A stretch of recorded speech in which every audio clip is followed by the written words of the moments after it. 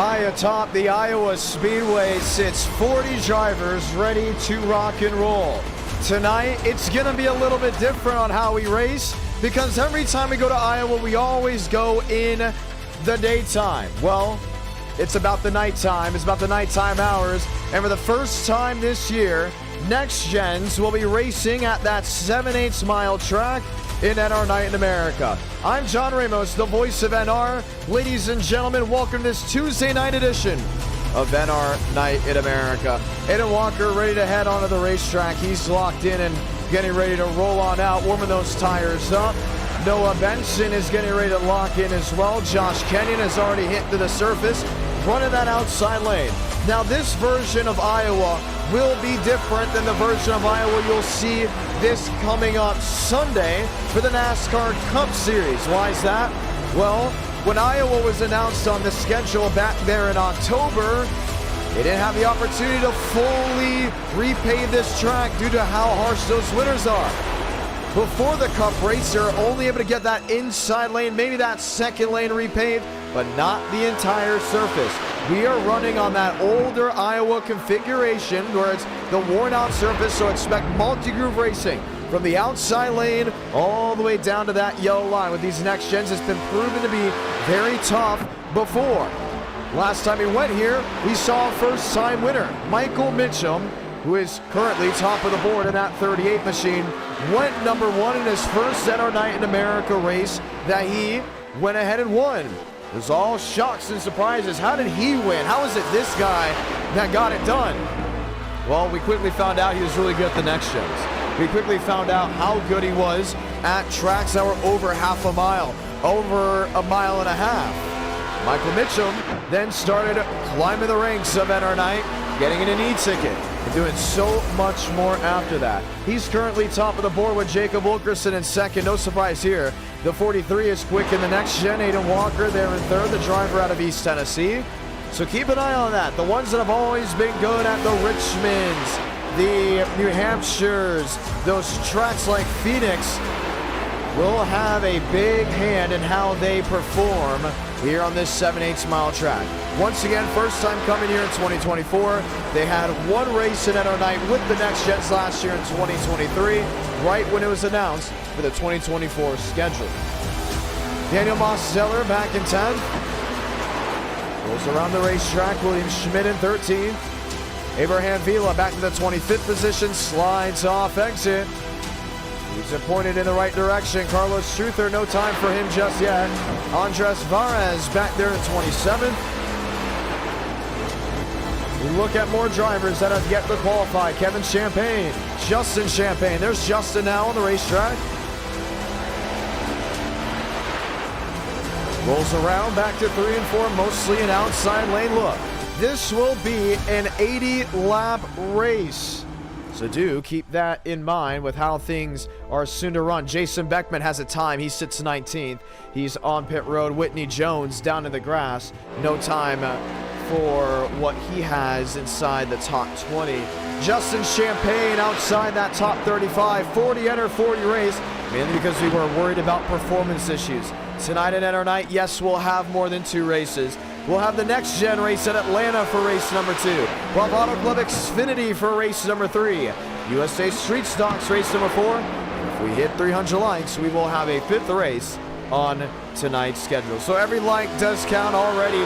Breaking the 100 concurrent viewers watching in tonight. We hit 300. It's because you did it and got us to the 5th race, which you can watch back on at any time. Juan Cobbs, Cooper Glick, they're on the scene. They have qualified back in 35th, 36th. Aiden Walker, mostly just hanging out in the quarter mile.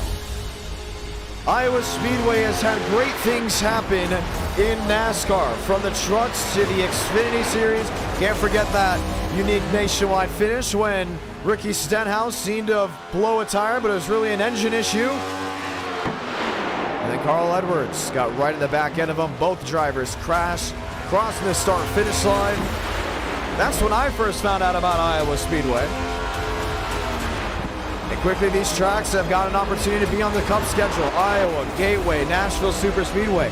They used to be tracks mainly for the feeder series. Have all gotten the opportunity to jump off the rings. Final 15 seconds. Chase Schaefer, top of the board. Aiden Walker, Michael Mitchell, Joey Beck, and River Page line out that part of the field, the top 5. Let's do it, ladies and gentlemen. Update here. This is the only stream of the week. We will not be live this Friday. I will be out there in Madison and Milwaukee, up there in Wisconsin, calling the ASA Stars National Tour race over the PA. If you want to listen to those races, the whole broadcast of it will be live on tracktv.com. Let's get ready to go green. Walker there in second, was not at the fairgrounds last week, had other things going on in his life. Wilkerson there in 6, Goff there in 7, Frank Corley still eyeing that first non-super speedway win. He talked about it a couple weeks ago when him, Champagne, Joseph Armstrong went at it at Las Vegas. It was tough because they almost went caution-free, and then an incident heading to turn 3 derailed the 22's plans at getting his first win on intermediate. Frank Corley was the first driver to win an e-ticket event in our night in America, the Dynaco 400, back in 2021. He has not won an e-ticket since. James Thurston's back there. He was eyeing an e-ticket win at Indianapolis, at Talladega, at Daytona, but he's still looking for his elusive first. Will it be during the NWP? Only time will tell on that. Justin Champagne back in 10th. His brother has an e-ticket win, but not himself. Justin sits 10th. Mosteller sits 11th. James Bomar sits 12th. We all know about Mos and his rise up the ladder in the e-ticket ranks. Jackson Carr back there in the 9th position. Frank Corley, Jacob Wilkerson, Joey Bag. Chase Schaefer still sitting where he finished there in qualifying. That's number 1. Thurston back there in 18th. Contreras back there in 23rd. 40 drivers electing to go green flag racing for 80 laps. It's a Ford front row with Toyota and Ford lining out row 2. Toyota Ford back to row number 3. Man, what's been up with Chevrolet? Their GT3 races didn't go the way they wanted. Not up inside the Fast 4 or the top 6 for round 1 of tonight. What manufacturer do you think will go to victory lane? Let's say hello to some viewers back at home. Eric W., Bryce, Ben, L-Dog, Derek, everyone that's typing up in the chat. So glad to have you with us. The schedule is pinned to the top of the live chat. Next time by, we'll get ready to see the one to go.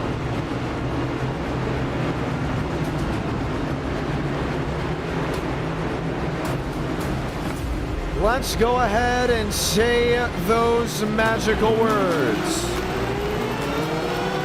God, speed, drivers,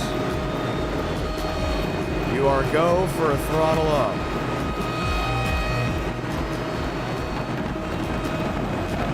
Gonna make a quick adjustment, jumping back to myself just for the time being, so I can go ahead and update the graphic and turn the lighting up to see if that would improve anything. Oh, the race would start, but it's not going to start the way we want. Caution is out. We'll get the one to go next time by. So give us just a moment, ladies and gentlemen. Some issues on the iRacing side as we get ready to turn them loose, hopefully, in just a moment. So we'll bring it back to us. I wonder if there's a driver update, because we didn't even get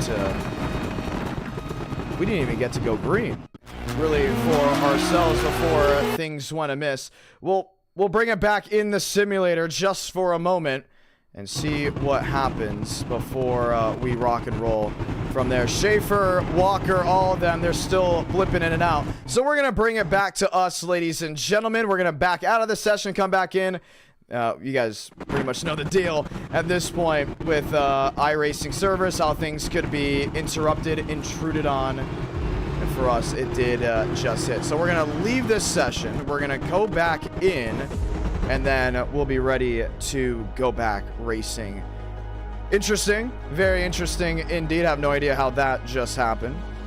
But it did happen, unfortunately. So we'll be ready to go back in, get the session all lined up, and ready to rock and roll. We'll lose maybe about 2 or 3 laps of not seeing it. Hi, I'm John Ramos. Yes, I need to go ahead and shave. Not shaving just yet because I'm heading out to call races in person, and you gotta shave right beforehand. And it's going to be very interesting to see how the racing of the ASA Stars National Tour goes. Yeah, it was weird. They started blinking before we even got the opportunity to take the green flag, but we're backing out. We're going to be heading back in. It's going to be like nothing ever happened, which is going to be really, really exciting. So let's go ahead and get it done. Benson, Scott, Mitchum, Brower, Max, Steinmeier, others. It's got to be the way with how we join the sessions, or how myself joins the sessions. It's always this with the next gen. It's never with anything else. We all know the next gen very high poly. Got to go update those graphics cards when I get the opportunity. Good news, the next e-ticket event will be in August. We'll be talking about that in just a moment on what happened with Chicago Street. But do keep in mind that things are up in arms for change as we continue to get ready to go green. Night racing once again from the Iowa Speedway. We're going to load in. We're going to try it once more. And then we'll get the official start of the race. So we started under yellow. We'll be rolling into green flag territory in just a moment. Let's get ready to roll. Trackside, ladies and gentlemen.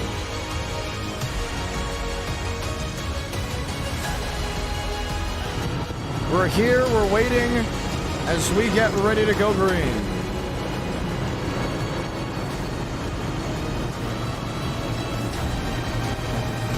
So lights are on the top of the pace cars. Trading paints will be loading back in. We'll be ready to go back racing in what looks like just a moment. Yeah, for whatever reason, if the next gens have an issue, we'll quickly change it to Xfinity, because we know Xfinity will be racing at this track. So keep that in mind. Trading paints loading onto the race cars. We do plan on getting the one to go this time by as we get ready to go green flag racing. And our night in America, feeling victories all year long. I want to say thank you to everyone that's come on out, supported. As we get ready to try this all again. Locked and loaded. The race unofficially started under yellow. We plan on going the rest of the way under green flag conditions. Let's do it. For the first time tonight, let's light the fuse from the Iowa Speedway.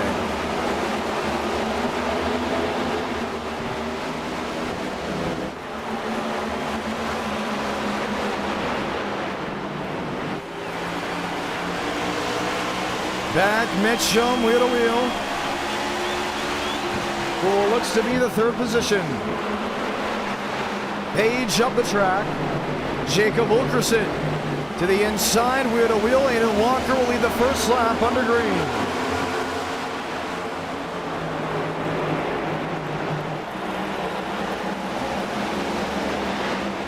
Back and forth. Page back in fifth. Wilkerson, Goff, Justin Champagne, Jackson Carr. Carr with Moss Stellar. Almost sideways right in front of the field. Slides down into the grass. Caution's going to wave. That didn't seem to take long. These next gens have always been more twitchy than the Xfinity and trucks. One quick loss to the rear. And that's how it goes.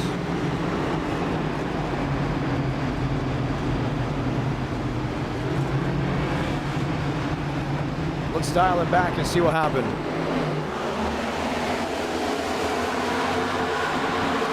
Up front with James Bomar.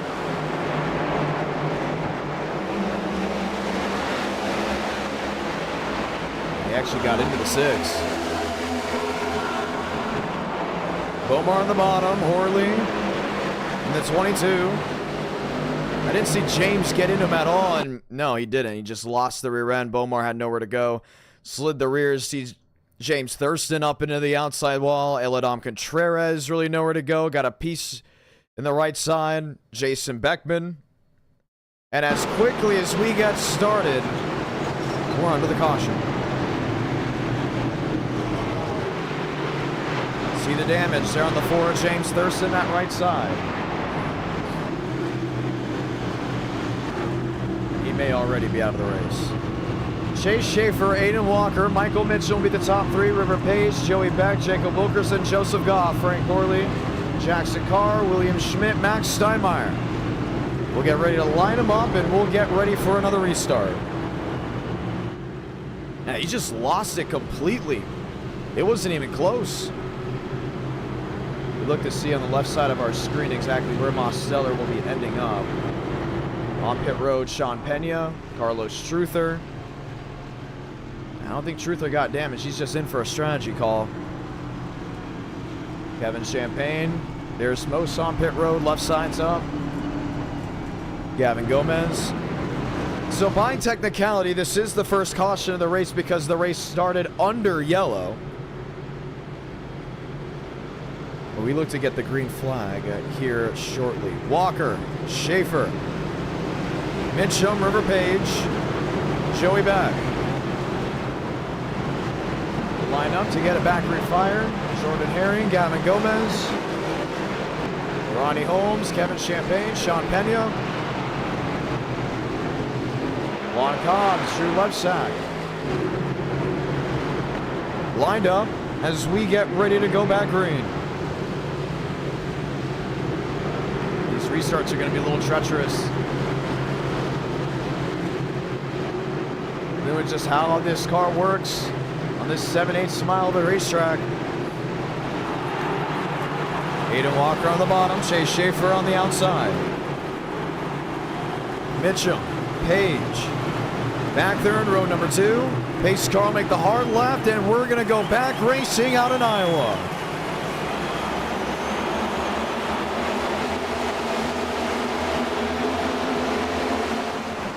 Three Fords, 1 Toyota, the Bull Rush to 1 and 2.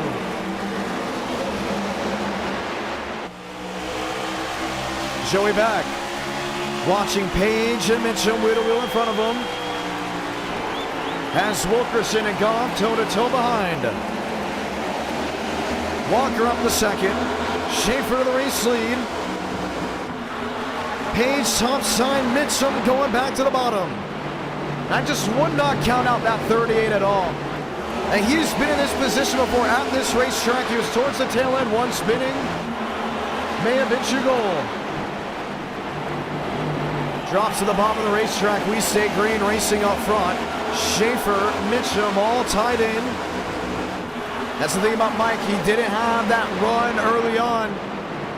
See him already 3 wide for that second position. If you can get him clear, things will change in a hurry. Wilkerson sideways off 2. Fields stretching out. 3 wide, was 4 wide at one point. Towards the back half. Oh, Jason Beckman gets into Max Steinmeier.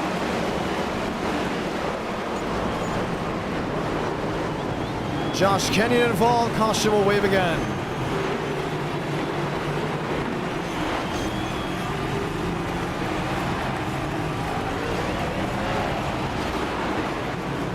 Wow.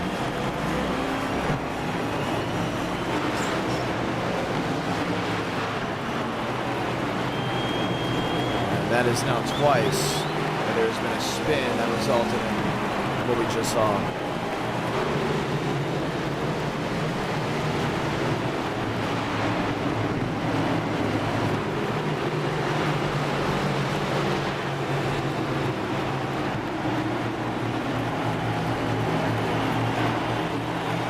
Let's take a peek back.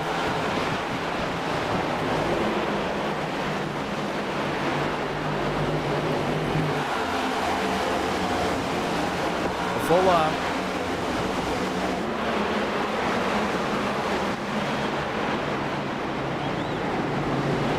Sort of Matthew Brower sliding up the groove. He went 4 or 5 wide at one point. Watch Beckman on the inside. The problem is there's no warning of the car just being lost. And you saw when he went up into Max Steinmeier, there was just really nowhere else to go. Josh Kenyon. Mo sneaks through with Wilkerson. twice now we've had a spin off turn 4 that has resulted in a yellow. As you guys can see, the next gen is starting to be really tough on our system. We're now hearing reports it's being tough on everyone else's system. There was an iRacing update today for myself. Not sure if anyone else would have gotten that, but it may be affecting how the performance is handling, not just on my stream, but on other laptops, computers, no matter what they're using to run this race. So we're looking for a different alternative now for race number 2. If you are a viewer, consider down below where we should go for race number 2. Should it still stay Atlanta? We're thinking about maybe moving it to a Gen 4, maybe a truck.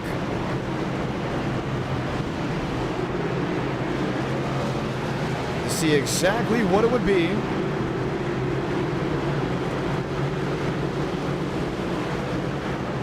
That's the big thing we'll be looking at. It's very unfortunate that there seems to be issues, at least resulting on our end. Lights off on the top of the pace car once more. Ford on Ford. Carlos Truther.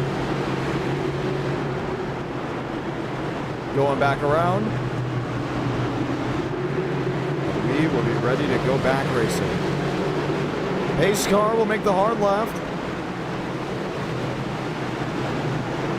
As we get ready to try it once again. Chase Schaefer 99, River Page 24, Pat Green from Iowa Speedway.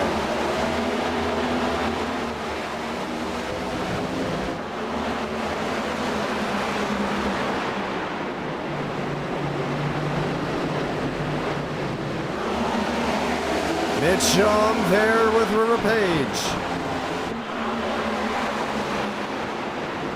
Walker, back, Goff, Schmidt, Worley, Carr, Rodriguez, Napier.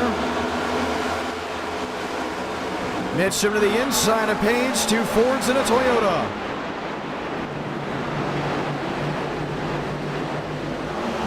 It's going to be a struggle bus for a lot of these drivers tonight. Just having the car working to the best of their ability. It's the first time we brought the Next Gen to Iowa at night. We've only done it in the daytime. You already see it's very icy out there. Drivers struggling just to keep it pointed in the right direction. And the thing about NR Night in America in 2024, as previously mentioned, every race is going to have different track conditions because it'll be either super hot, icy cold, right in the middle. You're not going to know until you enter the session. This has allowed a lot of drivers to be put on their toes and think, okay, how is this going to work? Am I in the right position? Do I attack the track the same way I would if it was 90 degrees, if it wasn't 75?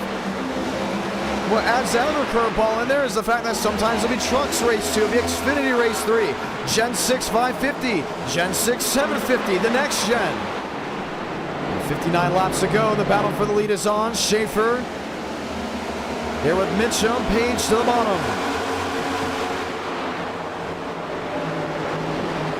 Wheel to wheel for the second position. Goff, Walker in the middle. Schmidt down on the bottom.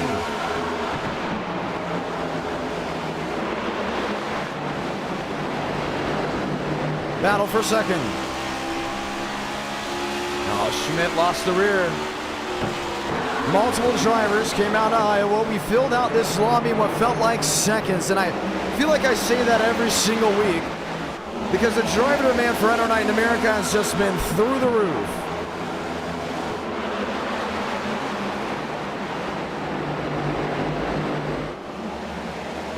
.56 laps to go. Ford, Toyota Ford, Walker, Jackson Carr, Worley, Schmidt, Yahir Rodriguez, Justin Champagne back there in 11th.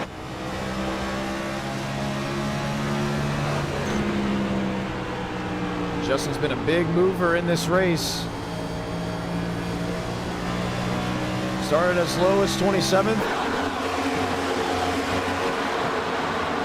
Got up to 8th, currently in the 11th position.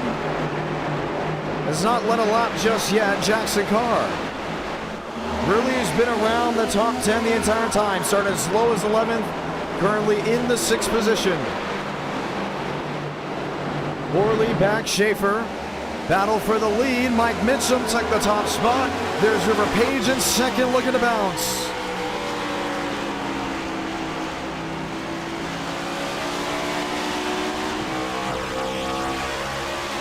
Looking inside, peeking. Got the Toyota washing up the track. Winding the drive down off exit.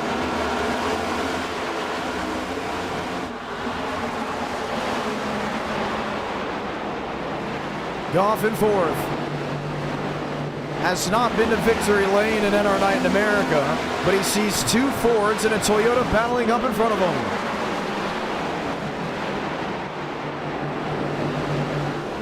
Car in fifth. Walker stuck with Joey Beck. Beck almost lost it off corner exit. Ooh, Aiden Walker sideways in front of Champagne. He saves it. No, he doesn't. Up and into the outside wall. And he's going to drop. Ingram. Internet issues. Puts it in the outside fence. Battle for second. Page the race leader. Schaefer. Mitchell. Toe-to-toe for second. We've already got a lot of guys. One or more laps down, it feels like.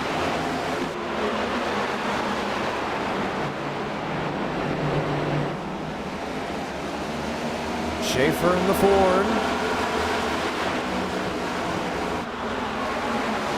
Mitchum there in the Toyota. Out in front of River Page. You see the drive off. Mitchum's able to get off that outside lane.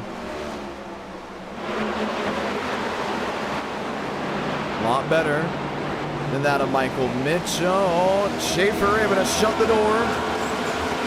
Wheel to wheel for second. Page seeing this all in his mirror. 49 laps to go.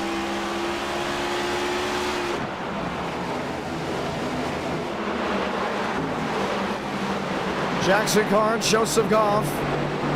The fight for the fourth position.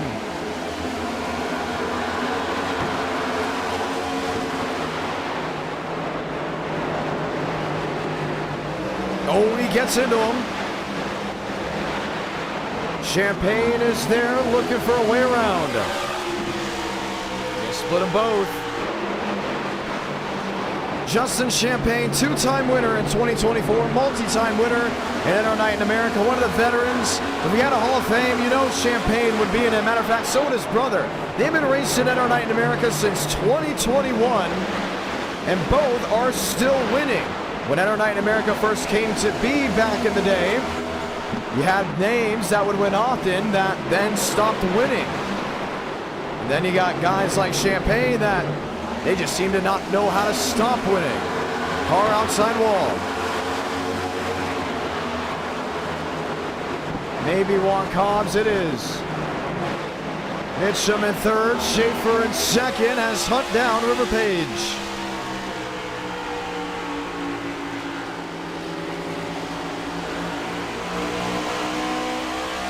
Gets to the back half. It's looking back to the bottom. Page gives some room. Schaefer has a blinking car up in front of him. Slides up near the outside wall.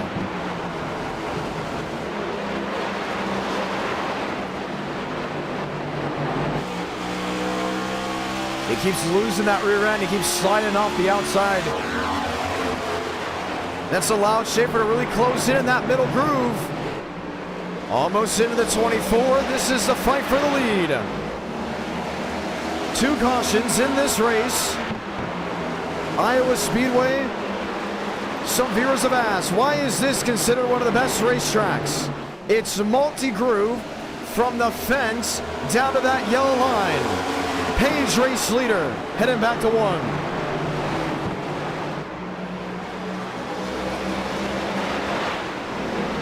Kevin Champagne to the outside of Mike Mitchum. Gets the lunge, should get the clear. Brower in the middle. Champagne. Watching, waiting. Schaefer, River Page, 1-2. Look at Schaefer just lose that rear. Struggling to get that power back down. 7/8 mile racetrack. This little banking coming off. Turn 4 that you can use the right sides to just get that edge. That's the River Page used on that end of the speedway. Jumps to the bottom. Schaefer in the middle. Page on the bottom.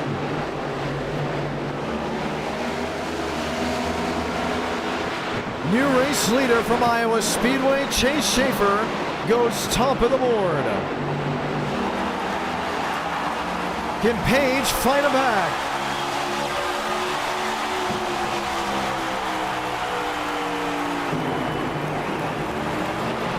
Oh, Schaefer loses the rear. One car on the outside wall.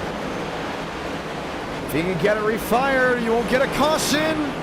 Delgado gets into him, the caution will wave. Gavin Gomez.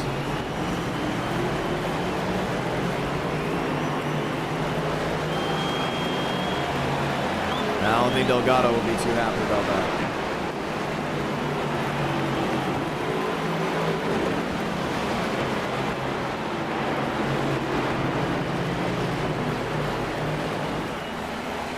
I don't know how he went around. Was it just on his own? Multiple drivers have already been taken out of this race for incidents on track that either have involved themselves or just involved because of unfortunate reasons. Oh man, look at how the rear end just jumps up in the center of the corner. There's a huge dip up there. Bam, hits it right there. Loses the rear end. And the caution definitely should have been thrown earlier. We were wondering if he could get it refired up the track to keep the race green, and here comes Christian Delgado. Watch again, watch the rear of this number 3. Right around here, you can see the huge dip in the track. And for a moment, he almost got all 4 tires off the ground.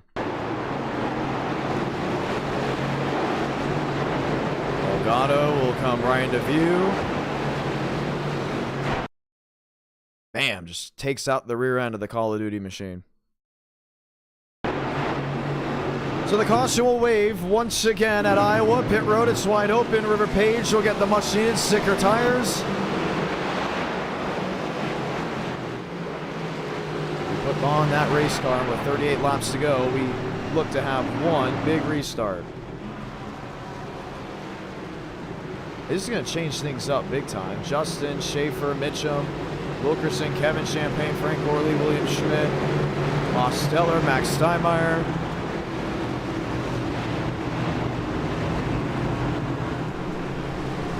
Lights still on the top of the pace cars. We'll get ready to try it again. Champagne now thrown into the second position. But Schaefer in the third. I believe he went for a 2-tire stop. Yeah, either 2 tires or he was just that good. And I don't think the tires are wearing as much as some think. On the next gens on iRacing don't have the tire wear as much, which is why drivers consistently ask for the NASCAR Xfinity Series, the Truck Series, because their tire wear is a little bit different. The truck has become now this ultra-realistic car, or should we say vehicle on the sim. That's why we're looking at maybe moving the trucks or maybe Gen 4 to Atlanta, changing the schedule just a little bit because there's clearly an issue with this next gen today on iRacing. Not sure if it's a server issue, seeing what's going on. Maybe it's just an Iowa issue, maybe it's just a myself issue. At the end of the day, if you guys want to see race number 5, 300 likes will take you there. Well over 200 watching. Lights off on the top of the pace car, which means it's 1 to go.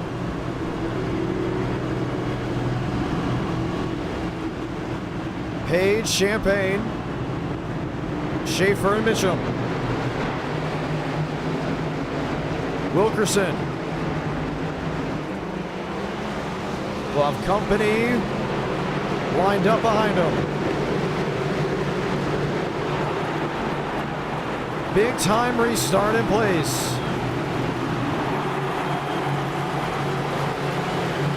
Already laying on each other after we got into the restart zone. River Page 24, Justin Champagne 38. Pace car, the hard left onto pit road, back underway from Iowa.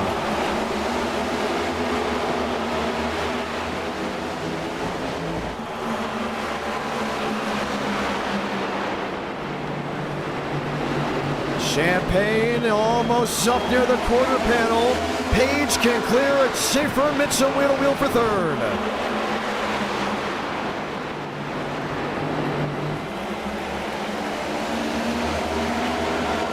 Page in the fence.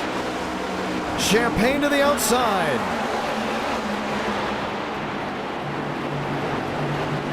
Just get the clear off exit. Won't get it there. Peaks back to the outside. Schaefer on the bottom. Now toe-to-toe with the Toyota. And this restart's allowed Michael Mixon to really get back in the game with 34 laps to go. He is stalking his prey right in front of him.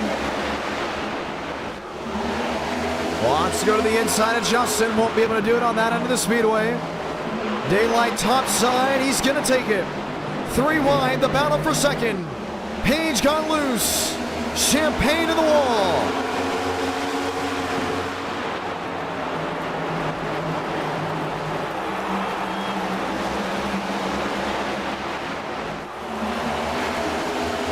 Champagne, Schmidt, Wilkerson.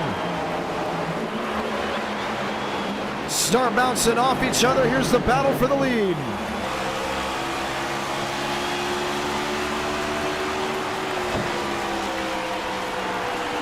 Chase Schaefer hasn't won a race in NR Night in America since 2022. It's been that long since we've seen him get it done.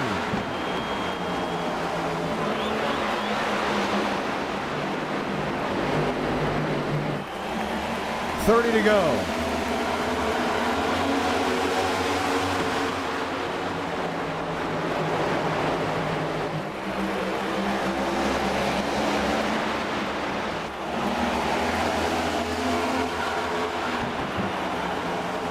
Top 2, nose to tail. Mitchum there in third. Champagne back to 4th. Now what's going to happen? Schmidt to the bottom of Wilkerson. Mosteller in play after he brought out the first caution. These two have been really going at it. How the intervals line up. 17 drivers left on the lead lap after so many were involved in incidents. Mitchell to the bottom. Schaefer on the outside.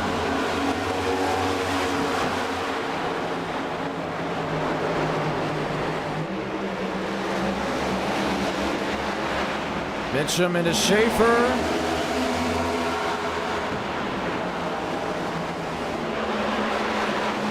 Looking back to the outside. Page able to clear. 27 left.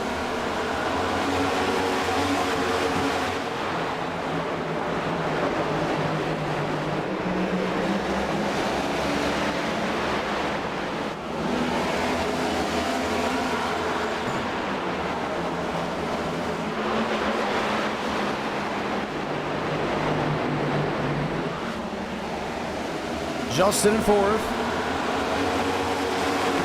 Schmidt back to 7th. Kevin Champagne in the 8th position, looking to the bottom. Right underneath Jacob Wilkerson. You saw the peak. But he's going to need that 43 to slide. I don't think he's going to be able to see it. Schaefer is half a second back. Wants to close into River Page, but Mike Mitchum has been there just waiting in the wake.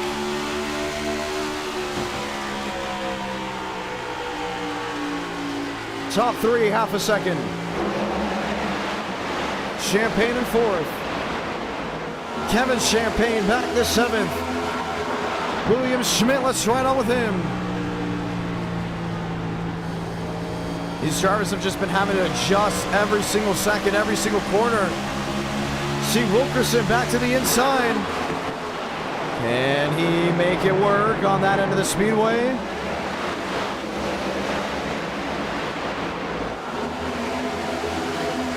Toe-to-toe. Down into 3 and 4. Mitchum half a second. Now Schaefer. On the outside, gave him the daylight. Mitchum the lunge to the bottom. He's just hoping for a mistake by the 99. I just don't think that inside lane's coming in the way he wants. Swings back top, battle for second. Page ahead, he hits the fence. Top three, under a blanket with 22 laps to go. This is racing from Iowa. What can Mitchum do? He's got the peak back to the outside. He's worked on that so many times. And Schaefer, another beautiful runoff exit. 21 laps to go.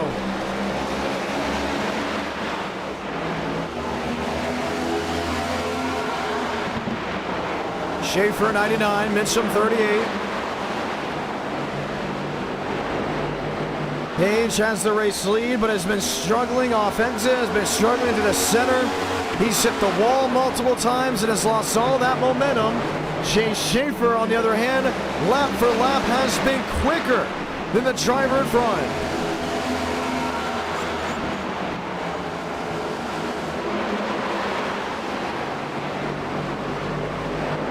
Time's ticking for those guys back there in fourth and fifth. We got one spinning big time, Justin Champagne. Hits the outside wall. Does it come on pit road? He does not. Gets it pointed in the right direction. Will not get a caution for it. Let's see what happened. Just got up into the outside groove. If it was caught on camera, this definitely would have been a caution. You could hear it, just a weird sound in the distance. Because of how the time he came and how he got it back refired, he will not get a yellow for it. 3 cars under a blanket, 18 to go. Schaefer the swipe to River Page. Mitchum watching both Toyotas in front of him.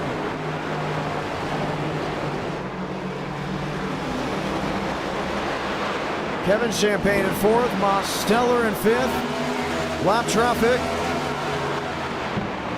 Getting out of the way, I believe that's Jones. Schaefer off the outside lane. He's got a couple laps to get it done if he wants to find victory lane. The second he goes toe-to-toe, be Ford on Ford. That Toyota in third is going to naturally close in. So if Schaefer's going to go up there and pass River Page, he's going to have to do it right off a dime. Mitchum 7/8 back. Schaefer, car length and a half.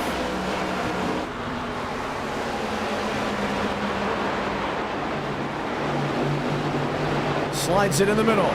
Schaefer right with him. Mitchum up the track. Champagne in fourth. Mosteller in fifth.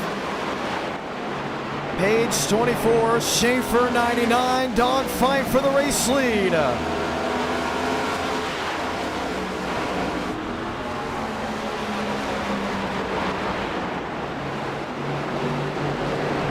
Page will clear. Mitchum lost time, he's back to a full second. This race could very easily come down to the top two. With a driver in third making a big mistake, dropping back. Schaefer inside. Page outside.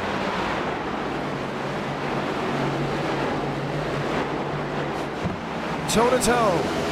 Off exit, River Page, top of the board. For now, Schaefer's going to get that run on the outside. Back hard on the throttle. Has some momentum.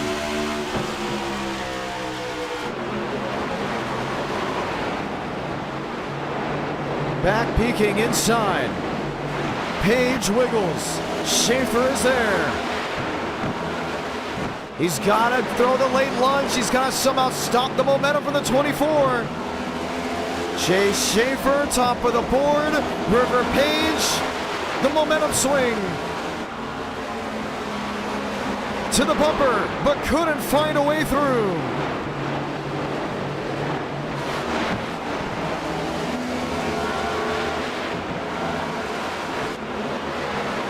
Page knows the most he can give up off exit. should we say the most he can give up on entrance is maybe about a tenth or two. He will gain at least 3 or 4 tenths off exit. That's how quick all the momentum will swing at the Iowa Speedway. You choose the inside lane, you're going to make up all the momentum on entry, but you better have a plan for exit. Schaefer on the wall.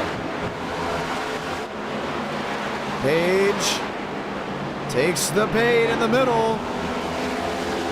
Schaefer off the outside lane, the runoff.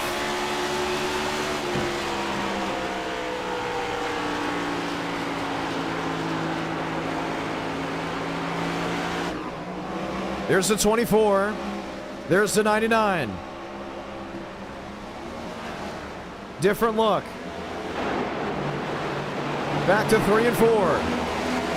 It's going to come down to a last-ditch move by one of those drivers. Whoever leapfrogs who here and is sitting second fiddle on the last lap will get aggressive, will get bold. They both have done it before. The only thing is, they're friends, they're teammates, they're allies. Are you willing to wreck, dump, move, shove your friend for a win at Iowa? Not many drivers have gone to victory at this track. It's very unique to see a race here. Schaefer advantage off 4. Page in the fence. 7 to go. Just don't know. You got Champagne a second and a half back there in third.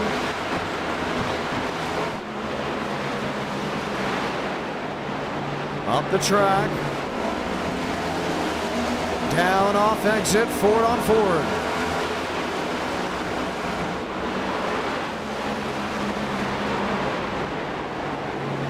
The problem is Page is trying to get into a different lane. The way this next gen works, you can't be nose to tail with the driver in front, including on a multi-group track.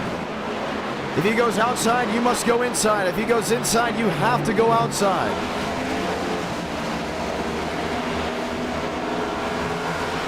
Six to go.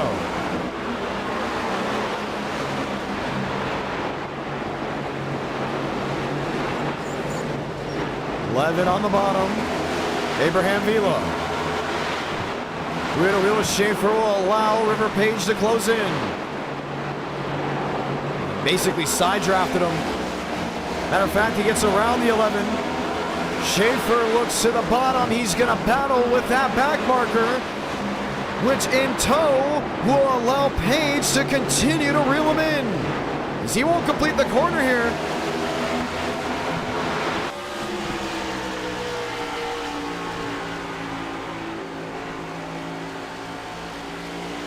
Looking, wondering, oh, didn't get the runoff exit. 3 tenths back.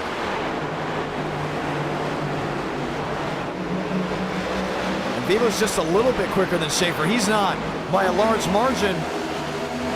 If Schaefer had clean air right here, I'd say this race is over. With him having to fight that 11, it's just being a big nuisance, which allows the driver in second to still stay within arm's reach. Well, if it's going to happen, it's going to have to happen soon. 2 to go.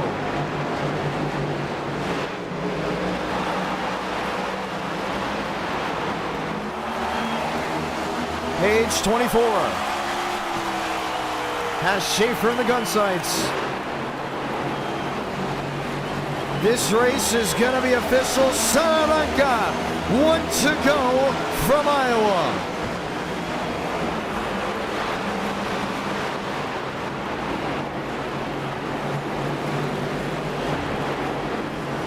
Not a quick enough launch. Down off exit. For the first time since 2022, that 99 will find victory lane. Chase Schaefer victorious from the Iowa Speedway. Page too far back, just couldn't get it. Rolling off exit the way the 99 was. They went back and forth for the lead.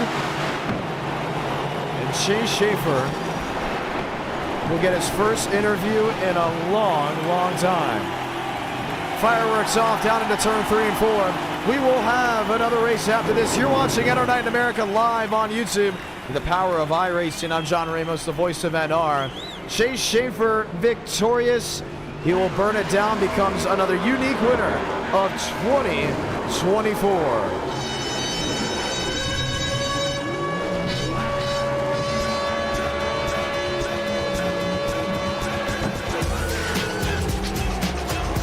After this, we head to Atlanta.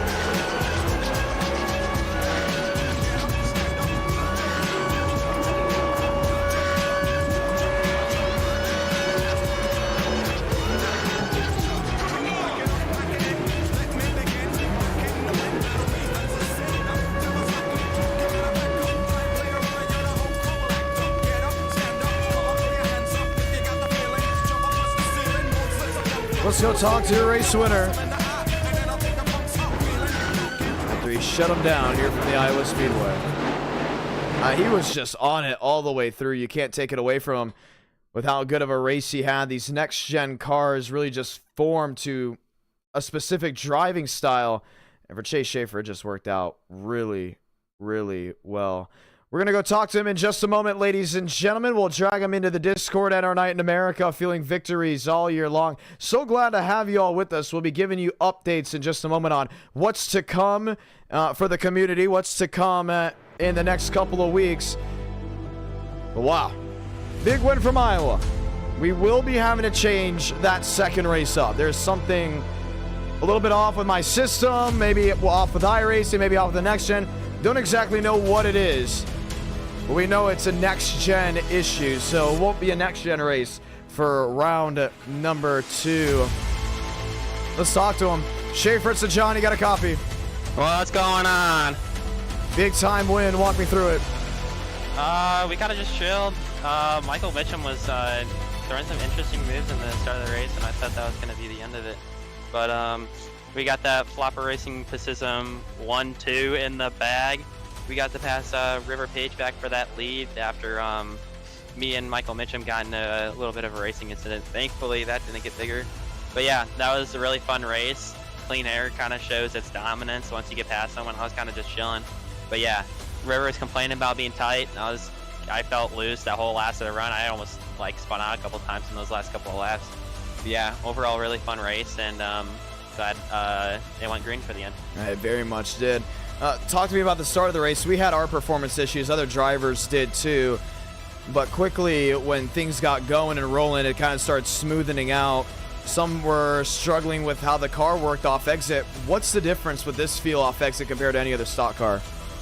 Well, it runs off the right front, and when you come to a track like this, where any car you drive here is going to want to go off the right rear just because of those really aggressive exits.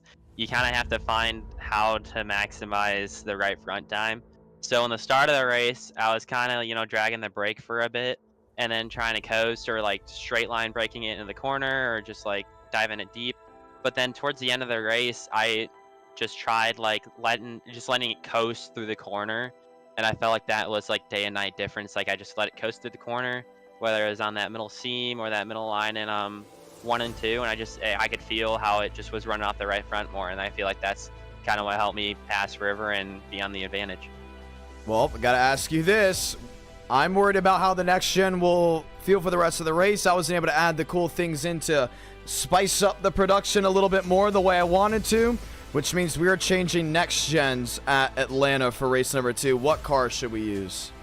Next gen, are we doing old Atlanta or new Atlanta? That's Do you want them to vote on that? I think if there was a vote, or if I could choose one, like either car or track, I think old Atlanta has better racing. Just that's my opinion. Well, let's see what everyone thinks down below. I'll let you pick the car. We'll let them pick which track. Old Atlanta or new Atlanta? Well, it really depends, because like if I'm picking, honestly, I really don't care what car it is if we're doing new Atlanta. But if we get old Atlanta, give me Xfinity all day. And we still got Xfinity Auto Club right after that. Do want to point that out. So we'll just get back-to-back Xfinity races. Let's do back-to-back Xfinity races. Doesn't matter if it's new or old Atlanta. Very interesting indeed. We're seeing what they say. It is crazy amount for new Atlanta right now. So where will we go with new Atlanta? Trucks? It'd be a 60-lap race. Do I have Xfinity as choice? You do have Xfinity as choice.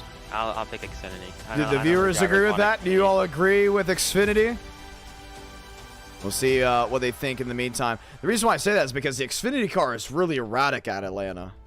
I like the Xfinity car at Atlanta because I feel like there's a little bit more of tire saving with that car compared to the other cars. I know next one you can kind of run it how you want to. Trucks, I don't know how that I don't know how that thing drives with the new tire model, but I know previous races I've done, there's a tiny bit of tire saving that goes on with the Xfinity car, even at New Atlanta. So I like that. No, it's very interesting indeed. Congratulations on the win. I know you signed up for the Chicago Street event, but we're going to announce it here. I will be, as of today, from what I heard, I will be up in now Flat Rock the weekend of Chicago Street. We had a quick meeting, production meeting last night on what to focus on. Chicago Street, NWP. We know NWP is going to be very, very big with how things are going to go. In the meantime, we plan on having a shootout, or should we say a clash, almost like our shootout. We're calling it the shootout clash, whatever it comes down to being. Duels, and then after the duels being LCQ, there's going to be a lot of ways to enter the NWP because of high demand. Chicago Street, and I will put an announcement on Twitter tomorrow, is going to be postponed. And the reason why I say postponed instead of cancel is because there's a really good chance, it looks like, Chicago Street will be changing to Chicago Land in December, and we'll bring back the Great American iRace for its e-ticket event. So do keep that in mind, ladies and gentlemen, due to my scheduling, and it was up in the air on what we were going to do with it, but today it was a slam dunk because now for sure I'll be at Flat Rock. Never been to Flat Rock. It's out there in Detroit. Going to be very interesting to see how that goes. The Checkered Series All-Star Store has been on an absolute tear this year of great racing. They just came back from Corrigan Oil out of there in Michigan. Chase Schaefer, Jonathan Ramos beat up at Flat Rock. You're going to Flat Rock? Yeah, it's like 15 minutes away from me. If you go to Flat Rock and you see me, feel free to say hi. And that's the big thing. My in-person schedule has been really got a whole new upgrade this year compared to last year. I remember last year it was like have a couple weeks off, then an in-person, it'd be like the coolest thing. And now it's like every single week. Not complaining. Love it. It's great. It's awesome. But it has definitely changed things up. So the next e-ticket event will be the 2024 NWP 400. That will be the 23rd e-ticket event that will be held on this YouTube channel, which will be very, very interesting indeed. What do you think about it? It'll be interesting. I'm gonna try and sign up. I haven't done one in some time, so last one for you was USA, Michigan. Yes, that was the last one. Yep. That's gonna be very interesting. That one kind of hurt. We were in a position of winning on strategy, and then no caution came out, so session is up, by the way. Just want to point that out. Session is up for all the viewers watching back at home. It will be Xfinity. Not sure if we'll have bump day. We probably will have bump day to see how it goes down. Sorry about the server issues that are currently in tail. It's always on a Tuesday. I always realize that. I don't know why the server issues for us are always on a Tuesday, but they always seem to be happening on Tuesdays. And then Fridays I'll put a 60-car next-gen race up and it'll be working completely fine. So very interesting as we get ready to roll in for the second race of tonight. I'm excited for this year's NWP. It's going to be Gen 4. But yes, for everyone that's looking forward to Chicago Street, we're thinking about making Chicago Street either a community event or just part of NR Night in America for that night. So do keep that in mind. It wasn't going to be a long e-ticket event either. It's going to be 75 laps. This is going to be the shortest e-ticket we ever had. The first one on the road course. Want to bring back the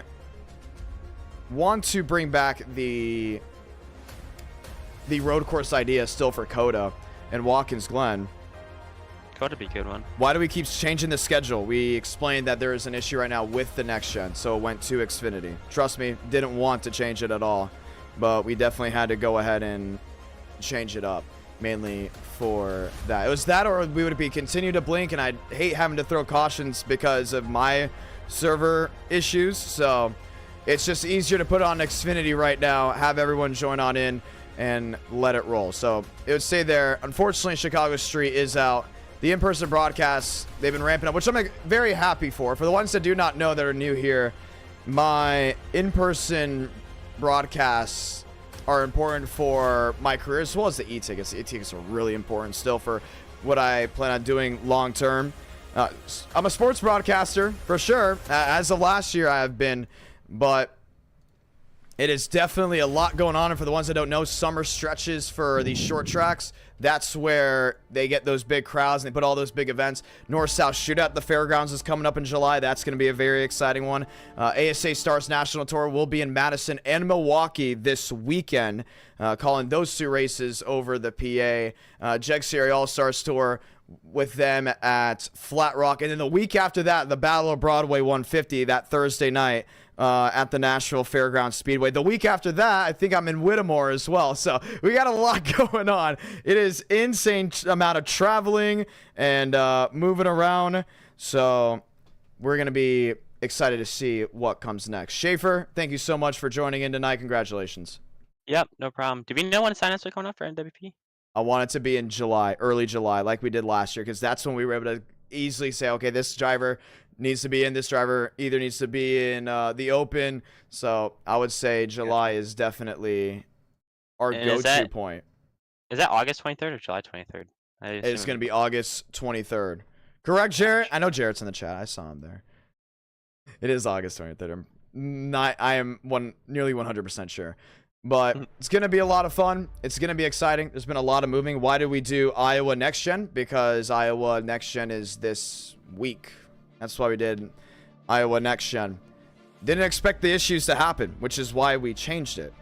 And that's why we are in the position. It's okay. It's Xfinity at Atlanta. We still got Atlanta Auto Club next. We're not changing that. We got the new street stock on full display, ladies and gentlemen, which is going to be a lot of fun. That will be race number 4. We will be ready to go green. That was Chase Schaefer, ladies and gentlemen, victorious in just that last race.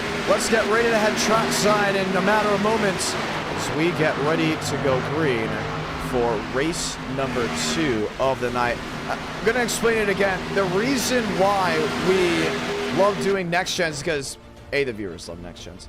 I love doing the next-gen stuff, but sometimes it's a hit or miss on how the server will be. The reason the next-gen is sometimes has problems is very high poly because it's the highest detailed stock car on the service. Xfinity trucks, they're not as high detail. So we can throw 60 drivers out there for Xfinity and be fine. But sometimes with 40 or 38 next-gens, it can be a hit or miss. So do keep that in mind. That is why we have... changed it August 20th. Sorry, we said the 23rd. August 20th. We'll be good to go. Let's get ready to go green. Goff.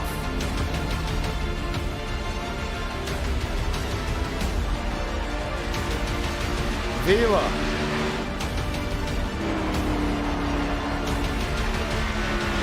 Josh Kenyon, Nathan Scott. Let's get ready to go green.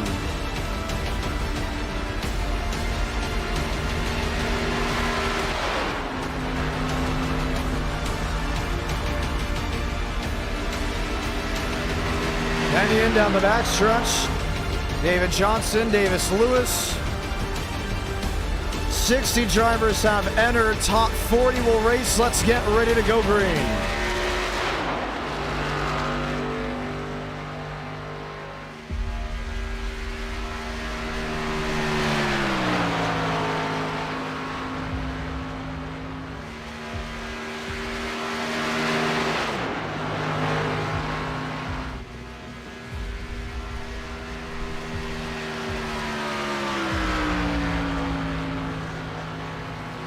Young, Kenyon, Conklin, Sanders, Holt.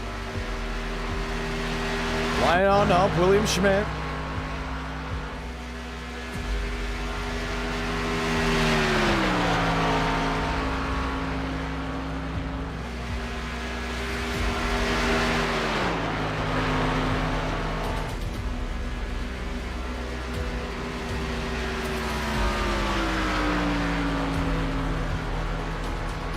Lined in, ready to go green.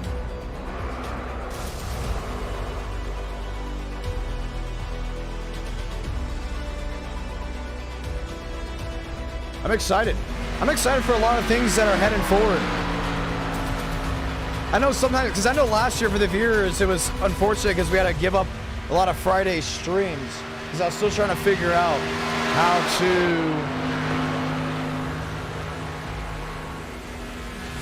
to balance the sim side and the in-person side. But this year we got a really good understanding of how to balance it, and boom, you got hit with all these good opportunities, which are great. There's nothing to complain about on my side. I know from the viewers, if you guys want to hear me call races in person, Very much can. Track TV, Race in America, you can hear it all. It's exciting. It's fun, I'm telling you. Moss Stellar actually attended a race that I was calling over the PA, the ASA Stars National Tour race at Hickory, the Tar Heel 250. And one of the things he said, he's like, I didn't realize how cool super late model racing is. And it's not just super late model racing, it's super late model racing at a high level. So for the ones back at home, I'll say it like this. The two highest forms of racing in the United States on the short track side, the two biggest series, Cars Store, which is mainly in that North Carolina, South Carolina, Virginia region, and ASA, which is nationally. Right now they go all the way up from Wisconsin, Michigan down to Florida. ASA is really big because it's one of those series that really travel everywhere. For Cars Store, they just have the branding behind them that they can go to I want to say a quarter mile, but a 3/8 mile racetrack in the Carolinas, and you're going to tune into it because other stout drivers, the names backing in. Let's be honest, the Cars Store cars look good. The not street stocks, the late model stocks look solid. They have the Gen 2 noses, they have the Gen 2 bodies. Pro late model racing, you have a mix of Gen 2 cars and Gen 1 cars on the late model side. And then in ASA, you have a lot of Gen 2 cars, but you still have the Gen 1s that are really, really quick. So you'll see a Chevrolet Camaro fight up against a Chevy SS, which is really, really interesting. Like the last night at the fairgrounds, Hunter Wright usually drives a Gen 1 late model, pro late model. Then last night, he drove a Gen 2, and I was like, how's the car? You know, how does it drive a little bit different? There is an advantage if it fits your driving style, including on aero. With the fairgrounds, some people forget that aero does matter there, even though it is a short track for pro late models. Well, it's a short track, but for pro late models, it's like, yeah, it's a short track, but you could categorize it as a bigger form of a short track just because it's 5/8. So for some guys, they like the Gen 2. They like the Gen 1, depending on tracks they go to. They go to a 3/8 mile racetrack. You'll see some guys pull out the Gen 1. You see 5/8, they may pull out the Gen 2 or vice versa. It's really interesting. So if you want to hear all the races I call in person, Racing America Track TV, that is currently my home for where I broadcast everything that has to go with in person. Champaign, Jacob Wilkerson, that will be row number 1 as we get ready to go green. So glad to have y'all with us, and we'll get ready to roll.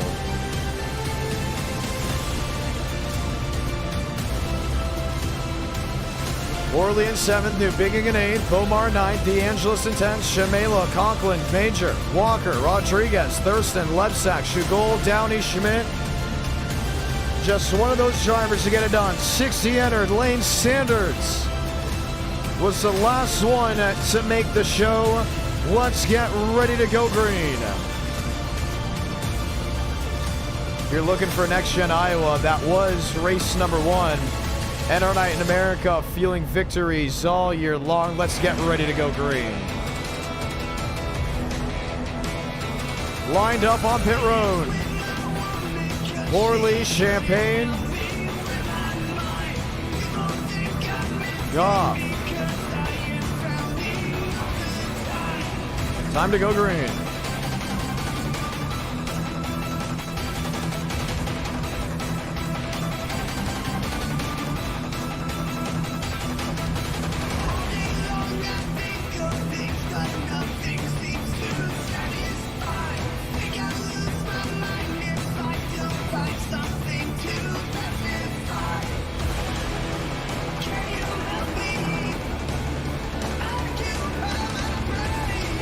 Time to rock and roll.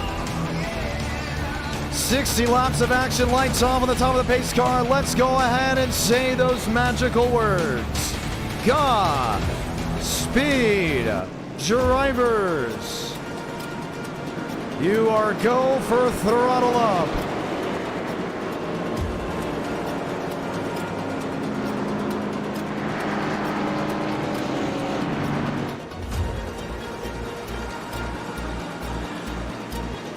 Goff, Vila, Wilkerson, Page. Time to go green.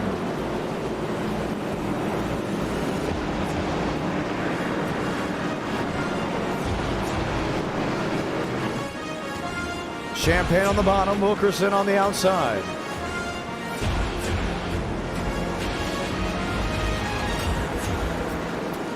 Let's do it. First race in the books. Xfinity Series Racing from the high banks of Atlanta. I'm John Ramos, the voice of NR. It's so great to have you here on this Tuesday night edition. Race 1, we were fighting performance issues. I don't think we're going to have to worry about that now because the Xfinity car is as reliable as it can get. Atlanta can get racy at times. We expect it to be racy now as we roll the dice and light the fuse from Atlanta, Georgia.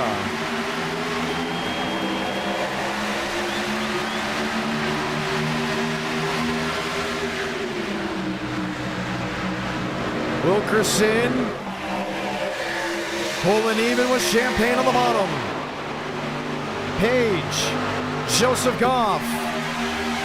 The bull rush back to turn 3. Got Mos in tow. There he's Marty Shimale, 87. Conklin a peak. Fights it off exit, James Thirston. Right smack middle of this field. Wall trouble, Frank Corley. Hard and into the outside wall. The big one strikes early. And it just tore up about everybody in the middle of this field. Yahir Rodriguez, Nathan Scott. All involved. They're still trying to get it back rolling.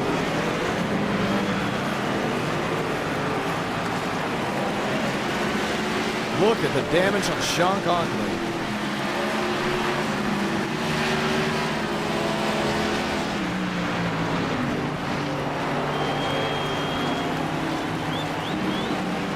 Unbelievable.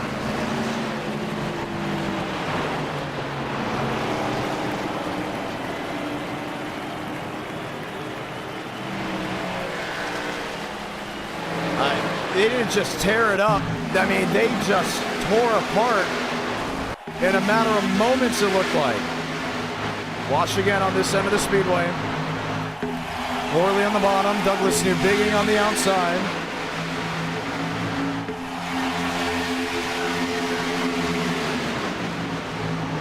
I mean, Newbigging just right reared him.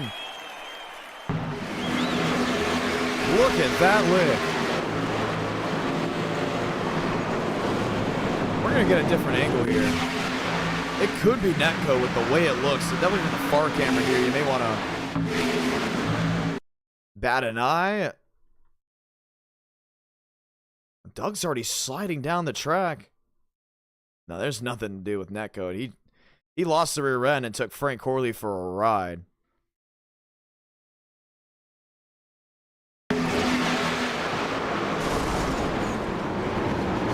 Corley, James Thurston, Christian Delgado's in it. Marty Shimala may have been involved in that one. Watching the top view. Got help. He may have got a little help there from Sean Conklin. But that tore apart, and I mean quickly. Kevin Champagne, your race leader. You're watching NR Night in America live on YouTube. Well, this race just woke everyone up with how quickly things took a turn. Man.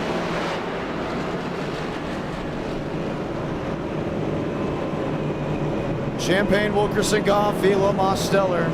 They'll line up. We'll get the one to go this time by, but for the Frank Corley camp, it's the wreck they did not want to see, including this early into a race.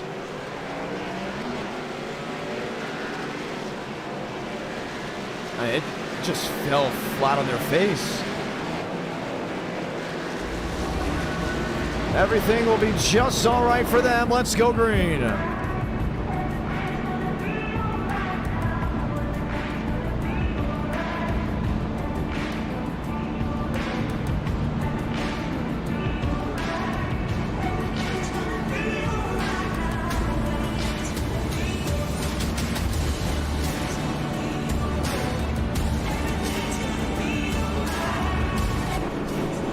56 laps to go. Will be 55 when we get back around.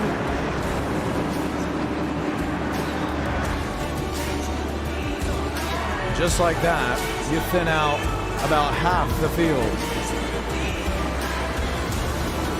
29 drivers left in the lead lap.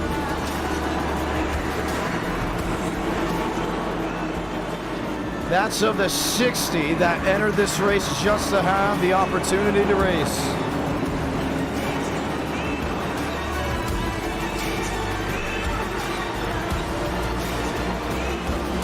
Toyota Ford. Let's try it again.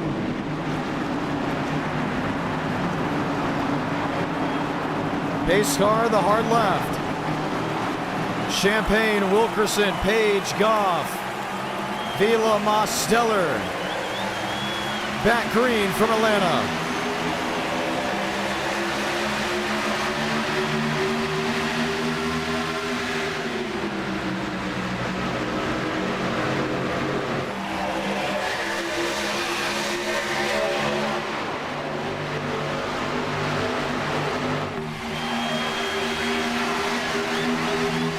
Wilkerson, top side with the 12.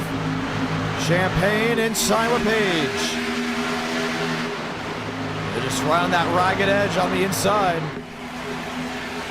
Justin to the outside, Walker in the middle. Schmidt on the bottom. First time we've seen Champagne in this scheme. That number 8 amp energy machine. Champagne grew up watching, should we say, watching Dale Jr. race. Was a fan of him, actually got to see him win the Daytona 500 in 2014. He was sitting in the backstretch grandstands. His brother, that of Kevin Champagne on the bottom, leading, one spinning in the grass. Keith Ingram. The little driver that finally won a race in our night in America. More around Aiden Walker. As quickly as we talked about Justin, he's involved.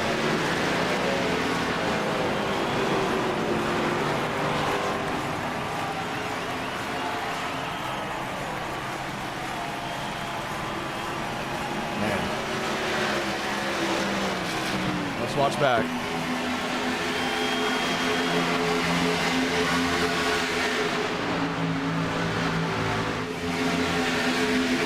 Walker's stuck in a really tough spot. Lane Sanders got a piece of it, went from 40th to 8th. He got pinched up against the outside wall. Here's Bomar. Seemed to have gone through.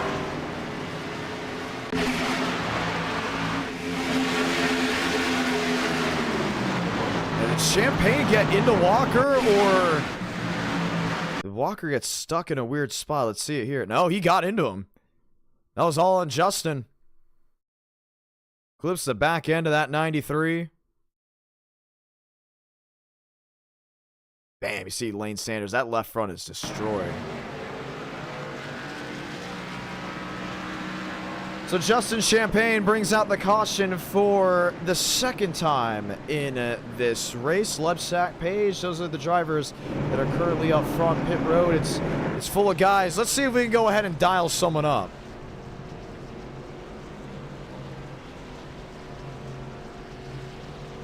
And how about that? No performance issues, trying to dial some drivers up here at the Xfinity cars. So glad to see it. Maybe just a quick little blip. Nothing out of the ordinary. Let's go see what Jacob Wilkerson's got to say. Wilkerson, so John, you got a copy? Yes, I do. Well, there's been a couple incidents in this race, should we say. What do you have to say for it, and what do you think the rest of this race has to offer? I don't know what's going on with these people. Apparently people can't drive this combo for some reason. They're saying the car is pretty loose, but to me it's not even loose at all. Like, well, it is a little bit, but I feel like people are not, they're just pushing each other into the corner and they're not entering the corner right. And you kind of have to lift a little bit to make the corner. But yeah, I just want to get some green flag laps done. Well, we're going to get ready to get back going. How does this car drive here compared to the next gen? Compared to the next gen, the dirty air is pretty strong, especially. But with this car, apparently dirty air isn't as big, because apparently the car gets loose over the long run. And yeah. It's going to be interesting to see. We're going to have a big time restart. You have a new sponsor on board. What is that by chance? Storm Sim Performance. Yeah, that's a new setup shop that was created back in January, and it's continually adding new people to that team, to that setup team, and just happen to become a part of them. And yeah, hopefully they'll help me with Road to Pro next year. It's going to be a lot of fun to see. You never know. You might see Jacob Wilkerson in the Coke Series one day. Keep an eye on him. We'll get ready to rock and roll. Lights off. A lot of cars still stuck on pit road after the unfortunate incidents. Good luck. Thank you. That's Jacob Wilkerson, ladies and gentlemen. Multi-time winner in NR Night in America. He's up front. Just go ahead and finish in the positions ahead of him. 50 laps to go. Just 10 laps in the books of this race. They have tore up the equipment quickly. But we'll get ready to see if we can get a run to the checkered flag. Collymore, Goff, Wilkerson, Mosteller, Champagne, Pays, they're all locked in a 2x2 stance. That 7 machine of Collymore does not have a rear end at all. That bumper flew off at some point. We're back underway from Atlanta Motor Speedway.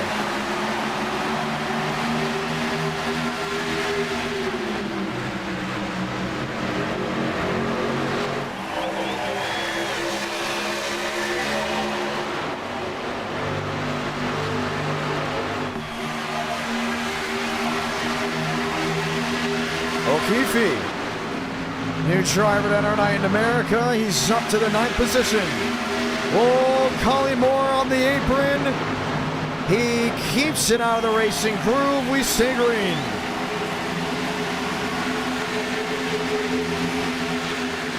No, that is not Collymore.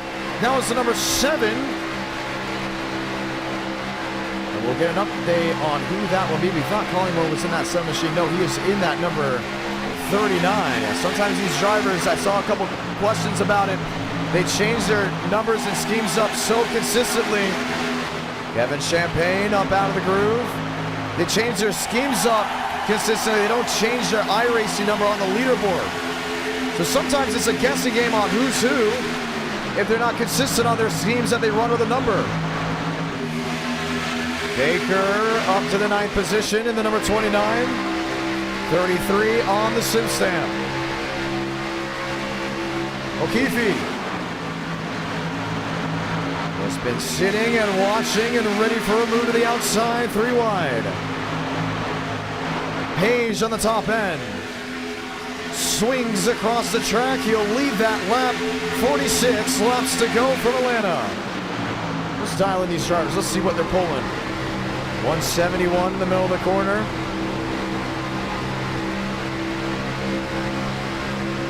180 about the middle of the backstretch. The only thing is you're having to lift a lot more. They can get up to about 185. Nathan Scott slides on the apron. He saves it before anyone else could possibly be forced to make an evasive move. So what this has done is it's stretched the pack out. Look at the top 5, top 6. They have daylight in between each other, minus the top 4 that are in tandem formation. Everyone else just worried about car control. Kevin Champagne on the back end. Collymore sideways. Off turn 4. Do they keep it pointed in the right direction? They do. 1 sliding inside. 4 wide for position. Through goes William Schmidt.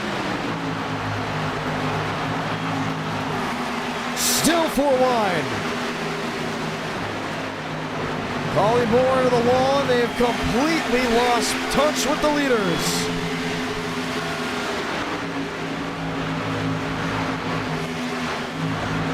Sanders in 18th. Scott up to 17th. The thing about these cars, you got that giant spoiler. Can't really work with anything. If I'm not mistaken, this is not the Super Speedway package. I think they have just the regular 670 on, and you can tell by that rear end spoiler. I think that's what they used this year as well at Atlanta for the Xfinity cars. So this really isn't a Super Speedway race by package, but we saw Super Speedway racing up front. We still do now. 4 drivers tucked in nose to tail. Wilkerson leads. O'Keefe. The number 71. 3 drivers lined in behind. Gavin Gomez to 8. Jason Beckman to 9th. Abraham Vila there in 13th.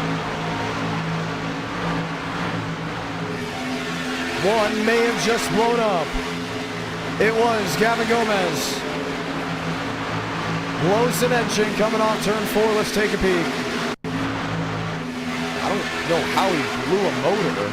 We saw smoke coming out of a car. He was the one that was slow heading down on the apron. Let's see. Loses the rear end. Does he downshift? No, he didn't blow a motor. But the smoke that boiled out of it looked like he did.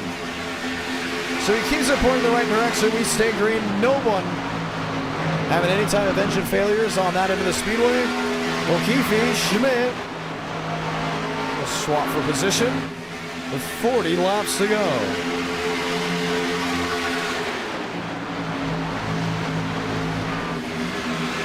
Moore, Omar Ingram. These are the drivers in a different part of the racetrack. One on the bottom. Sean Conklin. He's about to get kicked from the 9 if he continues to do that. Mosteller. Sliding, moving.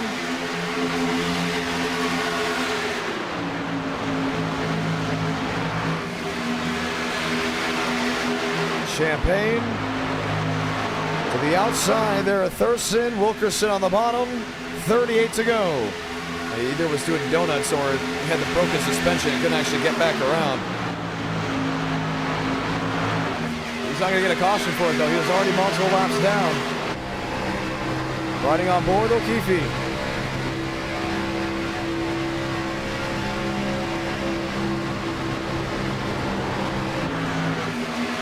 Wilkerson, Thurston.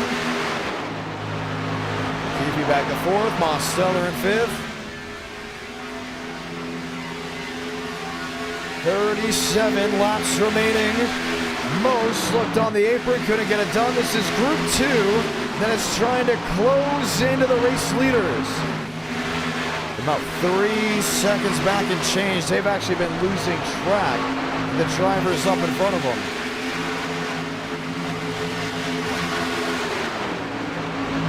Steinmeier, that's Baker. There's Abraham Vila. Lap for lap, you can see just that gap widening out.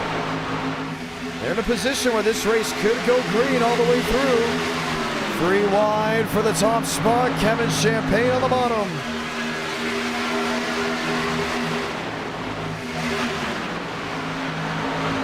Champagne, top of the board from Atlanta. Keep in mind for the viewers watching back at home, you want race number 5? 300 likes will take you the way.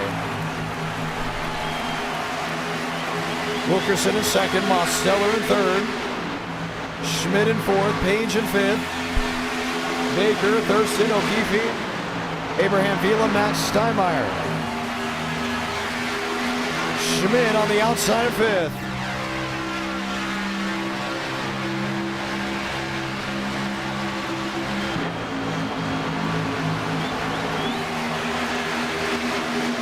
Thirston up the racetrack. Keeps it rolling in the right direction. 34 to go.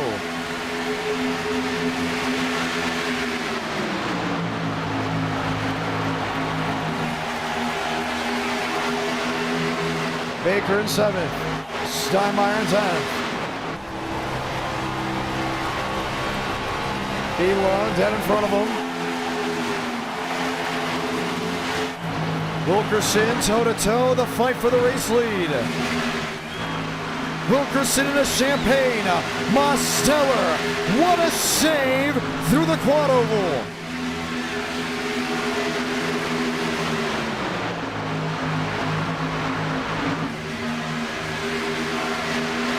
Man, he's just working right through the dog leg.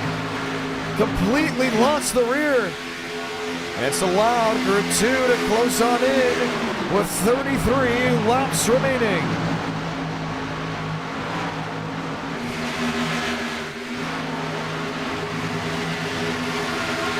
Three wide. Looking, wondering. Baker, race leader, through on the outside wall. Caution's gonna wave. And just clipped one of the two guys in front of him. Kevin Champagne gets a piece of it. Jason Beckman gets a piece of it.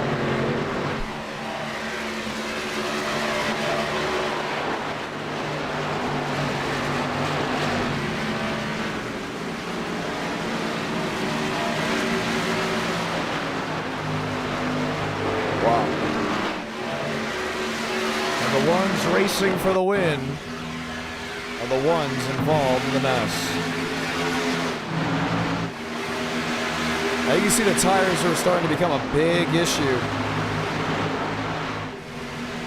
But for all the leaders to come apart, and you know if they would have just kept them pointing the right direction, it'd been a completely different scenario. Watch right here. Baker loses the rear. Page gets into him. Wilkerson's already sliding up expecting it. 29 just was not able to hold on the way that it was going to be intended. James Thurston's second race he's going to be wrecking out of. Wilkerson goes around. No, look at the hit from Max Steinmeier. Max Steinmeier always finds a way to be involved in these incidents. Look at that. Jason Beckman, those were the guys in Group 2. Gavin Gomez gets into the outside wall. Not going to be race ending for him, but it's not going to be helping him out either.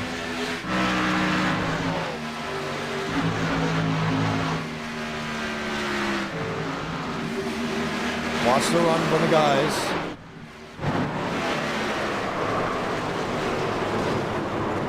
Man, look at the heads up by Abraham Vila. Talk about being on a roll. Watch this.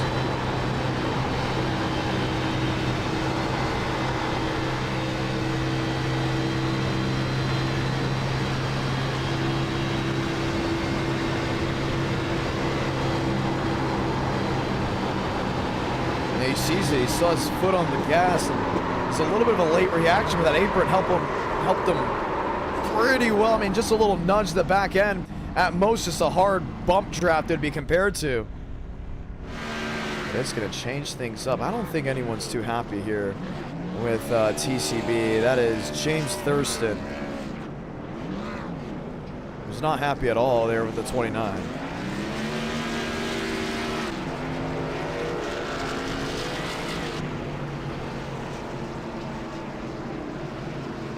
I don't think he's happy with Lane Sanders. I'm pretty sure Lane Sanders just queued up on the microphone and said something about Thirston.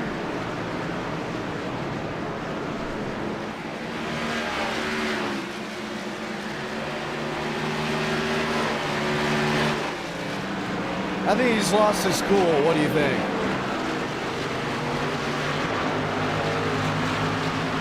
His car is junked, so I don't think they're going to allow him to keep going without left front being the way it is.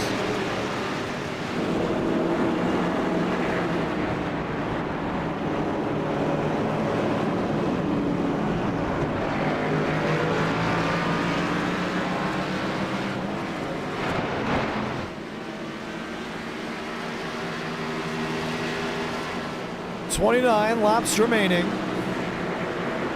Page, Mosteller, Vila, DeAngelis, Scott, Goff, O'Keefe, Collymore, Downey, who's left in this race as we're now just past halfway.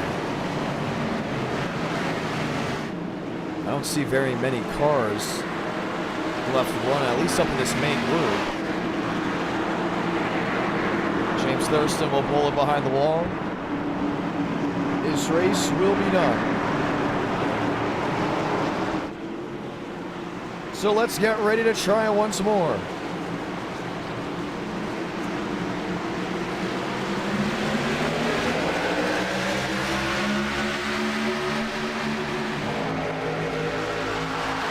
Page out in front. Mosteller, Vila toe-to-toe for second. The bomb. DeAngelis on the scene.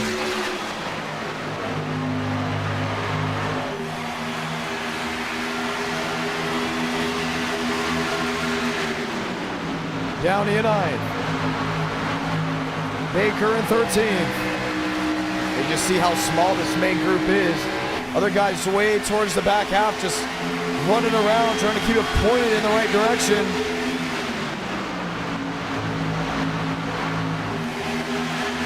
Mose on the outside lane.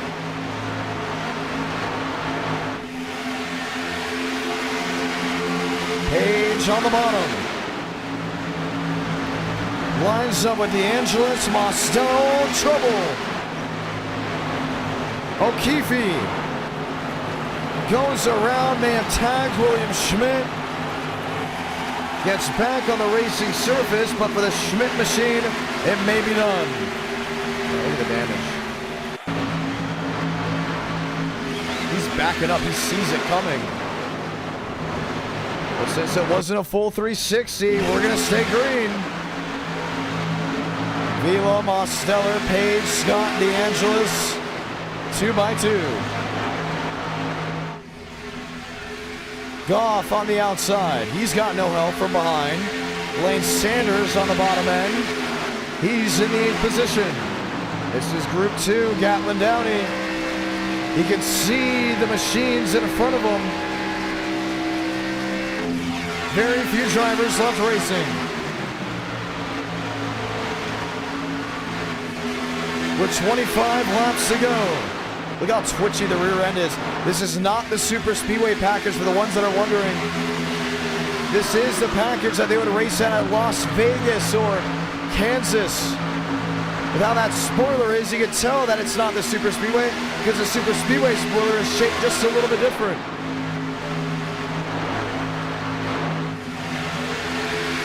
Page the leader down the back.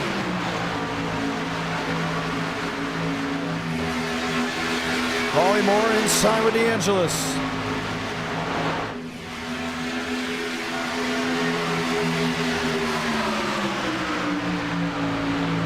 Vila top side with Page. That's Nathan Scott in the 60.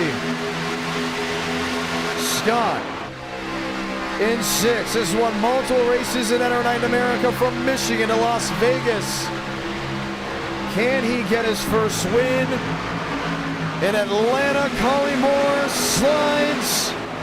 Mosteller slides right in the middle of the field.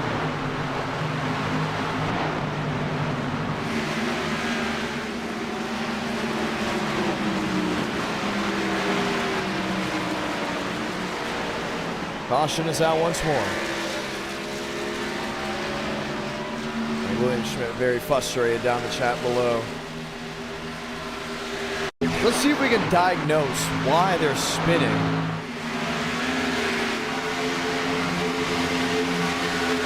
Oh, I mean, it's pretty obvious right there. He wasn't even pointing the car straight. I mean, it wasn't even close. He was wiggling all over the place like it's a true super speedway. But at this point, you got to realize you're not in a super speedway package. If you're going to be swaying that much right before hitting the apex of the corner, you may have to lift. Just flip the throttle. There I see his rear end shattering.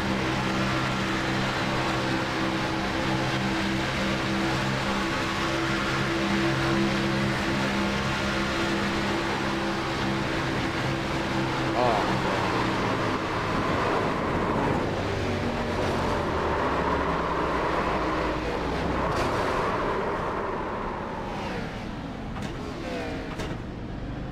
You can hear the tires chatter before the spin comes. The problem is if you don't catch it early enough. What happened to James Wilson? Oh, his involvement is way early. Keith Ingram, River Page.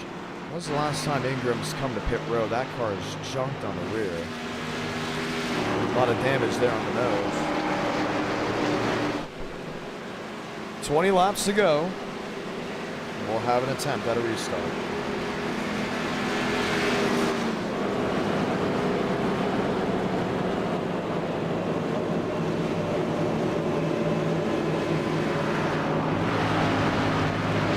So the lights are on the top of the pace car. This has been a very eventful race. A lot of things going on consistently. Either wrecks, saves, really everything in between. Now Keith Ingram is going to be the race leader. We get this thing backfired. He does have damage on his car. He has one win in our night in America.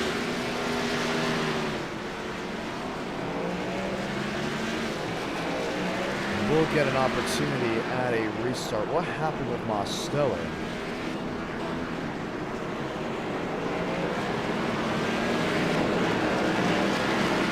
There's Mose. We're looking for Sanders.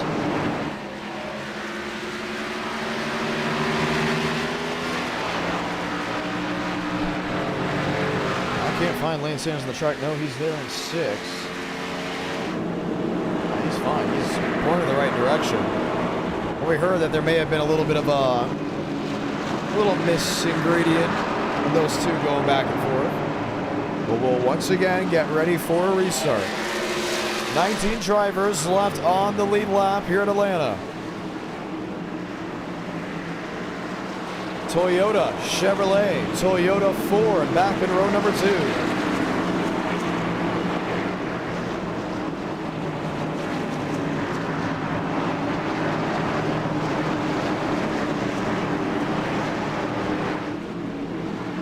Let's get ready to go green.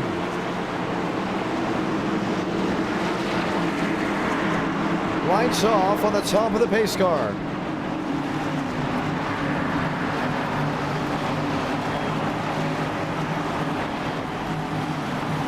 Ingram, Page, DeAngelis, Vila, Scott, Sanders, Wilkerson, Golf back underway.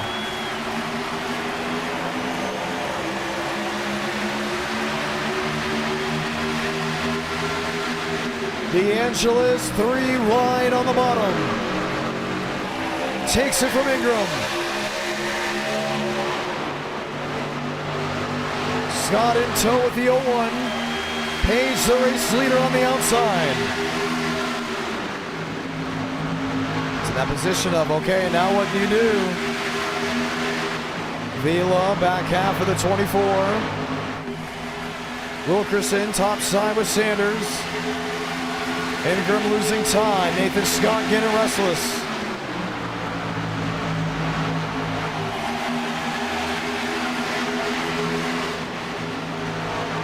$18 to go. You have to make your move a little bit later in this race. 18 laps left. Someone's going to be open to a mistake.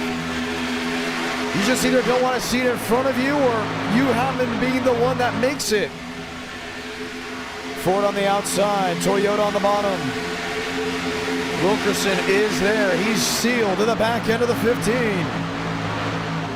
Abraham Vila to the top of the board. Page taking it back on the inside. Sanders gone top 6. Ingram was dropping back. He has since stopped the bleeding in 7th.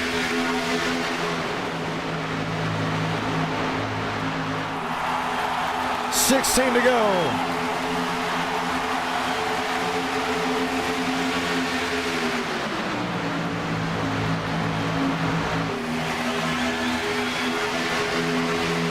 DeAngelis P4.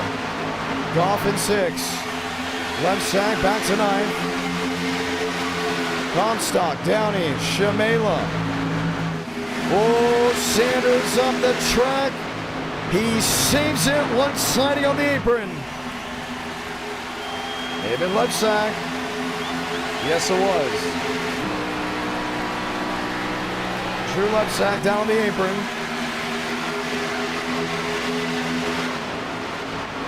"15 laps to go."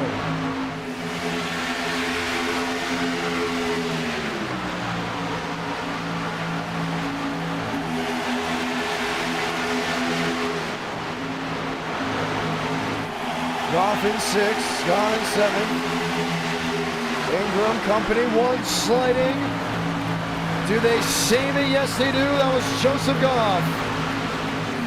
Ingram down the apron, gets tagged there by the 12. Tags the 12, should we say. 1 up and over. Shamela's in it. That may have been a champagne.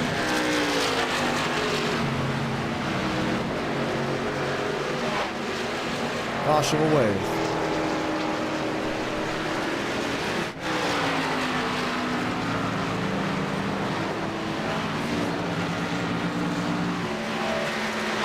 Just when you thought you might just get there to the end. And unleashes once again up front. So he was blinking, he was having internet issues. Huge net code between him and Goff. He's still blinking, he comes up the track. Look at the hit.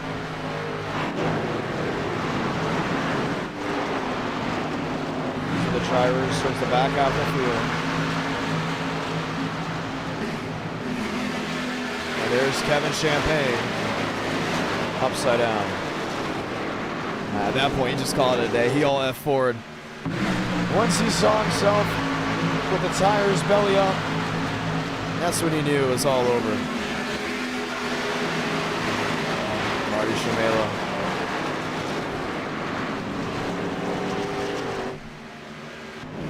So the caution flies once again. We're down to 12 laps to go. This is the first time in a while we have had a race where I don't even think we'll have 10 guys finish. The last time we've had that in NR Night in America for a race 2 or just the main 4 races has to be all the way back when what, 2020?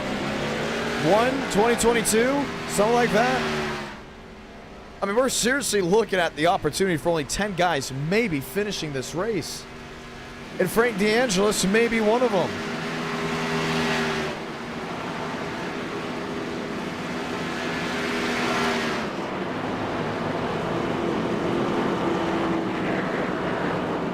Waiting, wondering when the restart will be. We'll not get the one to go right away.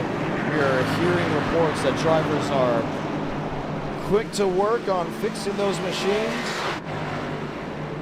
Let's dial up some of these guys and hear what they've got to say.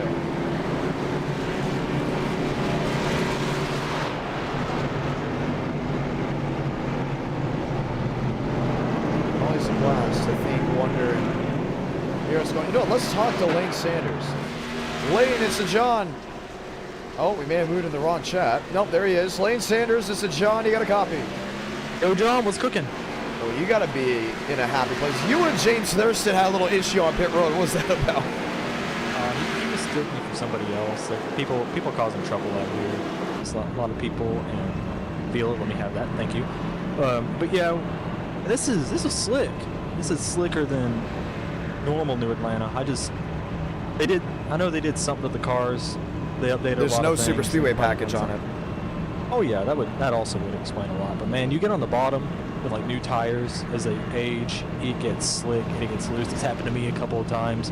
On that last one, I don't know. I think I got hit from the guy on the apron that was there. But really? Yeah, we're in 4th.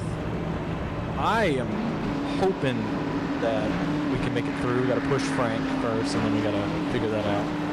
I got the Pepsi Chevrolet out. If you win here, it would be the 3rd different track you win at, if I'm not mistaken. Yeah, freaking Daytona. We won Daytona, then we won New Smyrna with the LCQ, and then Atlanta. I'll be coming back here in September when they have the Cup race here. Oh yeah, a win here would be pretty cool. You just got to survive first. Yes, it would. Hey, good luck out there. Thank you. That's Lane Sanders, ladies and gentlemen. He's lining up back there to row number 2, looking for just his, 3rd feature win in NR9 in America.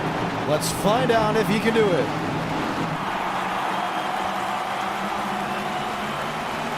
Ten to go.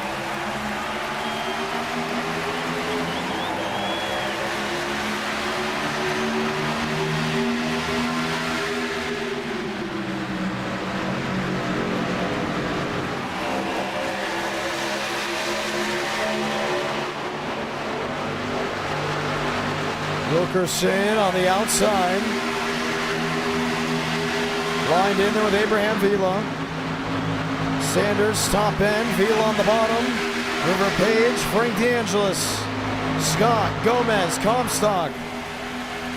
18 left on the lead lap. 9 to go. River Page on the apron. Wilkerson on the outside.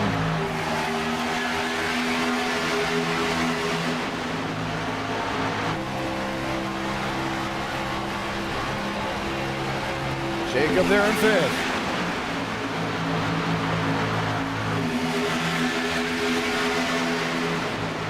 Page leading off four. Scott to the inside. A peek to the outside. Couldn't commit. Vila on the outside now with Frank DeAngelis. Everyone jostling for those final positions. How about that 42, Comstock? Comstock has never won a race in Edo Night in America. Very few drivers use the 42 in this community. The most notable one, Braden Lovick. Gomez on the apron. Contact with a 69. Sanders, Wilkerson, toe-to-toe. 7 laps to go.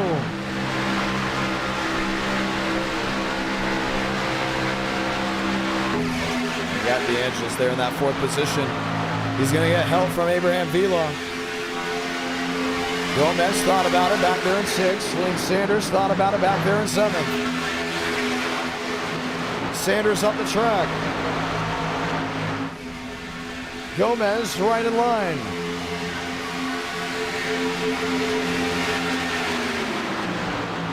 Comstock P3 has Scott and Page dead ahead of him.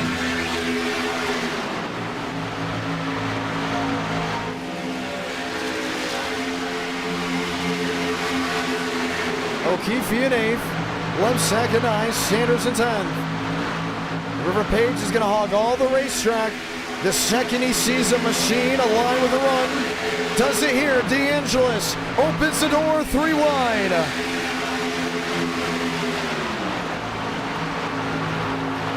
Shoots to the middle. Jumps back to the outside. 3 wide, 2 rows deep.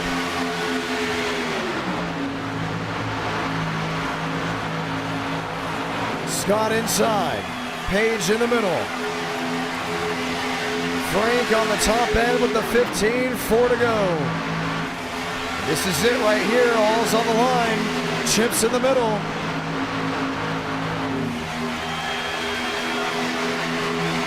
Page, Wilkerson. Comstock. Can Comstock help Nathan Scott possibly get a big time win? Scott turns sideways, right in the middle of the field, pierces the catch fence heading to turn 1.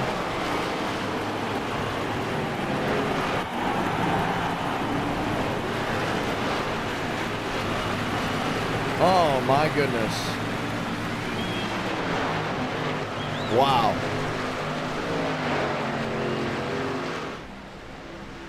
Unreal. I think the 42 got into him.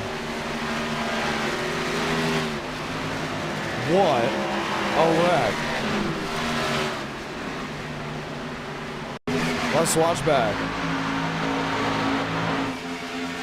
Take a look at the 60. Take a look at the 42.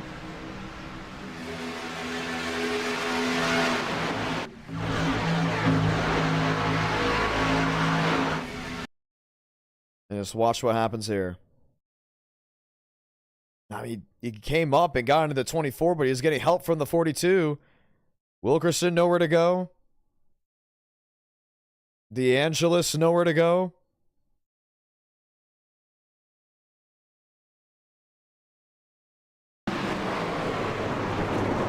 Scott just had his tables turned. Belly up down to turn 1. The entire nose of that machine just destroyed. Pit road, it's wide open. And now you wonder how many cars will still finish this race. Look at it, you're down to 12. We're gonna get overtime. One of the most horrific wrecks we've seen this year.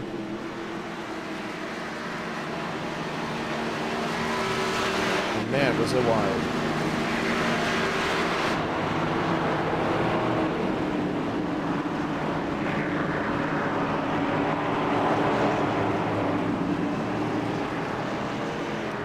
Caution is out once again at Atlanta Motor Speedway. And oh man, did that turn wild. He got crazy in a hurry. Nathan Scott most definitely now out of this race. You can count him out. Frank DeAngelis, I don't think he gets it refired. This is looking like River Page's race to win, but you got Gavin Gomez here in second, who hasn't won since summer of 2021 when NR Night in America was born. If I'm not mistaken, it came at Talladega, his last win. Dega or Las Vegas, we have to go all the way back to figure that one out. O'Keefe, Lepsack, Mosteller, there's DeAngelis, he's rolling. I just don't think that car will go for much longer. I think he just wants to finish the race. But he will take that outside in row number 3. So can Gavin Gomez, one of the pioneers, get his first win in a long time? The driver out of LSU, one of the students at that university. River Page, one of the younger drivers on the bottom. Almost got that win at Iowa Speedway. Would like to back it up with a win in Atlanta. O'Keefe has never won a race in NR Night in America. Mosteller has an amazing resume in this community. Lepsack, it's been a while for him. We sit, we wait, we wonder, because this will be the finish.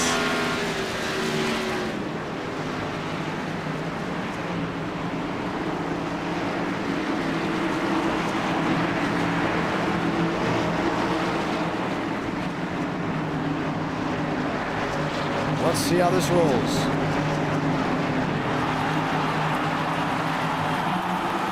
Final 2 laps.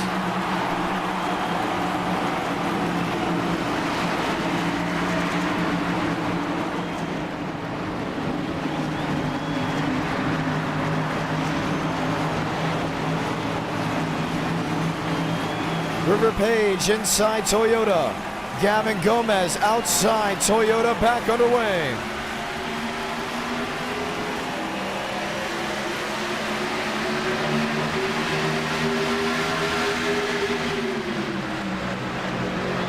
Gomez with Lepsack, O'Keefe with Mosteller, Page throws the slider.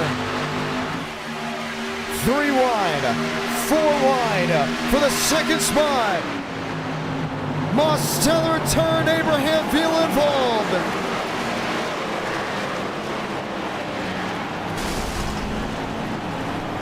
Caution waves once again. I don't know what Vila was thinking. And he got the left sides below. He may be L5 for that, because technically it would be passing below the L line, causing an issue, causing a wreck. It's an automatic disqualification. I think that just happened. Lepsack.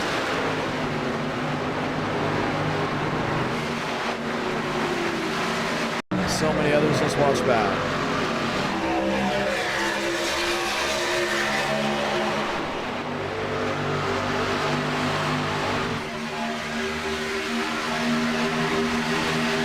Yeah. He was below the line.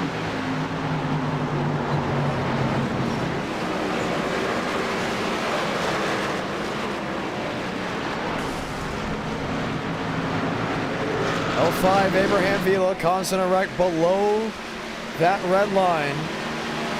And it can go any way. When it's 50-50 like that, it can really go any way.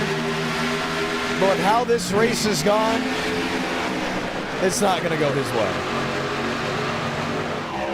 Not on that one.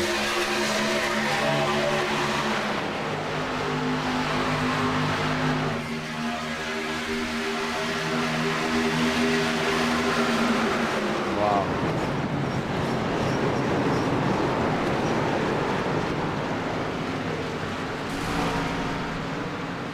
Who's left? The last time we've had a race finish with less than 10 drivers still running, I think, was 2021. Because wrecks used to happen like this all the time in 2021. They finally started to disappear around late 22 into 23 when we started having no fast repairs. But in the no fast repair era, this may be the least amount of cars to finish an NR Night in America race ever. Actually, an update, they're saying 2022, we had a race at Montreal with 12 cars. Late Sunday night, it's early Sunday morning, it was like 2 a.m. And apparently 11 or 12, maybe 10, somewhere around there, finished that race. We'll have to go back in the archives. We were down to 11 drivers left racing. Frank DeAngelis, oh my goodness, Frank DeAngelis is still on the track with the left front dragging.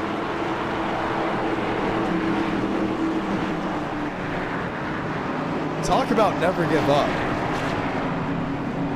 I mean, seriously, talk about never give up.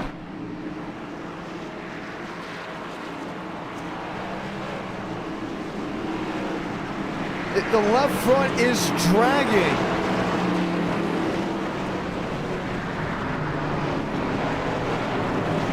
This is insane. I can't believe what I'm watching. I have not called a race like this in a very, very long time. We're down to 11 cars. Who knows if DeAngelis will have his car still running at the end. But in this moment,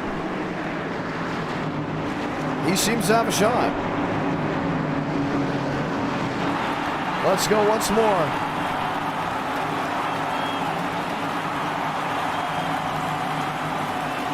Terrell Baker in the 29. Yellow rims on his Kevin Harvick throwback. O'Keefe. Mosteller. Overtime attempt number 2.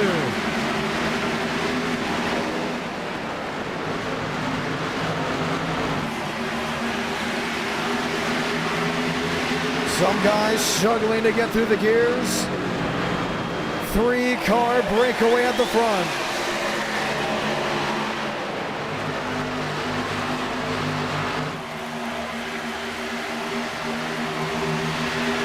Mosteller on the outside. Schmidt right with him. Remember, Schmidt was involved in an incident earlier in this race. Oh! Turns the 87 sideways. Salaga! 1 to go from Atlanta, Georgia.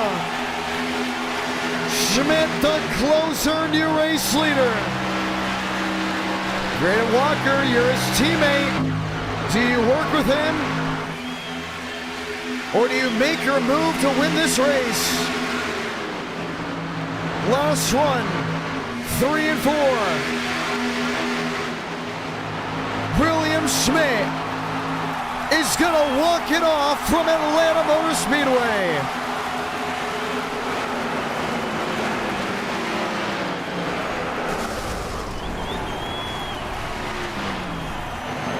Comstock, DeAngelis coming across for a top 10.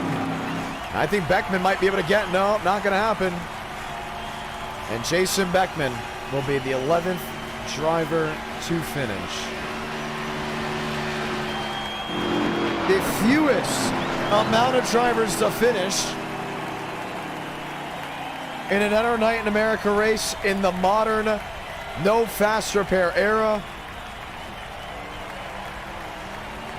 And Schmidt gets to burn it down. Enter Night in America, feeling victories all year long. Wow. Didn't expect that one. And we go Xfinity Racing from Auto Club right after this race. Unreal. Unbelievable.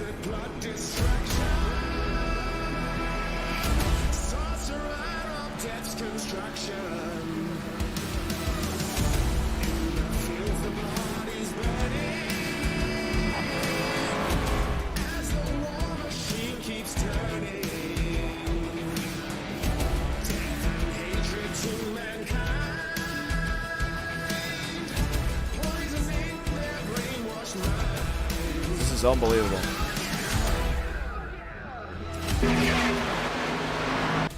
Watch back. This is the restart.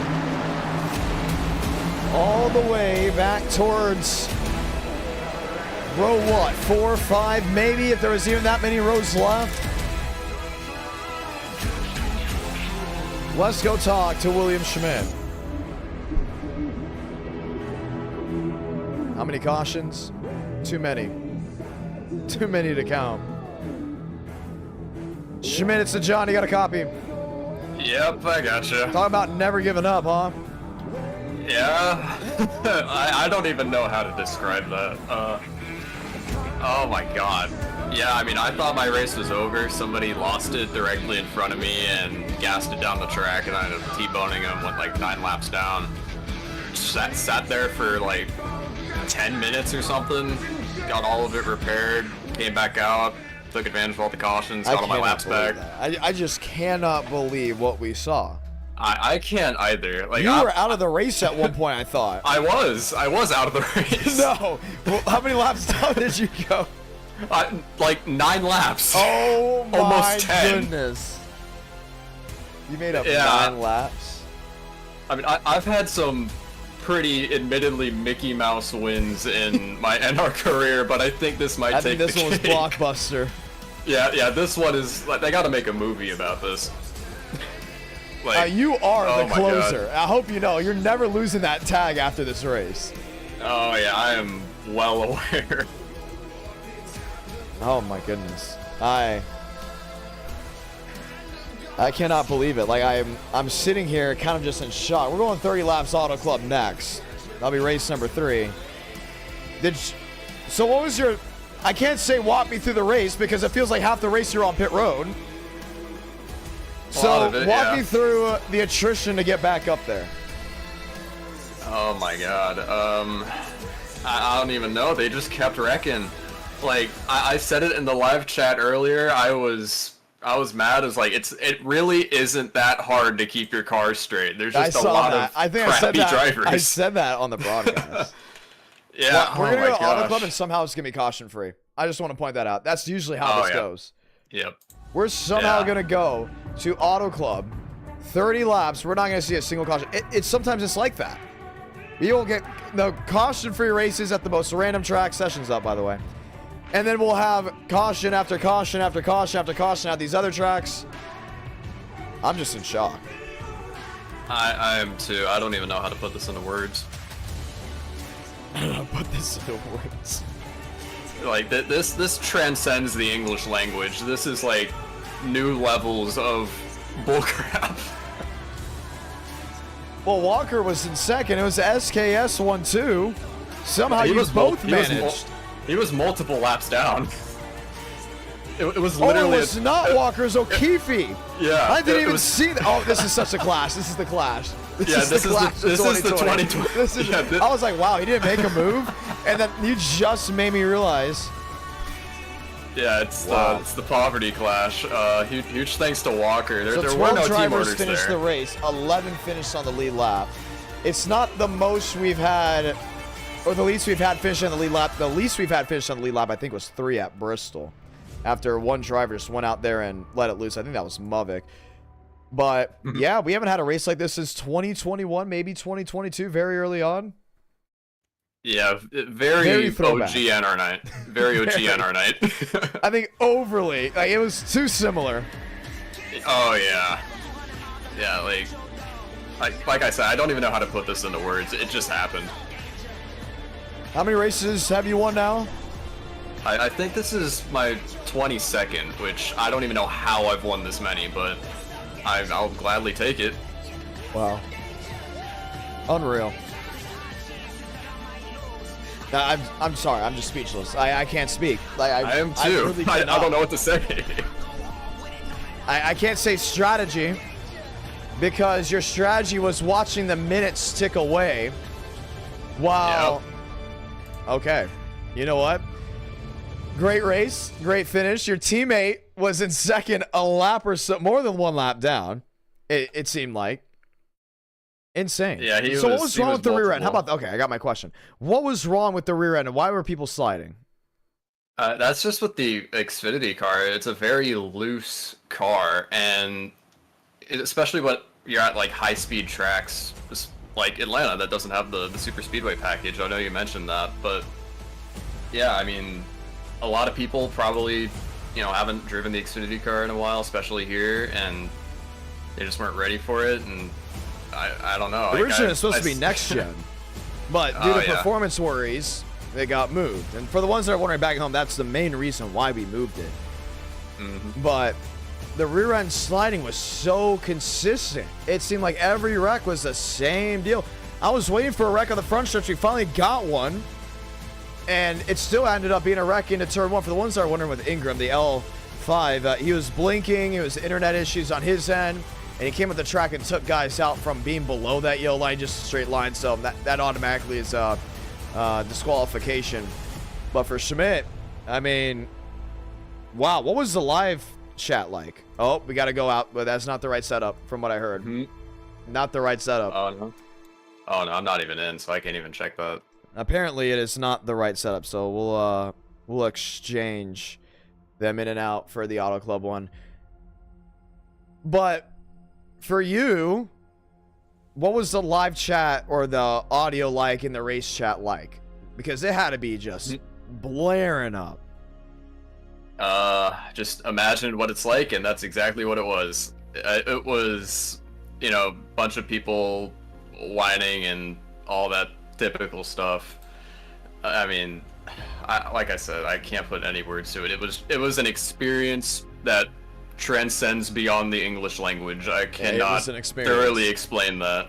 It was very much an experience. Yeah. You got that one right. Well, 2 races down. We could have a race 5. Not sure where we are right now on the goal for that one. If you enjoyed that race or you just thought it was interesting, drop a like. Oh, we're 100 away. Schmidt, do you think we're going to hit 300 tonight?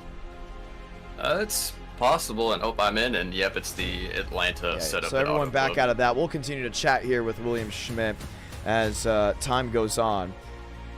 But yeah, really excited to see what's next here for Auto Club. I'm going to put a poll out there. I'd say we don't see more than 2 cautions at Auto Club. I think Auto Club is no more than 2, which is bold, which is very bold. Atlanta Quad Oval. Oh, sorry. Maybe. Atlanta Quad Oval is the old Atlanta setup, right? I honestly should be, right? know. For the ones that are wondering. Because we didn't have that setup on. We did have the one that said 22. Okay, so yeah, very good. We're putting the setups on. I cannot believe how that went. I'm kind of just still shaking my head. Like, I'm still in just disbelief. I mean, you're shaking your head from watching that. Imagine how I felt winning that. like, I don't know how that happened. It just did. Well, if we do have a race 5, where would you like us to go? Oh, I was very vocal about it in the driver's meeting that why aren't we doing trucks? So probably trucks somewhere because they got Stafford? a massive update. Super late model Stafford? I don't own Stafford.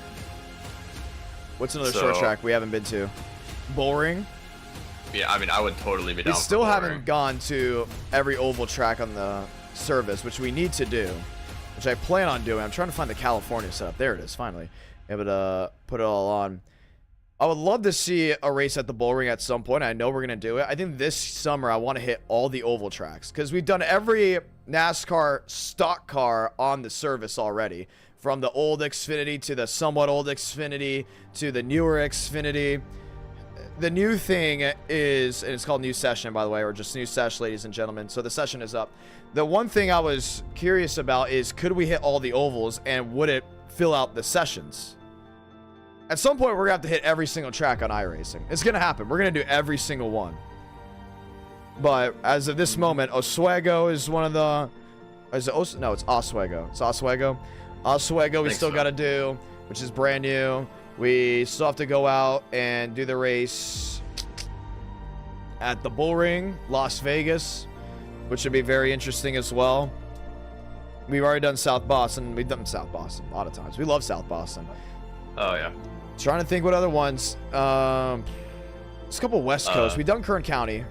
We haven't done Irwindale. Irwindale, there you go. Thank you for... Beckman is going to be really excited for that. We must do Irwindale. I have the cameras ready for it. I have the setups ready for it. The fact that Irwindale hasn't happened yet is crazy, because I also know the drivers have it, right? If I'm not mistaken. Yeah. Because we did that figure 8 race. Yeah, the figure 8 race. Yeah. The figure 8 race. And it was like 35 guys that showed. So I know everyone has Irwindale. We haven't done Slinger. That's a new one as well that we still must do. Yep. Slinger would be very interesting. I'd be very vocal and excited to see that one. Yeah, that's definitely going to be a wild experience. So that would be mostly with the super late model side. But for the ones that don't know, I'm doing a lot of in-person. So when you see a Friday night stream, it's going to be a little bit rare until my season is done. Once the season is done, Friday night streams are going to be so common. You're going to have it what feels like every single week. But right now, with me doing a lot of in-person broadcasting, hopefully one day I can get out to the West Coast. I want to get a West Coast race.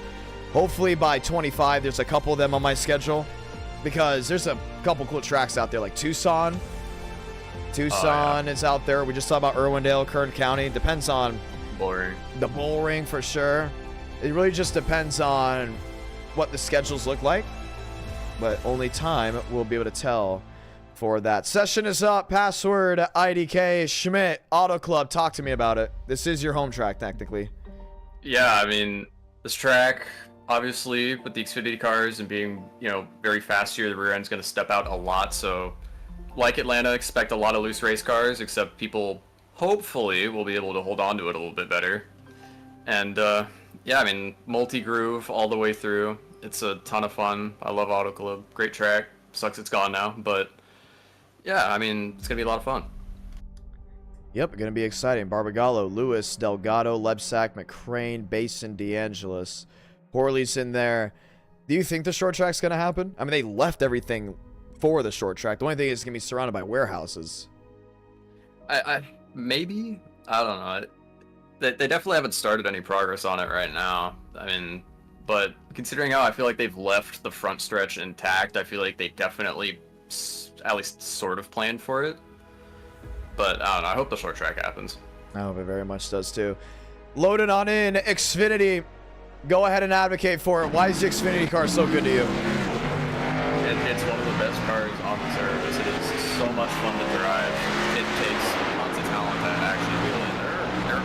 Despite what we saw last race, there are a lot of talented people in NR Night. And I feel like I think the last race is just... I'm gonna, like, I have a push to talk here, so I'm gonna be doing this with one hand. So if I make the show, I'll be very impressed. But are you sure? I would like to see you in the show. Yeah, I mean, I'm totally down for it. For entertainment purposes, I'm willing to sacrifice my spot. All right, I like that. Where are you on track? You're not on yet. There you are. Let's pull down to the pits. Yep, turn one. So, obviously gonna run up high right here, get as much build-up as you can. And this thing is very loose if you put down the full power, so you don't want to be 100% all the way through the corner. You want to be more like 95. I just realized I just had an unsafe pit exit. Yeah, I was about to say. Yeah. I didn't want to say anything, but I also don't know why it says Rodriguez for you in the bottom right corner, which is very interesting. But that's for me. We may have to just reset the overlays, which I don't want to do just yet. But all right, we'll watch. Yep. This is Schmidt, not Rodriguez. Yep, attempt 2. Just gotta pull out of the pits here.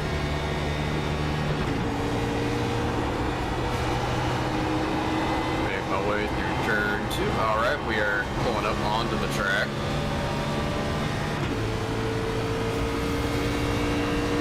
Let's see, we got 3.5 minutes. Yeah, we'll be good.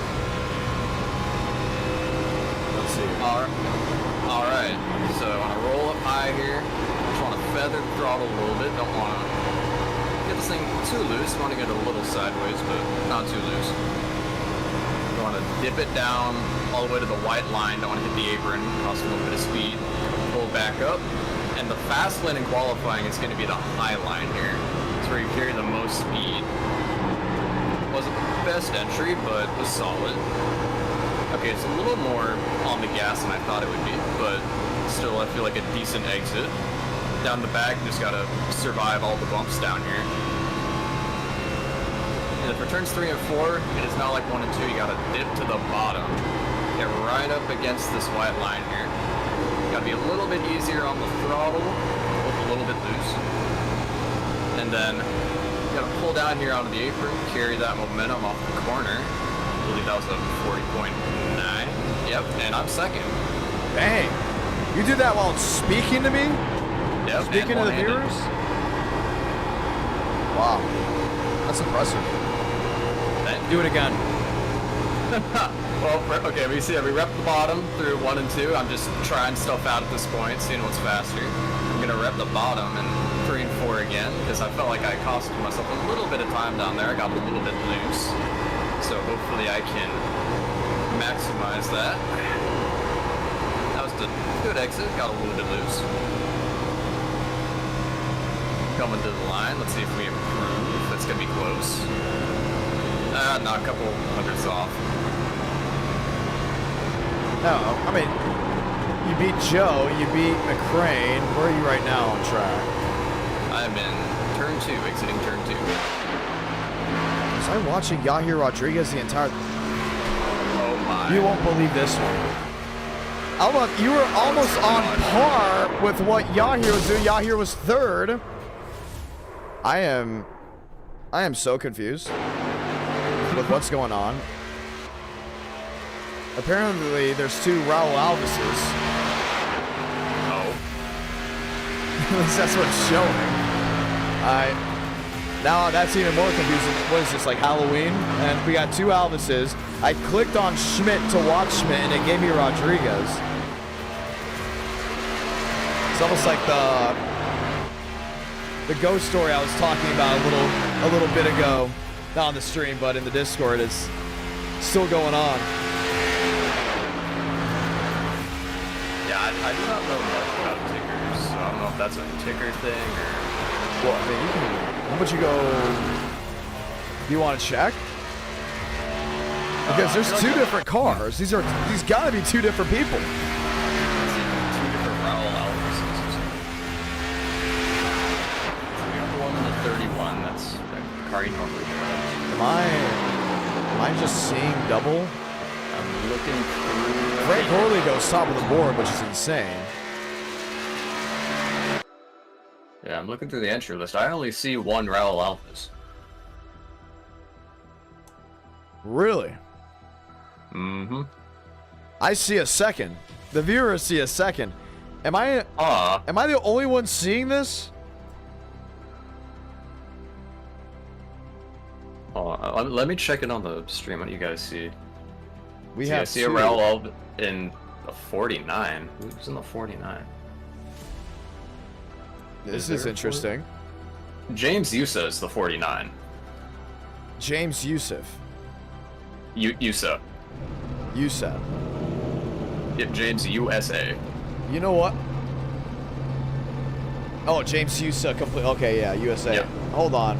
We're going to reset it then, because that is just very interesting to me, how I saw... Remember how I said I clicked on you, but we saw Rodriguez? I think there's just a little overlay malfunction. Oh, yeah. So we'll update it. Also, what I love about Auto Club, we always bring out good drivers with it. Why is that? Yeah, it's a very talent-based track. A lot of really skilled drivers like it, and it's just a fun track to drive on. Well, we're ready to rock and roll, William Schmidt. Good luck out there. All right, thank you. That's Schmitty, ladies and gentlemen. Let's get ready to go green at our night in America. Feeling victories all year long. We're going to update the overlays. Just did so now. Let's just see what exactly was going on that end. We saw Alvis twice. It is not Alvis. It was what looks to be James Yusa. So that has been updated and ready to go green. Maybe because Atlanta broke it, not exactly sure, but we're ready to rock and roll. Armstrong, Alvis, Thurston, Vila, Scott, Basin, Schmidt, Bianco, Wilkerson all will be chasing Kevin Champagne as we get ready to go green.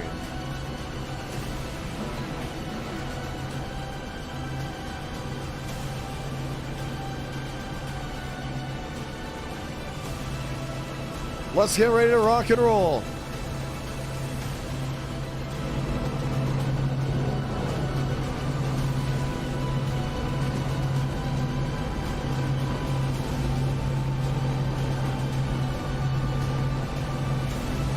Thurston in fourth, Vila in fifth, Scott, Basin, Schmidt as we get ready to go green.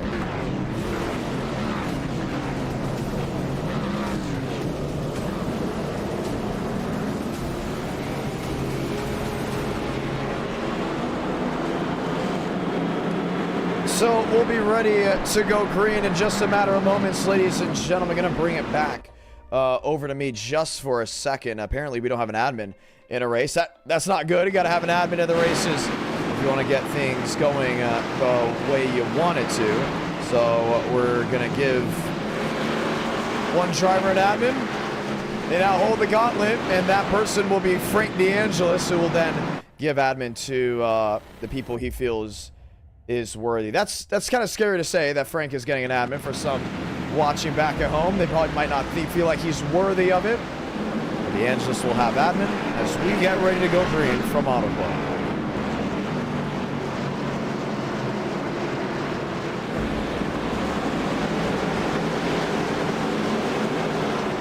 Let's get ready to roll.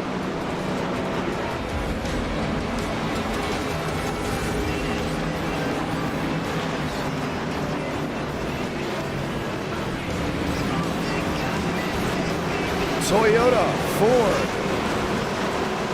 Ford, Chevrolet, let's get ready to go green. 30 laps of action, rolling from Auto Club.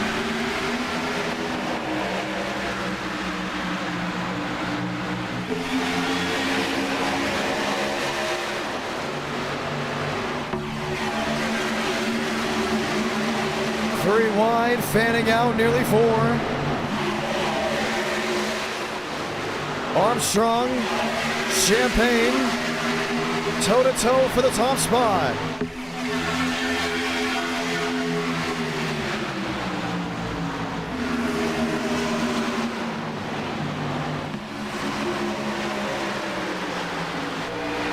Alvis P4, Thurston P3. Joe completes lap one.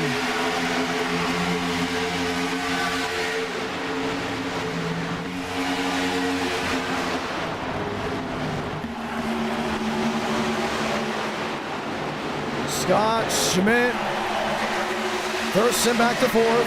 I just realized what's going on. They did not kick the drivers that were behind the 40th position. We have 49 guys left racing.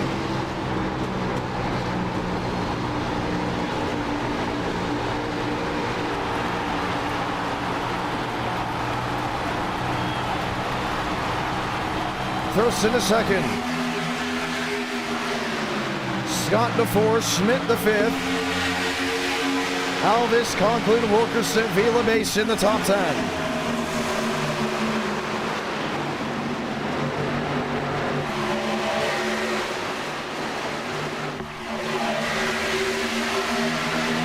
Thurston toe-to-toe for the lead. Schmidt inside. Three wide now for third. Four wide for third. Scott to the outside lane. And that's why it's tough to see the leaderboard. Can't pull the leaderboard up because there's so many guys in this race. It's going to overload the system. And maybe forced to actually throw a comp yellow to figure out where drivers are on track, on who didn't qualify in, just so we can get the quality. The admins we usually have rolling are not in this race. So 49 guys in as of right now are the 49 that elected a race.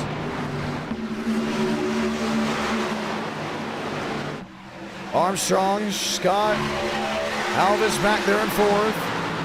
Schmidt to the inside. So right now we're going to just show the top left of the screen of who's in the race.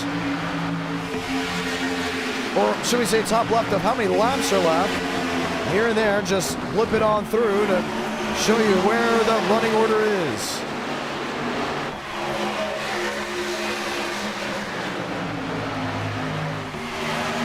Trouble, Aiden Walker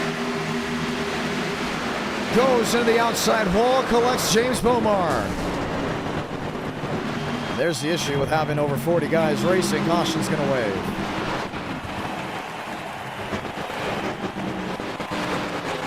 Yeah, it's gonna do that.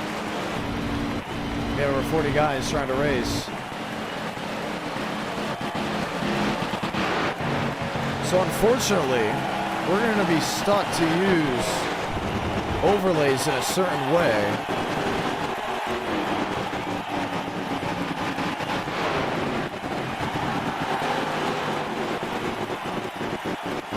And that's going to put us in a bind. Let's watch back and see what happened. This is the back half of the field. Aiden Walker in the middle. Yeah, I mean, we just did not get to see who was in or out. And because of that, you can see what it just caused wreck-wise. And then the blinking started, and there's really nothing else to fix it. Yeah, so we're going to be stuck in an area where we're going to be forced to leave the race and come back because of the clear issues with how many drivers are in the race. So you're back to seeing me. I know this is another unfortunate issue that is once again prolonged us for getting racing all the way through. Very sorry to go ahead and say that. So we're going to leave. We're going to come back in. And we're going to either hope that it fixes itself. If it doesn't fix itself, then we're going to be forced to kick drivers that are outside of a certain area, which means we're going to have to throw a comp yellow after X amount of laps, and whoever's outside the top 40 will be taken out of the race. Unfortunate, the admins that we trusted to have in were either A, not able to get in because of certain issues, maybe internet, or whatever. But yes, that is what happened. That's why we usually keep it at minimum. People ask, oh, why don't you go 44, 45, let those guys in. It's like, no, there is a fine line on what you can and cannot do on iRacing. And 49 with us drawing all cars, we're drawing all the cars of high quality as well. So if you're racing in 49th and you're 12 seconds off and you're involved in a wreck, it could affect the servers even though we're watching the racing up front. So that's something to keep in mind. We have to draw all cars. We must draw all cars to keep the overlays the way they are. Remember how the overlays used to always sometimes tell the wrong positioning of drivers? Well, we have since fixed that. So keep that in mind. We're going to go ahead and do a quick update, the in and out. We're not missing much in the race right now. They are under caution, unfortunately, for the bugginess of allowing too many drivers in the race, and we'll be ready to try it all once more.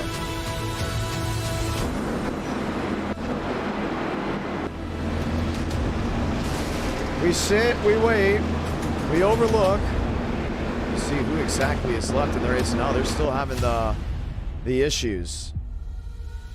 So we're going to go ahead and have to, it's more than 49. It was 55 guys that took the green flag. I thought it was just 49 drivers from the looks of it. No, we were upwards of 50, which is why we have the issues. So what we're going to do, we can't go back to the qualifying because usually that's taken care of. We're going to have to start kicking drivers that are outside of a certain line just so we can race. And so if you're watching back and wondering why you were taken out, this is mainly why. Even if you qualify in that position or not, unfortunately, we are having to do that just due to the fact that we are not able to keep the service running the way we need for it to be a quality broadcast. We will obviously have another race after this. They'll have the opportunity to race for position. Yeah, very unfortunate that this has resulted in the position we are in. So let's try it again. Pace car will make that hard left onto pit road, and we'll be ready to go back green flag racing.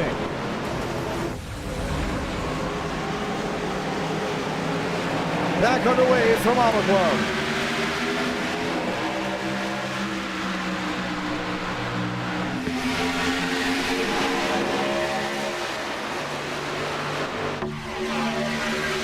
Thurston, Armstrong, you see Trading Paints reloading in.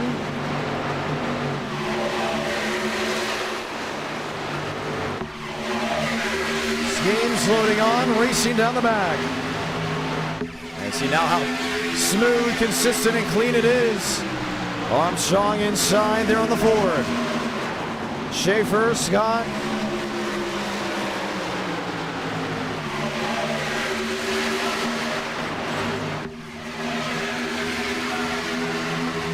Three wide, 4 wide, Schmidt inside.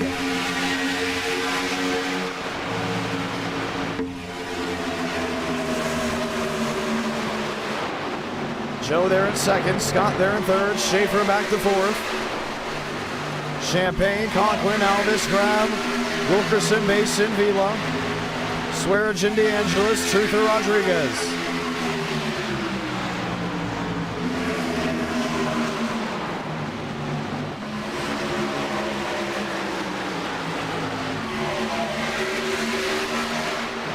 $20 to go this time by. Once again, apologies to the ones that unfortunately had to be kicked. Just the position we were put in, unfortunately. Race down to 1 and 2.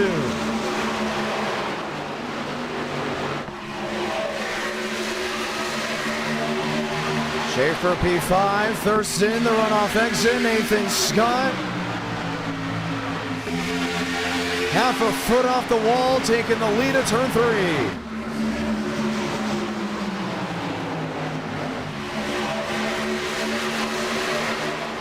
Wilkerson 8th, Elvis in 9th, Mason back to 10th and 11th.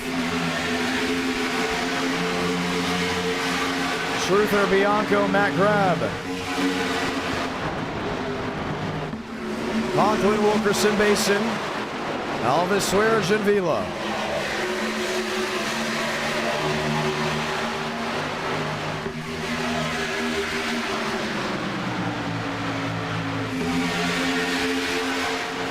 Block 12 out of 300.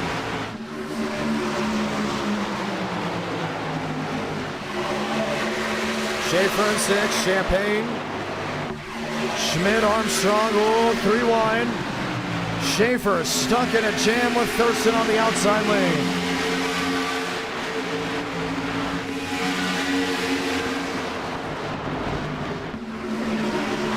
Armstrong, P2.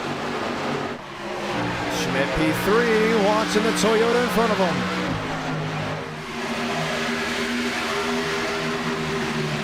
Look at how much Wilkerson's close in, all the way up to the 7th spot. You're spread out in an area that you could see this go caution free. Evan Champagne on the bottom, Schaefer. Top position on the outside lane. Nathan Scott, Joseph Armstrong, here are 2 drivers have not really had a battle it for a win. Spin way, way deep in the field, but out of harm's way. So the question is, if Joe can catch him, will he duel with him, knowing that there's not a lot of information on what the 60 is willing to do? Schmidt P3. Joe downstairs, Scott to the outside.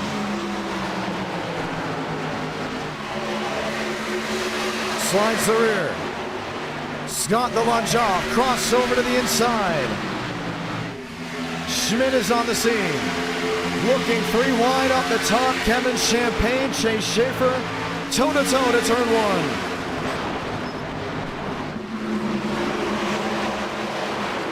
1. Wilkerson to move to the bottom.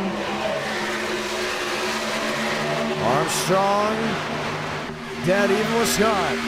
Riding on board with William Schmidt.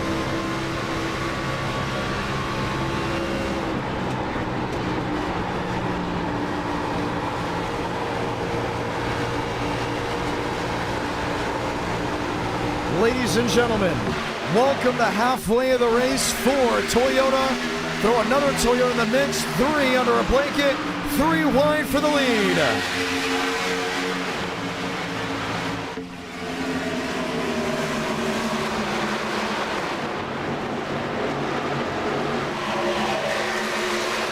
Schmidt to the point.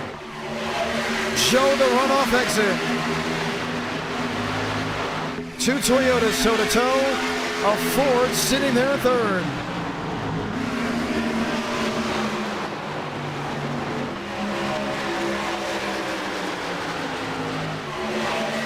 Riding on with Scott.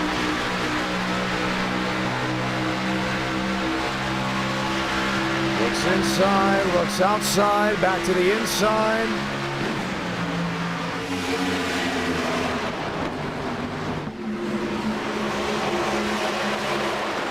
Three wide, 1 ripping top, Kevin Champagne.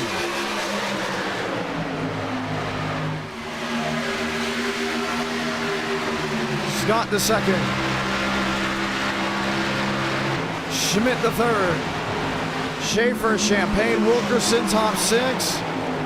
Whoa, Wilkerson underneath the 94.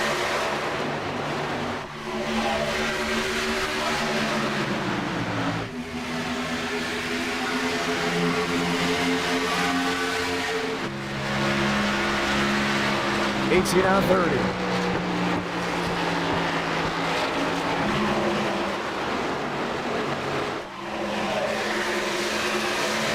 Armstrong, run down off exit.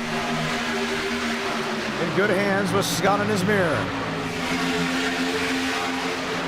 Schaefer 4th, Wilkerson 5th. Champagne, Conklin 6th and 7th.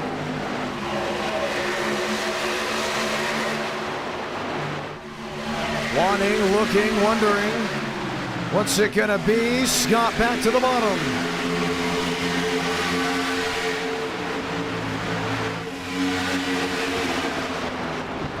Nathan Scott has led 6 of 19 so far in this race.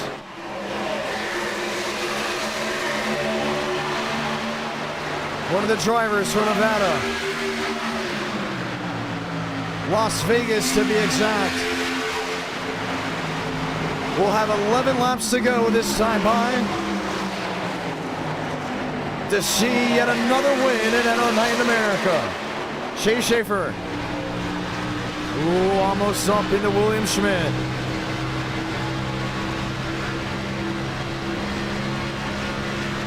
Wilkerson. Inside, wondering. Way down deep. Joe on the outside, Scott on the bottom. Scott goes to clear.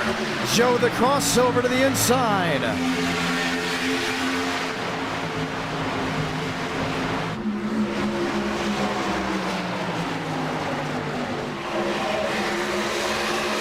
Ten laps remaining. This time by.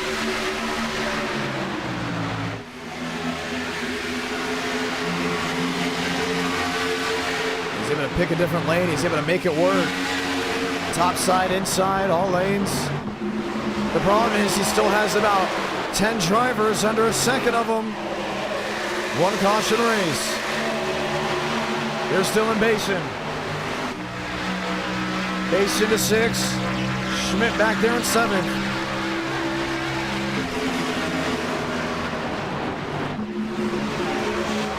Two tenths the difference between the top two. 3 tenths, half a second between that and the top 4. Kevin Champagne's here. One of the drivers that went up and over at Atlanta. Inside of Wilkerson. Fight for 3rd.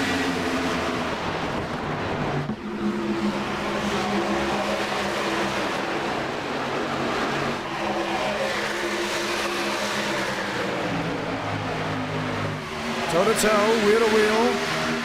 Wilkerson inside. Another move for position.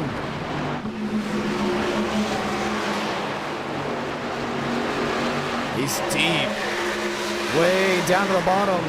Oh, he's in the wall. Shut the door on Kevin Champagne and slid the 94 into the fence. Wow. He thought he was clear.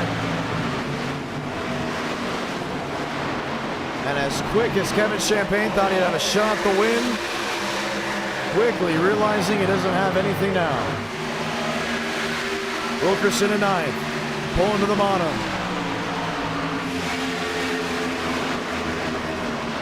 I just took both of them out of contention. At this late in the running, you would hate to see stuff like that go south. Now the question is, can Nathan Scott hold off Joseph Armstrong in the closing laps of this race?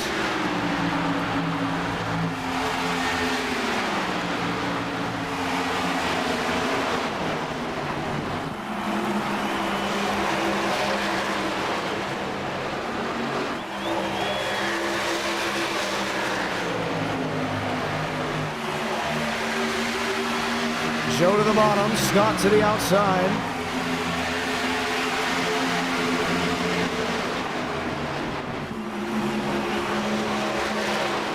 One rip in middle, one all the way down the white line.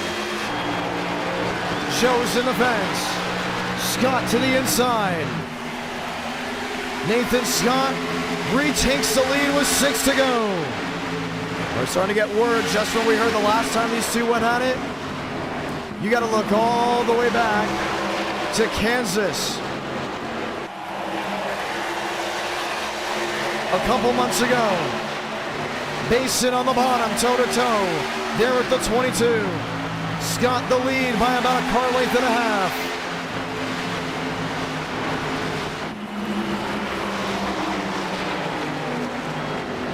Red Bull to P2. Can he shut the door on the 22? Armstrong throttles out of it. 5 to go.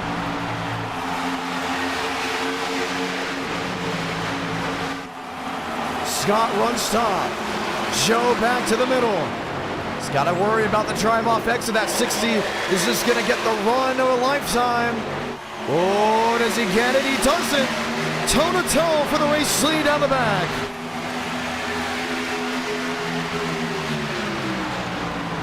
Joe inside. Paints the white line. Washes back top. Into the outside wall. Here comes Scott to retake the lead once more. 4 to go. This is what we're talking about.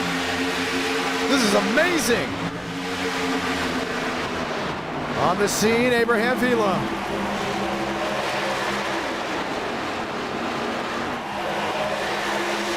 Clears Basin. Can't clear Joe. Scott's now watching this in his mirror. Knowing that these drivers are hungry for a win. They've been just waiting around, trying every single line. They went through the wildness of Atlanta, the fundamentals of Iowa. Out in SoCal with 3 laps remaining, Scott by about 4 or 5 car lengths over that of Joseph Armstrong.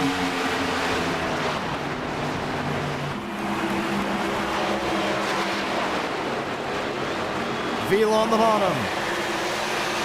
Can he clear the 22? Not even going to attempt. Now he does. Basin downstairs. Red Bull versus Toyota. Joe rips top. Basin on the bottom. Scott in the middle. Coming to 2 laps remaining.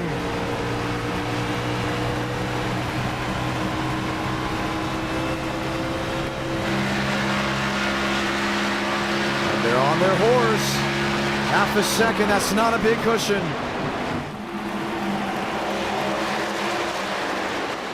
Three tenths. 4 tenths, he starts pulling away.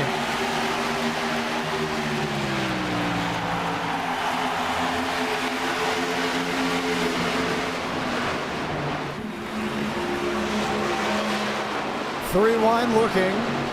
The battle for second.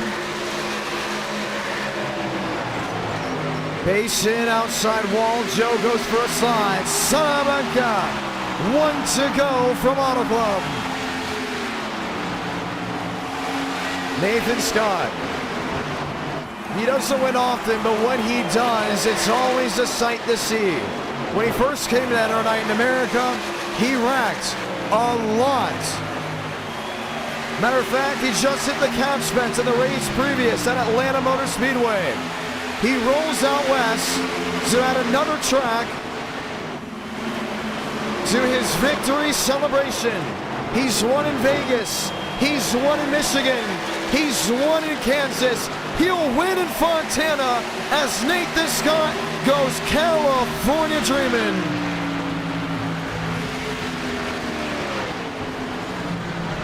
Mason Rex just past the finish. Joseph Armstrong will finish in the 6th spot. And Scott will be victorious.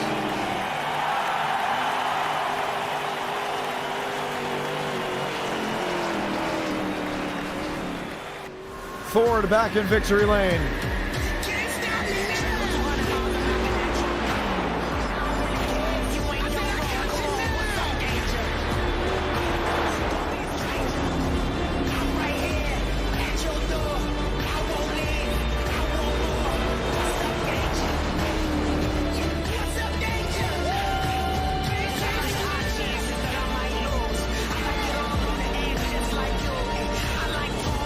And our night in America, feeling victories all year long. Nathan Scott. We'll park it just past the start-finish line. Let's have a word with your race winner. As he gets ready to burn it down. Scott, it's a John. What a win. Let's go, bro. Just like that. Oh, just like that. Oh, now you're all cool and slick, huh? Nah, that's just saying.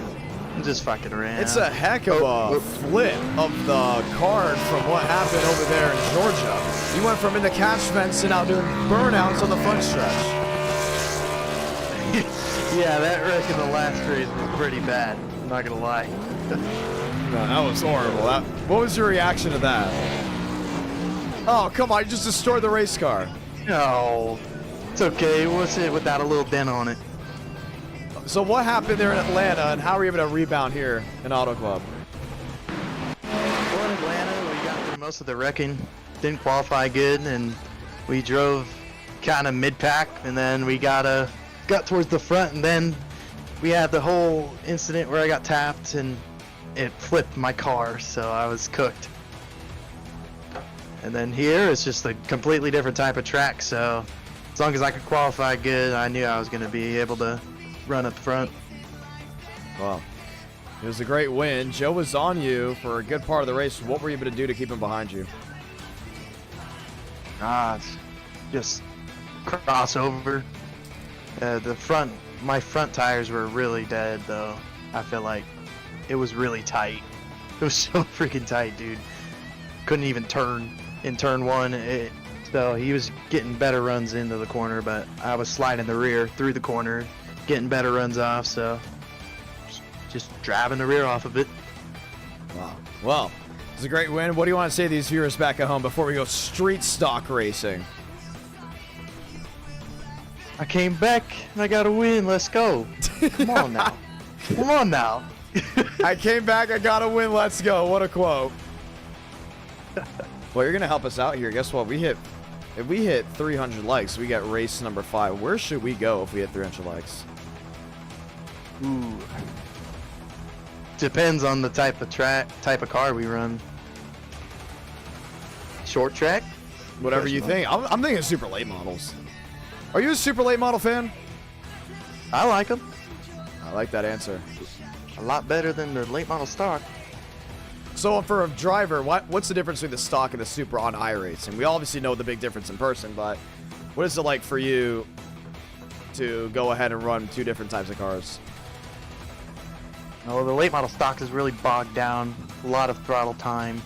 really easy to burn the front tires, and the super late kind of more has a rear. little more power. Yeah, drives more on the rear. Got more power to it, so it actually turns. Well, at some point we have to hit up the bull ring. Have you ever been there? In person? Maybe not. But it's right next to the racetrack, so I mean, I could probably go soon. At some point you will go there. I think before Yeah. whatever changes in your life in the future, but at the same time, we need to go there and enter Night in America because that's one track we have never been to, and we need to hit up to complete up all the oval tracks. Oh well, I'd be down for that. Why the Even- 60? When did you choose this paint scheme? Oh, this is a paint scheme I run for the league, for a league race that I do Mondays and Thursday nights. And this is Xfinity. I was like, oh, discount tire. You know, RFK. Obviously an RFK. I want to know fan, what that so- reaction was when Brad Keselowski won. Dude, I was screaming. I was screaming, bro. You don't know Since how 2020, it feels. I was a Tony Dude. Stewart fan. Okay, 3 I know. years, bro. Well, I mean, I grew up a Tony Stewart fan, so from 13 to 16, I mean, it was forever since he won a race. So I kind of Yeah, can feel it, even though Stewart true, had 3 true. championships. But for you, I knew the second he won, I was like, man, I got to know what that reaction was like. Bro, it was 3 years in the making. And it's like, I mean, yeah, he kind of got it handed to him because Bush and Reddick wrecked, but I don't know. you take them any way you can get them. A win is a win. You know what? A win Exactly. is a win. At the end of the day. Exactly. We're going to go street Yeah. stock racing. Do you have the new street stock? I mean, we're still allowing the old street stock. For the ones wondering, you can have the old street stock, but we have not done the new street stock yet, so. Haven't bought the other ones yet. I've barely been on iRacing since the new update, so. What's new with your life that you want to showcase, if you want to showcase, or talk about? What's going on in my life? Yeah. We haven't Well, I'm spoken in just- a little while. Yeah, well, I just got finished with semester last month. Gonna be a 3rd year in college in August. Already, I'm dang. going to the gym now. So I'm already You need seeing my workout results. plans? Yeah, I'll send them. I'll send 'em. Actually, I mean, I'm doing something different right now. That was not a testing it joke out, for the ones but- listening back at home. People have actually asked for my workout routine. I can hit it. I can get you them. Yeah. Yeah, but other than that, I'm just kind of going to work, going to the gym, coming home, taking a sleep, and then doing the same thing. Hey, So, it's gonna be a lot of fun. Are you still in the band? yeah. Dude, I get paid a lot to go there, of course. That laugh at the end, that little laugh. It's a long way from the GTA tournament, so I want to point that out. Viewers watching back home, are you gonna embrace the NWP? You have to try to attempt NWP this year. What day? Like what month? Well, it's going to be August 20th from what we're hearing. August 20th, which is a Tuesday. The Tuesday before the Coke Zero 400. Session's going up, ladies and gentlemen. Tuesday before the Coke Zero 400, and from what I'm hearing, we'll have duels the week before with a shootout probably a couple days before. But you won't be in the shootout. With how many races you've won, you'll most likely be in the duels. No one's locked in. We have no charters. We don't believe in charters.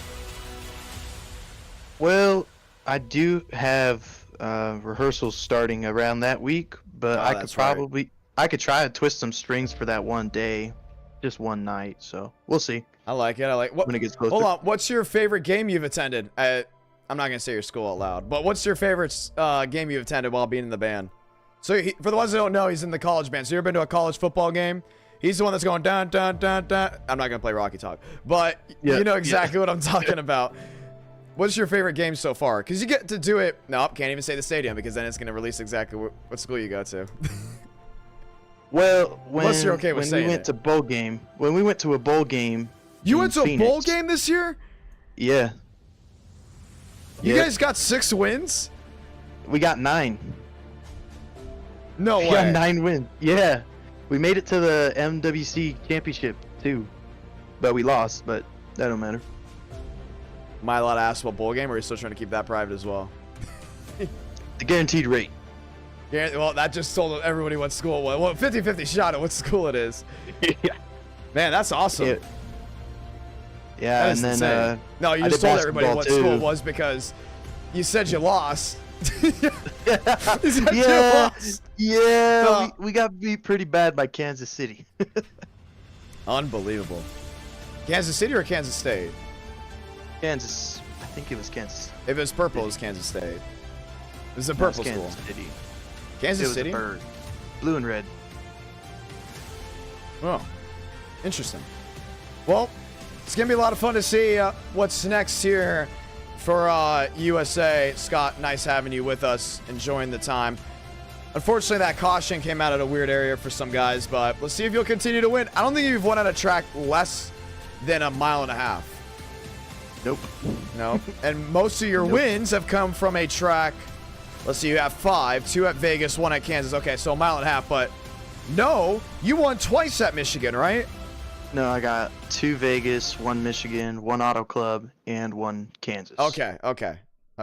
So it's around that area. So short track, your odds of winning are on the lower side, but everywhere else, I've done okay, but there's always that 1 or 2 guys that are just unbelievably quick on the short tracks. that is true. Yeah. It is insane how it just randomly happens. We're loading into the session. Good luck for the rest of the night. Heading into the street stock race. Nathan Scott, ladies and gentlemen, winning that Auto Club race. Let's get ready to rock and roll. Race number 4. Do we see race 5? I want a super late model race, honestly. I want to have a super late model race for race number 5. I'm telling you, it would be a lot of fun. I don't know where we would go. I want to do a Milwaukee super late model race because I'm calling that this weekend over the PA. Not broadcasted, but over PA. Love the ASA Stars National Tour. Awesome. Always great to watch those races, hear from them. Calling the race at Madison. So if you're out there in Madison or Milwaukee, you'll be able to hear myself well over the PA as we get ready to rock and roll. Casey Wynn, Braden Holt, Brandon Jones, Wallace, a lot of guys rolling in. This is the first street stock race we have had in NR Night since the Figure 8 race. First street stock race with the new configurated cars. You're going to see the older street stock and the newer street stock all together. So it's going to be a lot of fun to see how that rocks and rolls. Want to say thank you again for this beautiful Tuesday night edition of NR Night in America. You guys have hung out with us. Ryan Ellis, Ronnie Holmes, Vijay Kumar, Bridgman, Lindsay, O'Keefe, Quinny. A lot of drivers loading on in as we get ready to go great. Rolling 25 away. So that should be interesting as well. Let's get ready to roll the dice. Overlays are on top. 28 drivers will advance to the main event as we get ready to go green. Session's up. I believe it's filled out. Let's go green.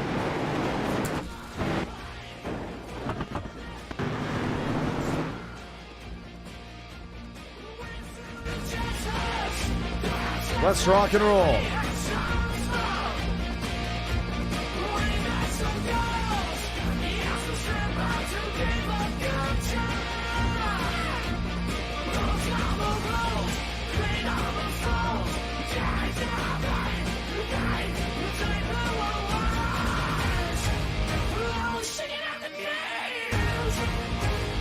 Let's go green. Neil Mahone, Michael Mitchum. Mitchum in that new late model. I said late model. In that new street stock. But my head's already on super late model racing.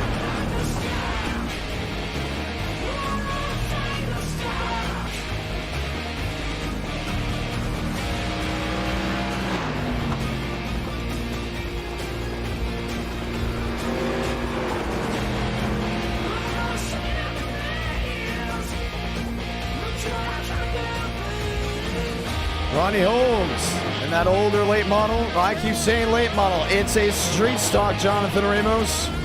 In the street stock, you can tell the older model versus the newer model. The newer model is so high end. Look at that. Man, look at that Buick. Wow. Probably a good amount of street stock races. First ever race I called in person over the PA was not that ARCA race. It was a street stock race I was at ahead of the ARCA Menard Series race at Salem Speedway, the gas series. And then my first broadcasted race was at the Nashville Fairgrounds Speedway. Interesting Jonathan Ramos information, if you ever wanted to know.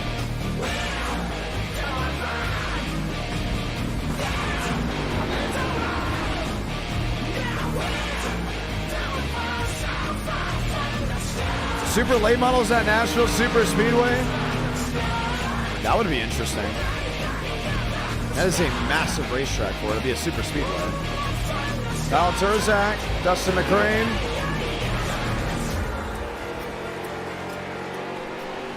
Super late models at Nashville Super Speedway. What do you guys think of that? I'm not overly against it. I'm willing to give it a shot.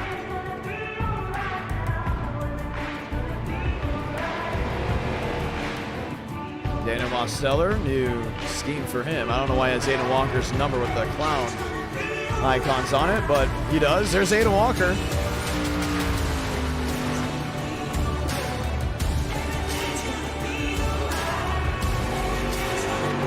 Walker and his new street stock.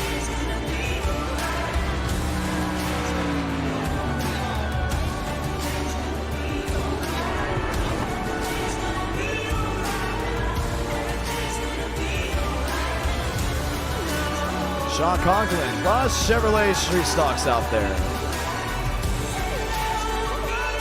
Joey Beck, Evan McKnight, Oliver Quinney, Christian Delgado.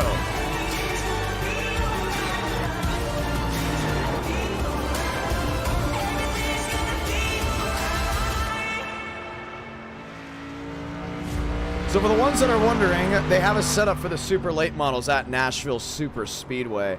They actually did a test of super late models at Rockingham, but for the people that were there, the information I was told was that the track was too big for the racing to be, you know, feasible for it to work out. So for that end, that's why there wasn't any racing at Rockingham after the super late model test that they ran. But they do have setups for it. They know it could work. The question is, will it work? Let's get ready to go green.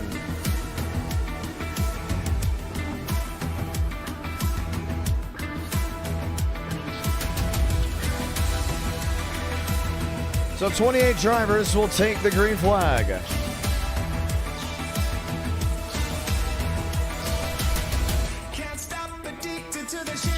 Jackson Carr, Grzil will be the final drivers in, and we'll be ready to go green. I really want to do a super late model tournament, league, whatever you want to call, for NR Night in America. We were going to call it the Summer Super Series. I don't know if we're going to fully commit to it, but it would be pretty cool. It'd be like a race 4 every night. Basically, we have a super late model. We'll be just, for the entire summer, going from tracks to tracks and figuring it out. Would you guys like to see that? Super late models at Bristol, we need to test it. We need to test it. I need to see what that looks like on iRacing. I really just do. I need to see what it looks like. It's a must. That, Richmond as well. I just must see what that looks like. Let's get ready to go green.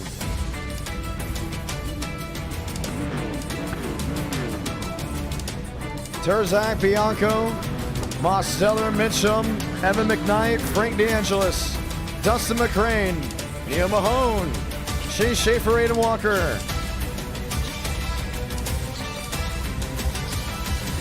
And we're going to call it the Summer Super Series.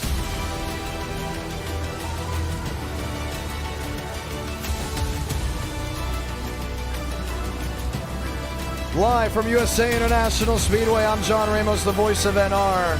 50 laps of action as we get ready to go green.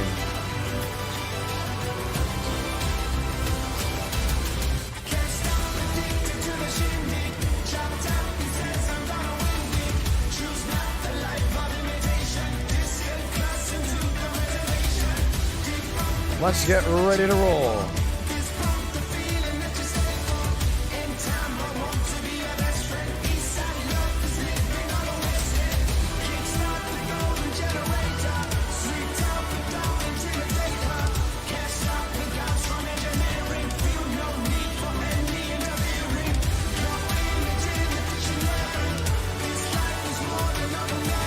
Lined up, ready to roll, ladies and gentlemen. What could be the final race of the night unless we hit 300 likes.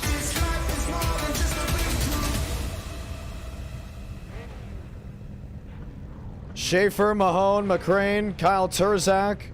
Turzak leading us to the green flag. And from what we heard, they have all been equalized. That should be a fun run to the end. 43 Street Stock selected to join. And we'll get the one to go next time by, let's say those magical words, God, Speed, Drivers. You are go for throttle up. Now, do these new Street Stocks have an advantage over the old ones? Only time will tell.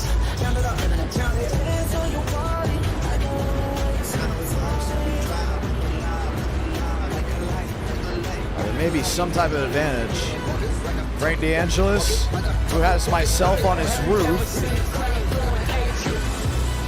If you look closely on Frank DeAngelis' roof, you'll see me at a Cruising Cafe, which was a very interesting night. Let's go green.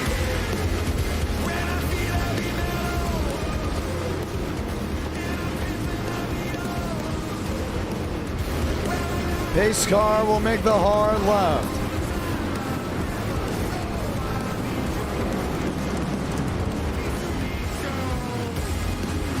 And we'll be ready to rock and roll, ladies and gentlemen.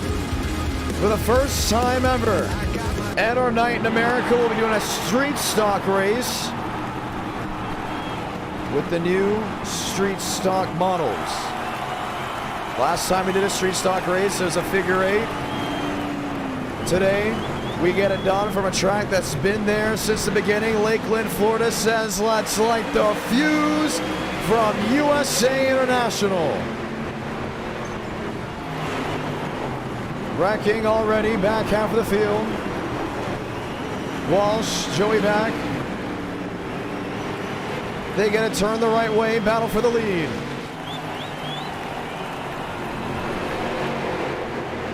Turzak, Bianco, Mosteller, Mitchell, McKnight, DeAngelis, McCrane.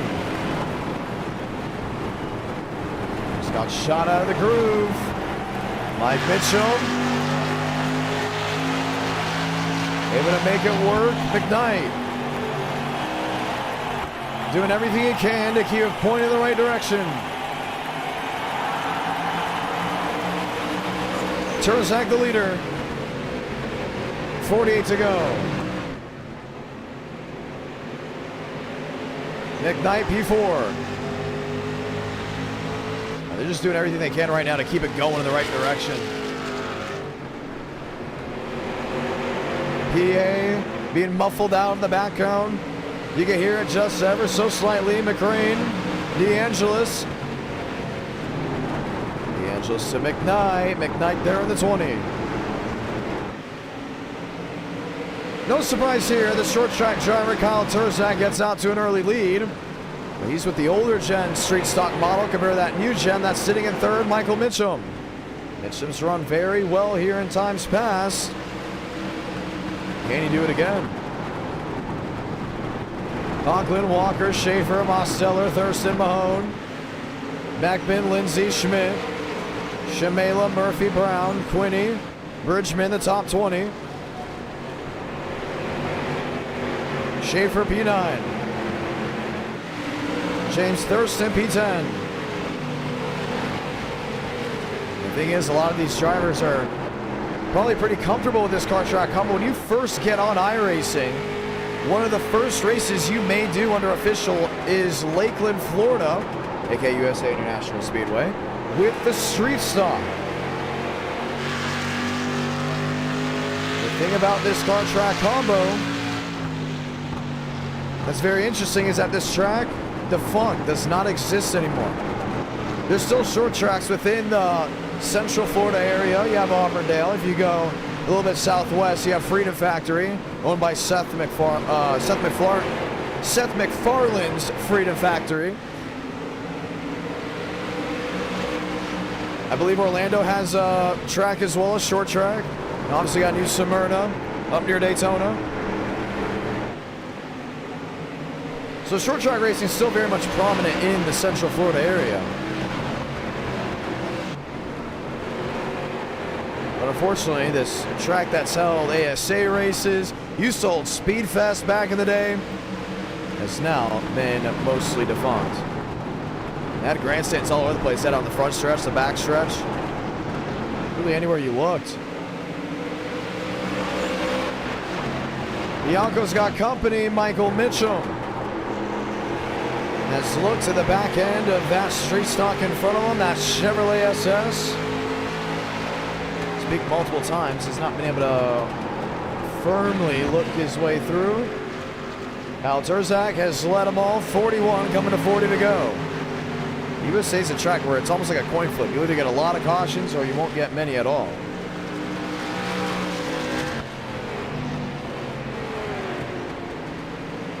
Runoff exit. 4, 5, 6 machines in tow. Whoa, Sean Conklin just blew an engine.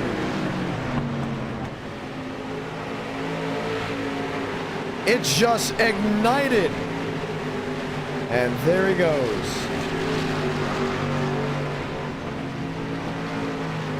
Quinny, Nick Knight, DeAngelis, James Thurston, Chase Schaefer, all looking their way through.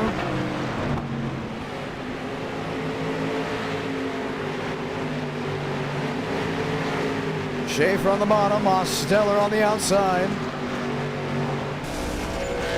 And did we just hear another engine blow? Might have heard something from another driver in this field. So far for the front runners, they're all pointing the right direction. Connor Murphy going for a spin.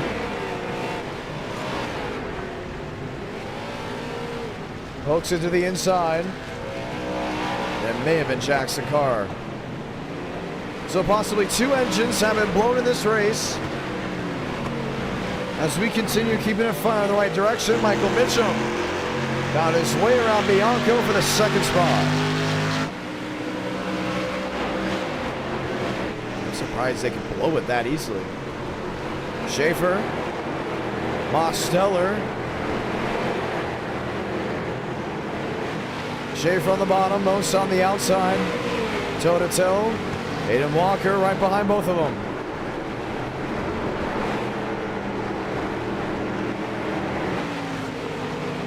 .35 laps to go this time by.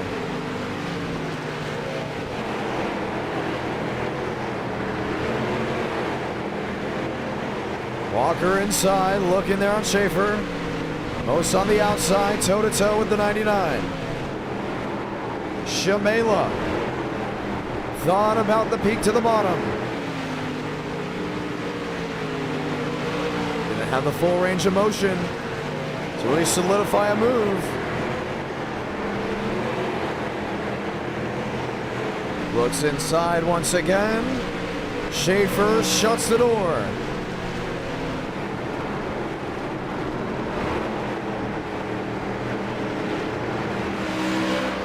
Michael Mitchum is there on Kyle Terzak. Right on the rear end by maybe a couple feet. 33 to go.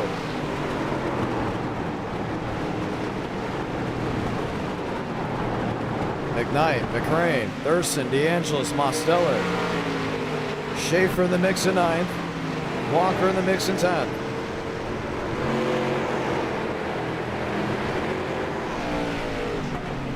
Top 5 nose to tail.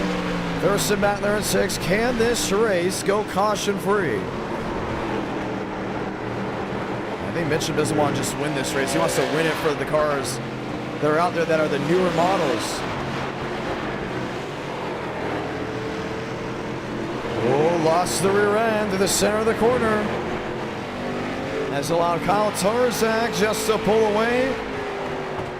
Ever so slightly battle back half 2x2. Walker Schmidt.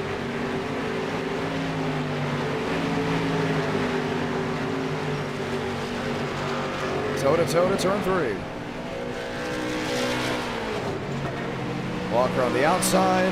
Mosteller right with him. Schaefer on the bottom.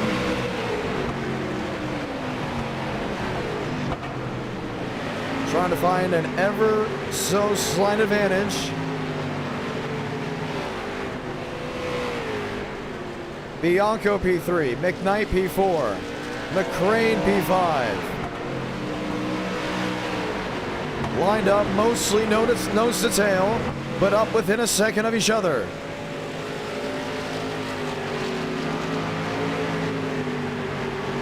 .29 to go.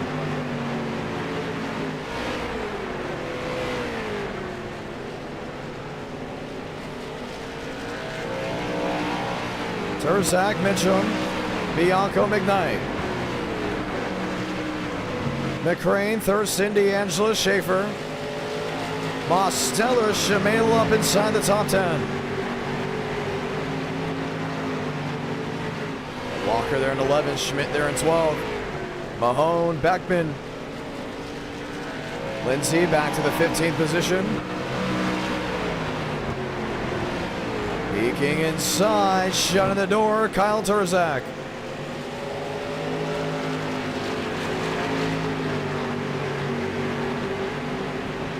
.27 to go.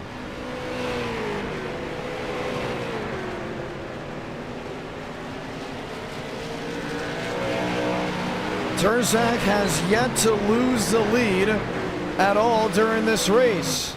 Mitchum has just been waiting for a way around, has not been able to sneak through.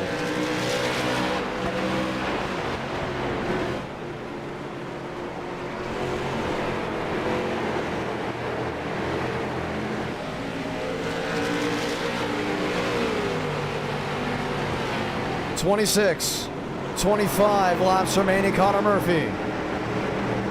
He hasn't been able to get it pointed in the right direction, all junked up.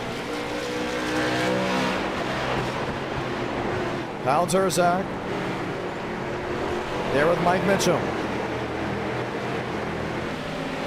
McKnight, McCrane, Thurston, D'Angelo, Schaefer, Shimano. Aiden Walker back there in 10th. Mosteller back there in 11th. With Schmidt filed into the 12th position.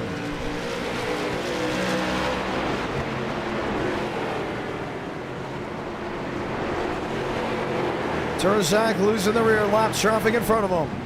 Past halfway in this race without a caution. Tarzak inside. 04 washing wide, Mike Mitchum right with him.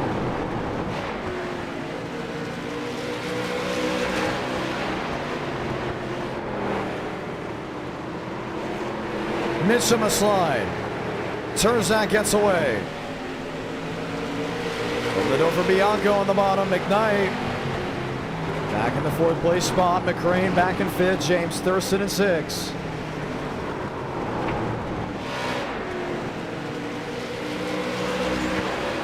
.22 to go. Lap traffic up high. Mitchum 2-3. And these guys are still under a second of each other, which makes it interesting. It's 5 guys under a blanket.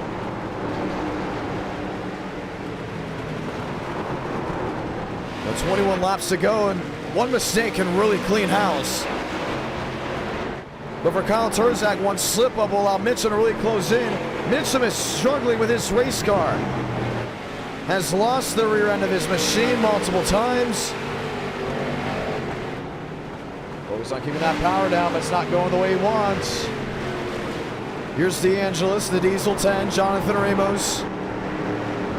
13th Vance, Street Stock.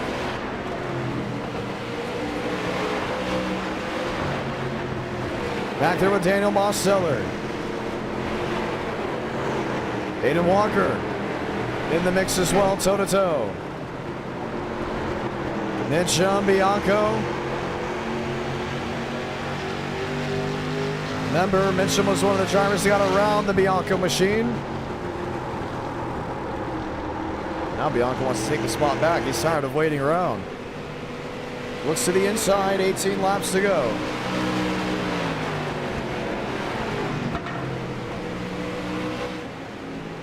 Thurston in 6th, Schaefer in 7th, Shamela in 8th, DeAngelis in 9th.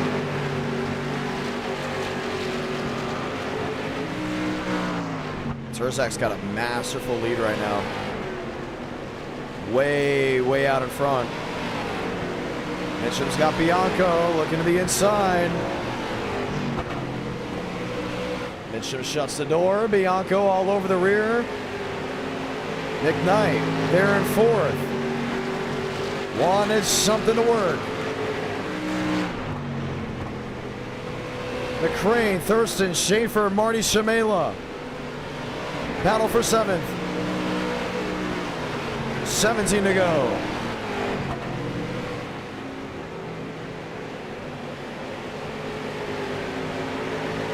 McKnight in 4th, Thurston in 5th. McKnight inside, Bianco. Hand over fist. Focused on keeping it pointed in the right direction.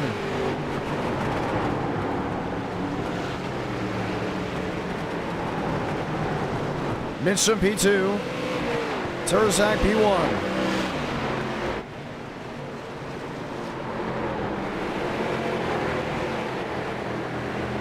$15 laps to go. Mitchum has lost touch big time. Everyone's now jostling for those final spots.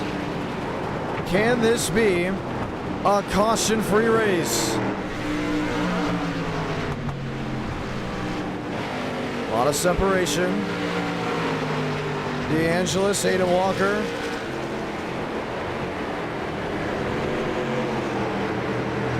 Frank Scott Walker underneath him.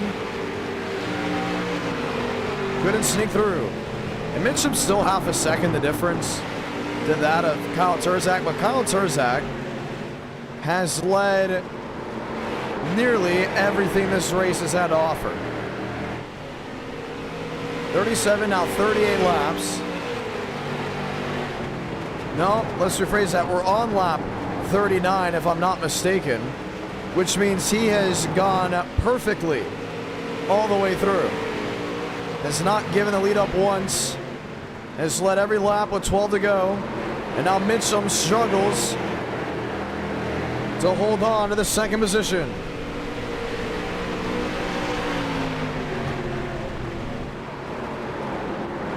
McKnight to the bottom. Mitchum to the outside. Thirston on the bottom.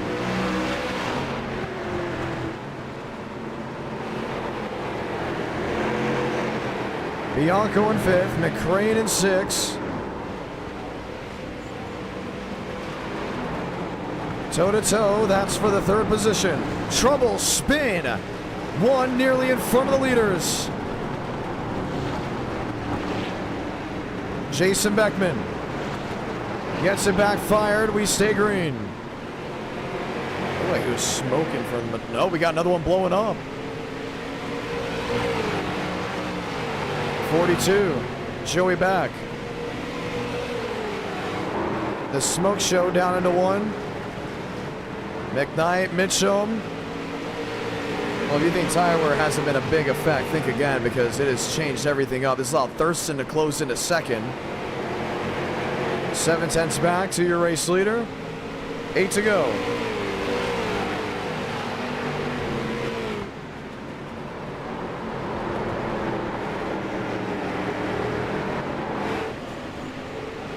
Terzak the leader, McCrane in 5th, Schmidt in 7th, Mosteller in 10th.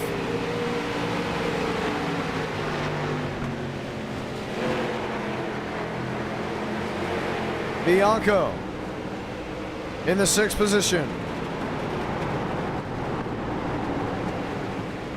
Half a second, Thurston's closing in.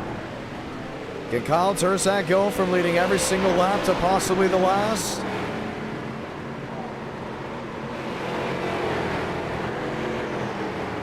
Six to go. Thirston tagging the wall. McKnight to the inside.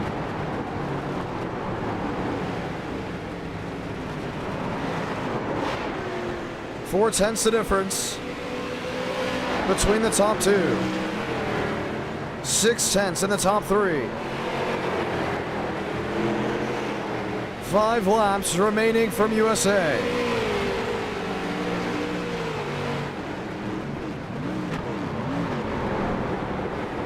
Oh, Frank DeAngelis, one of the drivers, had to come to pit road. Involved in an incident. Thirston is there. McKnight is there. Top 3. Nose to tail for 4 more laps.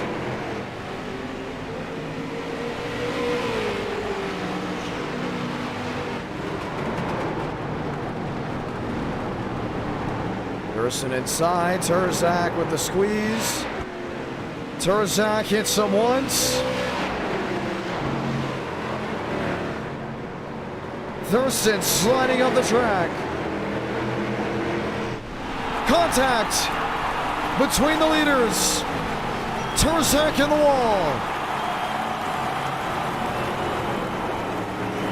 Here comes McKnight to take the second position. Thirston clears himself, throws himself into the fence. Caution's gonna wave. What was the point of that? What was he thinking? Wow.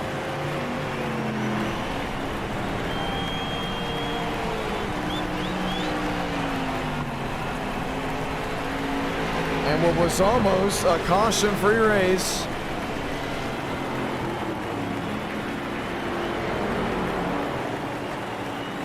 Changes as the driver that led the most laps will most definitely end with a DNF.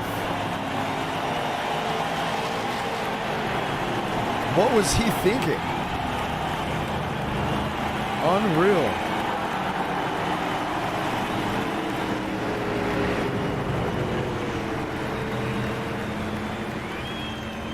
Wow. Let's watch back. And the first question was him and Thirston, you know. That was the interesting one. He's not happy about the contact, I guess that was made, but he was losing the spot anyways. Thirston was quicker, tries to get him back.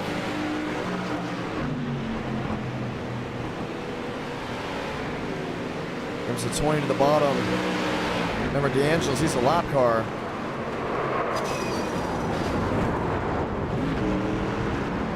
Instead of just holding on to the third place finish, maybe you'll hold on for 21st, 22nd, maybe, give or take. The thing about Thirston is he's not even the race leader anymore. I think he came to pit road. Oh my goodness, he did. Thirston comes to pit road while mostly everybody stays out. This is going to be interesting. That gives Bianco the race lead. Your closers in second, William Schmidt. Schaefer, Mosteller, the top 4. I just don't know with 2 laps remaining with that many cars separated, that pitting was the right idea. We'll find out, because we're going to get the one to go.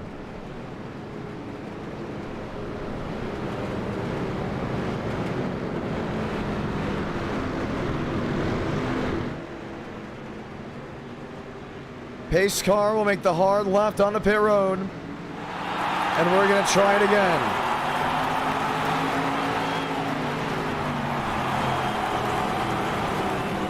Bianco 46, Schmidt 79. Schaefer 99, Mosteller 87.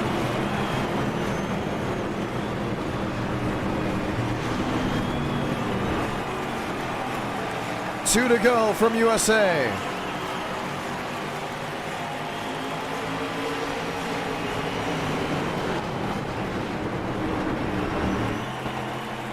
Bianco inside.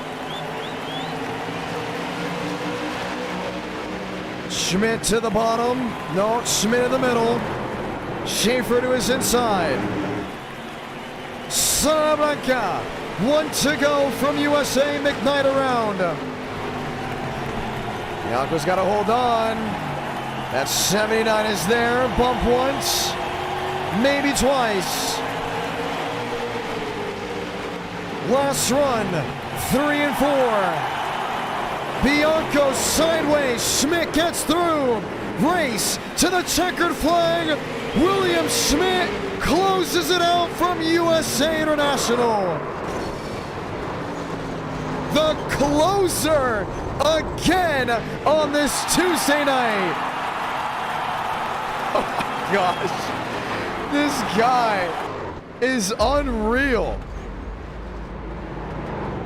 Are you kidding me? I cannot believe what I just watched again.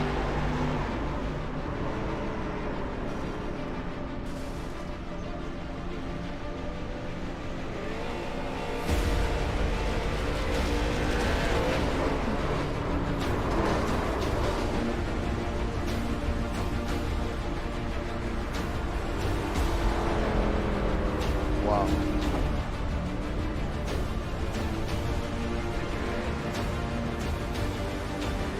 Enter Night in America, feeling victories all year long.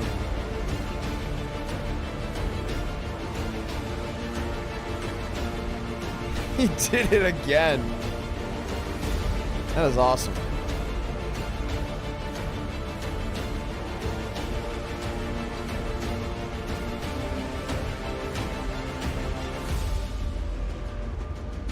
Watch back on this finish.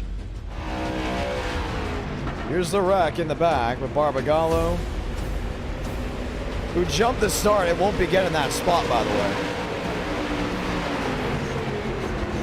So he didn't finish 10th. He'll be the tail end of the longest line for jumping. They were 3 wide back here. I think James Thurston just threw his win away. Wow.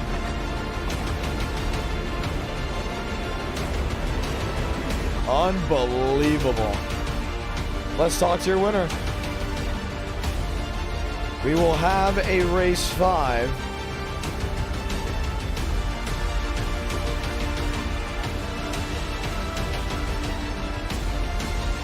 But wow. Schmidt, what did we just watch? One of the smoothest bump and runs I think I've ever pulled off. That's what you just watched. Twice now you've won tonight. Twice you've won by leading, I think, just 1 lap. Yep, that sounds about right. Unbelievable. You're not real. Are you a real person? I don't think so. Maybe. I can't disclose any information, but yeah, I mean, I think this is my first time winning more than once in a single stream, so that's really cool. Yeah. Unbelievable. Really is. How this has happened. The street stock, walk me through what you think has an advantage, disadvantage from your end. Yeah, it's very much a heavy, slidey car, so it's definitely out of, I think, a lot of people's wheelhouses for the most part. And it was out of mine for a little while. Like, I qualified really badly. Like, let's see, I'm still in the session. Yeah, I qualified 20th, so I was pretty far out there. But over the course of the run, I just was able to save tires really well, which, you know, for the street stocks isn't normally something you would be able to do, but yeah, I guess with the most recent update, they did something with the tires. You actually have to save the tires now, which is nice. And I was just making my way through the field, and eventually, I don't know when that caution came out, like a couple laps to go, I realized, you know, I saved my tires pretty good. If I stay out, I'm going to be in a really good spot. So that's pretty much what I did. I stayed out, and everything worked out. Do you think there's some advantage or disadvantage with the models? I don't really think so. I mean, they're all pretty equal. The only real, I think, difference is just the bodies and, you know, obviously some different like hitboxes and whatnot, but I mean, I don't really think there's like a horsepower or like a drag or difference or like anything like that. I think it's really just the collidable aspects of the body is the only difference. Wow. Well, that was fun. We got race 5. Where are we going? Oh boy. Oh man. Viewers can help down the chat below. I'd say a super late model race. That has to be at least one. I'm looking at the Discord right now. Beckman has tagged me saying, please advocate for Irwindale, I beg. Please, sir. So how many nice. guys can we get for Irwindale this late? At least I would maybe say like at least maybe 20, but that's the thing. It's like but will 20 show up? I mean, one time we did a super light model race at New Smyrna. Not New Smyrna, at Myrtle Beach. And since it wasn't a free track, we got maybe 15. Yeah, I mean, that's on par with like most pro late model fields as of this moment, just because the pro late model market's really weird with how many pro late model races are being held every single week. But we're doing super lates, and 20 I think would be pretty reasonable. Yeah, I mean, I would say it's pretty reasonable. So I would say maybe slap down Irwindale if people want it. We'll see about that one. We'll get back to it. What else do you think we should add? I mean, I said it before. Trucks, it got updated. It's pretty good now. So where would we go? Probably say. I mean, Homestead. I don't know. I'm actually not entirely against that. Normally, I'm not really for Homestead, but I don't know. I mean, if it's a super speedway, then you know it's winning the vote. Nashville Super Speedway. Oh, Nashville Super Speedway. I mean, that could work, maybe. Well, I'm actually curious to see if the trucks are better at Homestead, so I'll throw Homestead on there. So we'll put that there. Let's see, 2 more. So, all right, Super Late's Bristol. We got to add that one. I'm really curious to see what that would look like. Yeah, you can throw that on there. All right, so 2 more. You know, I'm gonna go with one that this is straight from my heart. A lot of drivers probably aren't gonna like it, but I would say probably mixed ARCA at maybe a short track somewhere. Mixed ARCA at. Let's find a grassroots track with it. We need to have a track that holds the Gen 4 and the Gen 6. Dover? Yeah, Dover. There you go. Yeah. Dover. Boom. All right, one more. Yeah. Let's see. Some are saying IndyCar. I mean, I'm personally not an IndyCar guy. I mean, that's got to turn off a lot of people I know, but especially we just came off of an e-ticket not that long ago, and I don't want to oversaturate a car like that. Right. I think we're pretty. I think you got to throw a road course in there. Oh yeah, definitely. I know Watkins Gun's a go-to, but what about Laguna Seca? I mean, that could work. It's probably not going to get a lot of votes, but it's free though. Yeah, it is free. Laguna Seca with the. What's the setup with it? Do you know? Viewers, what has the setup with it? I have no clue. 'Cause I don't know. I literally have no idea what has the setup with it. We're not drag racing. I mean, if you're doing road course, maybe like Xfinity Road America or something. I think there's a Gen 4. I think there's a Gen 4 and ARCA Gen 4 set, because we used to do it. Yes, ARCA Gen 4. We did it once, way back in the day in 2021. So it has a setup. ARCA Gen 4. I think this is a pretty good 4 list. I think it's pretty good. What do you think is going to win? Oh my gosh, Mix ARCA's winning. Yeah, personally for me, I would absolutely love mixed ARCA, but I know a lot of people like Bristol. Yeah. Oh man, this is tight. This is pretty tight. Every vote's gonna have to count for this one. This is pretty tight. Trucks Homestead. Super late model Bristol or Laguna Seca. Okay, mixed ARCA is not winning. It was winning, and then Yeah, at first. I don't know. It's got life.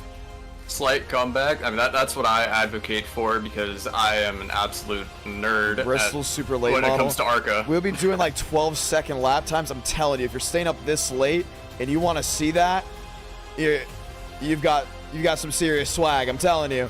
Super late model Bristol. I'm going to support super late model Bristol. And that's so weird because I love Homestead. I love Homestead, but yeah. I mean, if you want like straight visual aura, go with ARCA and Dover. I mean, how cool would it be? Visual aura. Wow, I think this is the best Gen 6 race and Gen 4. This is the best race 5 vote I think we've ever had. Like seriously, this is the best race 5 vote I think we've ever had. This is insane what I'm watching right now. It's almost midnight. Oh my goodness. Oh my goodness. Super late models Bristol has just taken the lead. There is no dirty air in this voting. Trucks home. There's no way. Watch Laguna Seca, and then all of a sudden, like randomly, like they both wreck out, and mixed ARCA Dover somehow wins. I'm hoping mixed ARCA wins. Like that would be awesome. This is insanely tight. I love Homestead because it's my home track, but I want to see super late models Bristol. So when the street stock race at Bristol was about to be called for me, like I was gonna. Obviously, I went out there and called that race. I talked to some people at race controls like, you guys need to bring super late models back here. And they were like, it is insanely fast. Like, it's crazily quick, and we don't know if we want to do that. You know? Yeah. Yeah, I've done that combo, I think, once. And it's at least way back when. Oh, I come think on. I did it, like, I should have ended the vote. I should have ago. stopped the count when it took the lead. I wanted super late models. Well, we'll Everybody see. vote I for still Dover. support super late models Bristol. I'm telling you this right now. If you want the best racing imaginable, I'm going to stop it at some point. It's going to be random. I mean, there's still a lot of votes to be casted. I think and the people out west voted yet. Oh, look at that. Let's see if it hits 32. I think we got to stop it soon. I mean, we're definitely coming down to the tail end of this thing. It is insanely close. 32. I think that's it. I think we got to stop at 33. It's over. I'm it's gonna over. need ARCA to gain like over. 14 more percent. Super late models at Bristol by a whopping 4%. Super late models for the win. Schmidt, opinions. Opinions, Mr. Schmidt. I'm gonna call voter fraud on this one, Mr. John. I don't know about that. Where's Marty Shamela? Yeah. Marty, I want to point out. Should have put it in an old truck race. That would have definitely been voter frauded. oh, for sure. For the ones that don't know, Marty Shamela did voter fraud on one of our polls because he wanted trucks to win. Nathan Lyons took out 30 drivers in the field within, what was it, lap 2? But I think it was the final lap because he hit a lap truck. In the chat. Oh I'm not gonna say geez. it. I'm keeping politics away. We're keeping politics out of this, but that's pretty funny. Oh my god. I'd say 70 laps. 70 laps at Bristol, give or take. I think that's pretty good. Super late models. I would lower it to 60 because I mean there's probably gonna be a couple cautions. Couple? Oh yeah, you're right. I think there's gonna be more than a couple. You guys are not ready for what you're about to witness. This is worth staying up for right here. This is my super late model. We are watching Bristol super late models. Those cars are sealed to the ground. And you guys chose that. Thank you for choosing that, because this is about to be the coolest thing ever. We're looking at 12 to 13 second lap times. It's going to be insanely quick. Have we ever done this? I don't think we've ever done it. I think I've tested it. Yeah, I can't remember racing anything like this recently. It was so funny. I asked race control. I was like, race control. Well, I mean, I didn't say race control. I said their names because the booth is usually right next to race control. And obviously you know race control really well if you're broadcasting the short track scene. I was like, super late models Bristol, when is it happening? Or at least pro late models Bristol. When are we gonna get a pro late model race at Bristol, huh? And they all looked at me and they were like, Are you crazy? Because, I mean, you gotta think about it. If the street stocks were banging out crazy lap times, imagine super late models. So, we're doing it. This is what we've come to do. This is what we live for right here. Do you think you're gonna win, Schmidt? Are you gonna close it out? If you're gonna close it out, at least do it by 1 lap. I don't know. Super late models aren't really my bread and butter, but I will damn well try. Well, we're gonna see. Session is up. Bristol. Do you like Bristol in iRacing? Oh yeah, I love Bristol. It was my best track for years, and then they made an update to it, and honestly kind of ruined any sort of skill I had there. You were pretty good at that track. I will give you that. You were. Yeah. You were pretty good. Darn good. Yeah, it used to be really good for me. So we'll do 60 laps. The reason we have it at 60 is mainly because we don't know what's gonna happen, right? It could be caution free, or we cannot finish a single lap. We've gotten to Bristol for 150 laps once, and it took way too long. Like, remember Abraham Vila won that Gen 4 race because we're gonna do a Gen 4 Bristol e-ticket at one point. Insane. Insane. I mean, we sit here, we wait, we wonder as I fix my hair. What's next? I think we're gonna see the wild. Oh, we're allowed 60 drivers to enter too. You know what that means?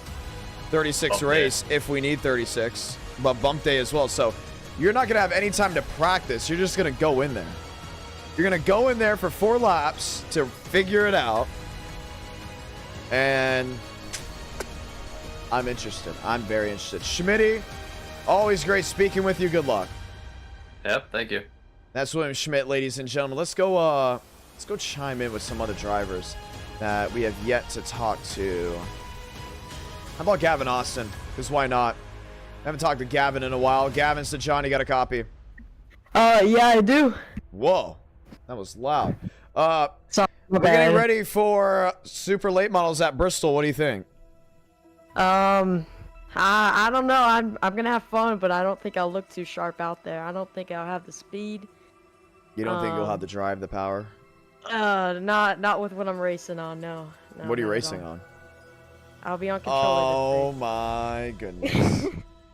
Oh my I'm gonna do my best though. I'm gonna do my best. When was the last time a controller driver won? Lane Sanders, I think. Yeah, I'd say Lane. Insane. It's been that long. Been a Well, I mean while. that was last year. And I know he won a LCQ, but there was 9 cars in that LCQ. Yeah, not a lot. I wouldn't count that. Well, it's gonna be interesting. What's new with you? Just got back from nice visit in Colorado. Had fun there. Very cool compared to Arizona. So, you know, it was nice to cool off a little bit. Enjoy seeing family. So that was fun. What is it, like 120 degrees out there? I think it was 112 today. So Is that with the humidity or? we don't. It's dry heat. Nope, all dry. Oh, then that's fine. That's nothing. It's. No, it's still something. But it's not I like don't know. it's not like from- the swamp. Of course, the guy from Florida has to say that. You know. Yeah. Just gotta come out to Arizona, experience the dry At some point, heat. I'll head It's out not to fun. Arizona. At some point, Yeah. I'll be out there You for. just you gotta something. come in the winter where it's not blazing hot outside. You know. Well, that's gonna be very interesting. We're the first time we're now seeing super late models on the track, by the way. Curious about how this rolls. What's your opinions? I think Well, they look pretty good around here. I mean, they're really dropping down lap times already. Lap 14 sec. Oh, 14.7. Wow, they're not going as fast as I thought they were gonna go. There was talks about them going quick. Well, I mean, we have a fixed setup on. Obviously, you get the different setups to be different. If we do more super late model races in the future, who knows? Bristol may be one of those tracks we go to. Not seeing a lot of sliding, which is great, but we'll see how we rock and roll. Gavin, good luck. He said he's going to do his best. Ladies and gentlemen, let's head trackside as we get ready to qualify for the final race of the Tuesday night edition. We'll be back next Tuesday at 8 Eastern, 7 Central. No stream this Friday. We'll be calling racing in person over the PA. I'm John Ramos, the voice of NR, ladies and gentlemen.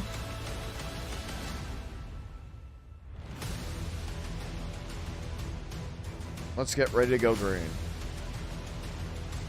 It's still a lot of talk about what Kyle Terzak did in that last race. I wouldn't be surprised if someone pays it back, that being James Thurston, because Thurston had that race won.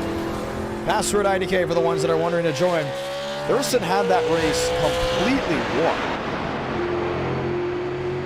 And Terzak just took it away.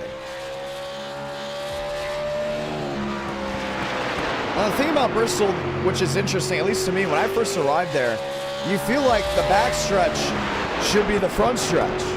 And you feel like the front stretch should be the back stretch. You know how the cameras are, the way you're watching it?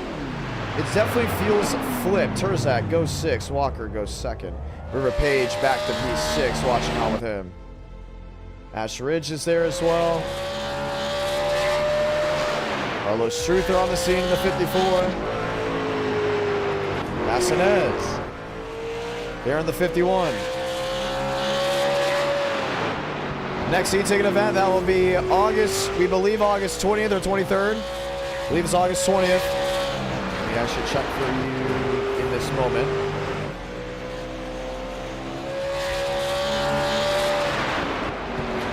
August 20th, 2024. NWP 400.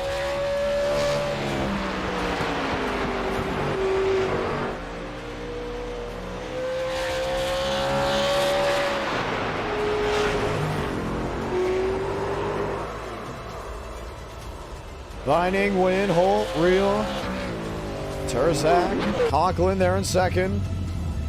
Jesse Jones looking at over 27 super late models.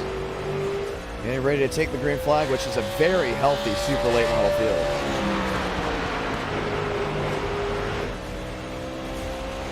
August 20th, the iceberg just reminded me. Mosteller in 10th, Beckman in 11th.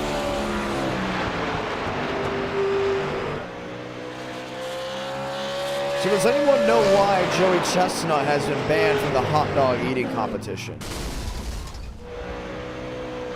That's what I'm trying to figure out personally. What happened?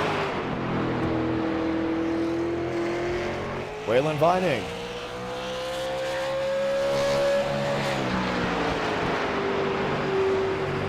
Terzak there, P3.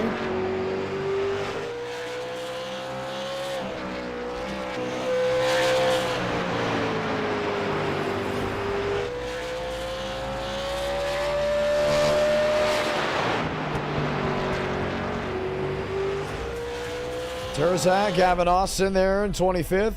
Trevor Baxter, 27th. As we'll be ready to advance and go green flag racing.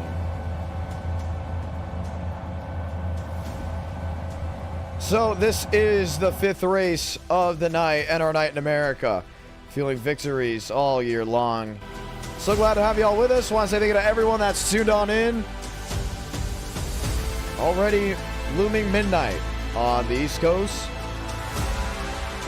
As we'll get ready to close it out here. Xander McKinney, Aiden Walker, Jacob Wilkerson, Sean Conklin, and so many others. Line up and get ready for the green flag.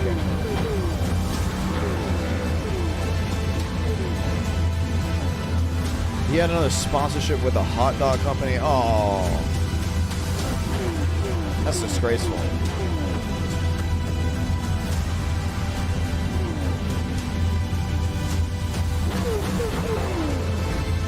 Let's go green. Toyota versus Ford.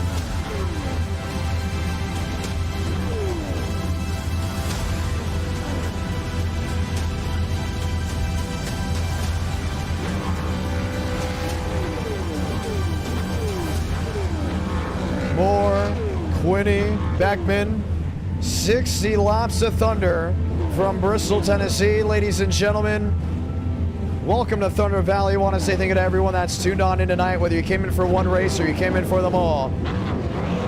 Glad to have you with us so we can go racing all night. Let's say those magical words for the final time. God speed drivers. You are go for throttle up.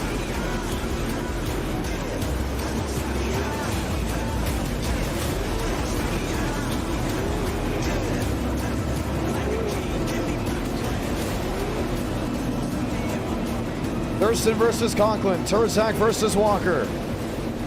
Schmidt versus Scott. Shamela versus Mosteller.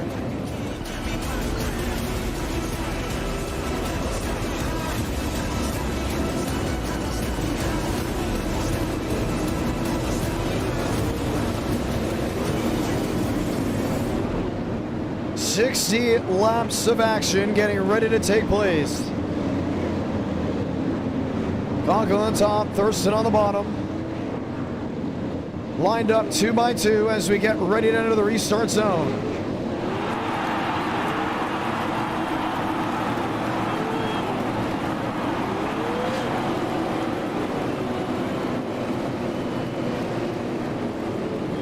Can Thurston get a win tonight in this brand new kart track combo?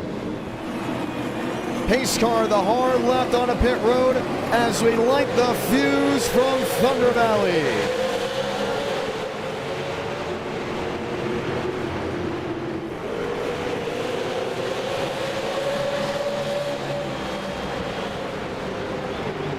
Thurston through 3 and 4, he'll lead lap 1. Already a lot of separation. A lot of drivers struggling to get through. Turzak in 3rd, Aiden Walker in 4th. Sean Conklin, James Thurston. Top 2, rolling back to 1. They're just sealed in the back end, sealed in the bottom. Saw Conklin slide the rear. And man, these things are going quick, a 14-4. 10th off between the top 2, Ford versus Toyota.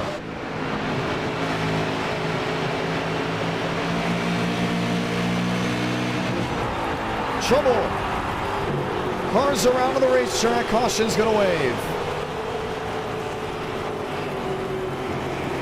87, Justin Moore. They've gotten into it there with Jacob Quill. Jason Becknell, look at that car.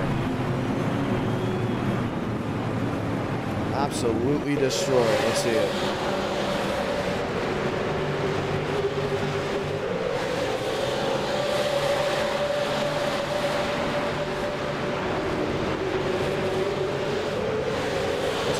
Running that far back. They're the main group of leaders.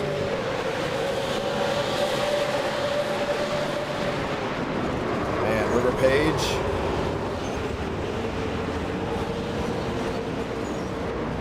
They just kept piling in. Beckman's car is just shot. Look at that.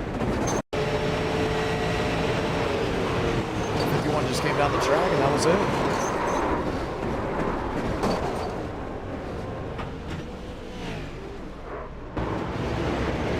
So the caution is out for the first time here at Bristol. Drivers already on pit road. River Page, one of them. James Thurston, your race leader. They'll line up getting ready for a restart with 54 laps remaining, but man, they went through that quickly. First 6 laps and it took no time to go ahead and complete.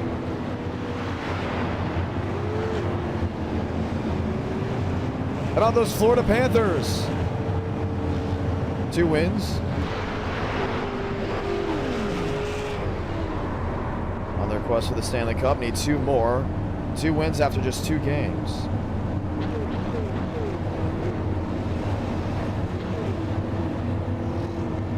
So we'll get the one to go this time by Conklin, Turzak, Walker, Schmidt, Mosteller, Wilkerson, Shamela, Scott, Beck, Wynn, Baxter, Quinney, and others will line up as we get ready for the restart.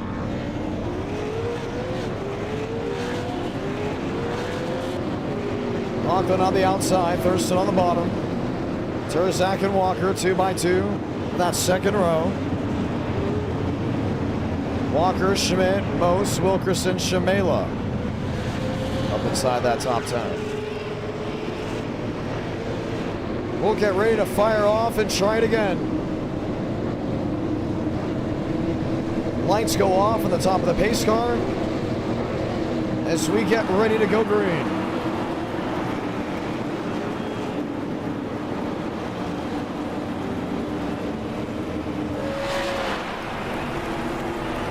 They start the hard left. Ford, Toyota, 51 to go.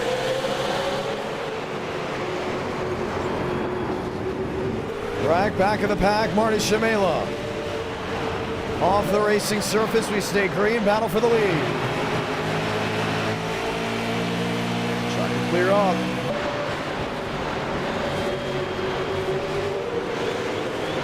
Walker on the outside, Turzak on the bottom. Conklin into the second position.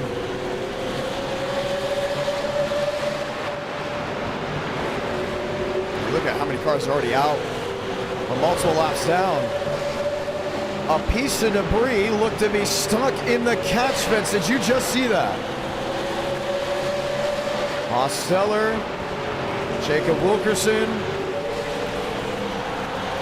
Near that outside wall, instance towards the back out of the field will not warrant a yellow. 48 laps remaining.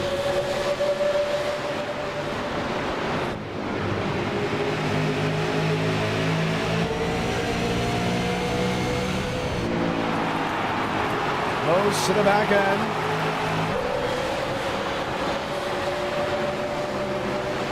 Walker in third. Conklin in second. Thurston your leader.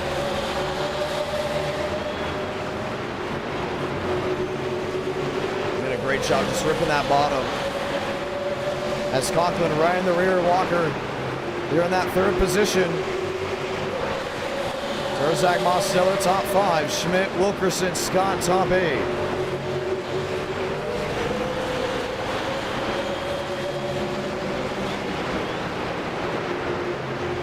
These guys just struggling getting that power down the way they want.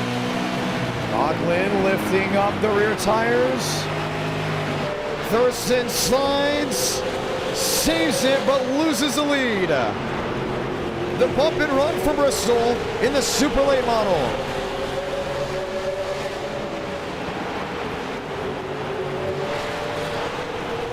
.42 to go.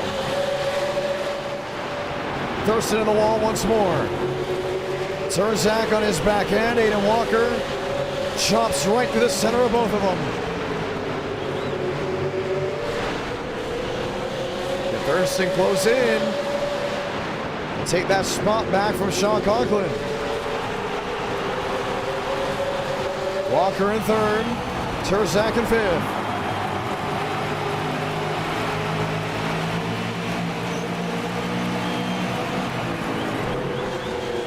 One to the outside, Jacob Wilkerson in his Dodge Mopar. Outside of Kyle Turzak, wants to run, he's able to get off exit. Ooh, Mosteller wanted to squeeze in there, but didn't have the room necessary. Conklin in the leader, Thurston in second, Walker in third, old school Bristol conveyor belt style. From the most of the drivers on the bottom, while others are trying to get that launch off the outside lane. Yeah, Walker's done a great job of it. Getting it to work.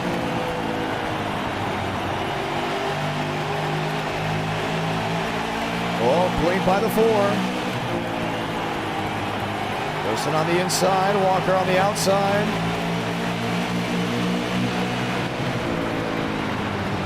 Trying multiple different lanes. 4/10's the difference. They're definitely closed in on Sean Conklin with 36 laps to go.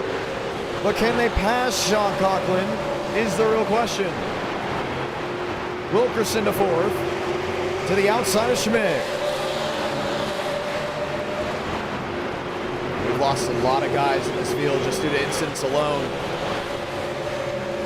But we're definitely at the point of this race where you sit, wonder, and wait to see what's next to happen.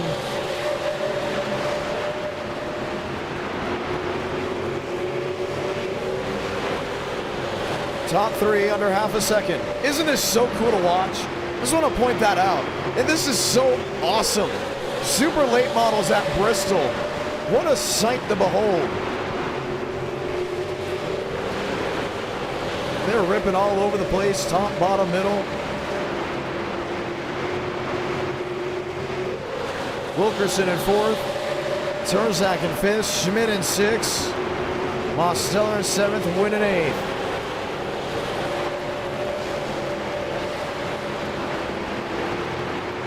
Schmidt P7.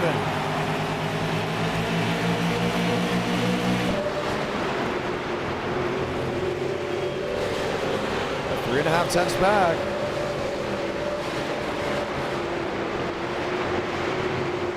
.30 to go. He's closing, including with Conklin on that outside. Remember, Conklin moved Thurston a couple laps prior. These two really have not left the top 3, top 4 area. Walker on the outside end. Oh, he's in the wall. Nails it with the right side. Can he get down? He will be able to. Wow, right we went to an onboard shot as well. Just tore up the right side of that 93. 3 tenths. 4 tenths, 27 to go.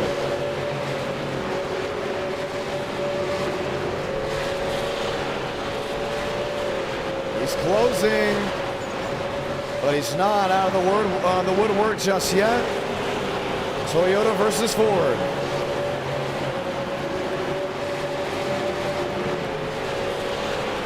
.25 to go.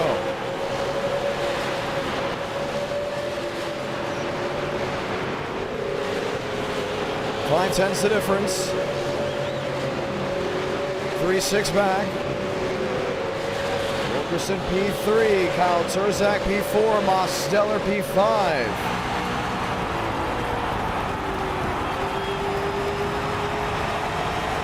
Watching on the tail. Kyle Terzak most late lunge in.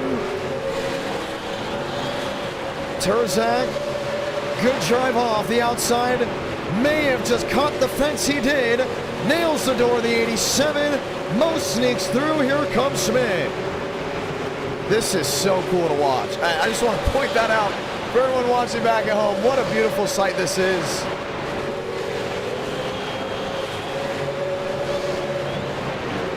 Conklin, River Page, 21 to go. His lap traffic is not going to allow Conklin to get away. Thurston really just stay in the area he is. Great comeback from Jacob Wilkerson up to 3rd. William Schmidt, Nathan Scott. Kyle Terzak, problem with him. He's coming to pit road. Did he get in the outside wall or is he coming in off his own accord? Can he make it to the end? Hit the wall there. No, he definitely had to bring it in. Hit the wall twice. Right side tires going up on the 15. Battle for the lead.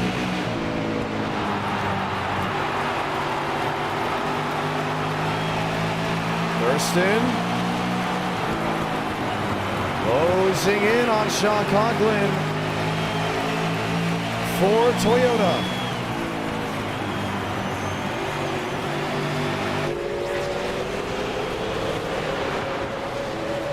Up near the outside wall.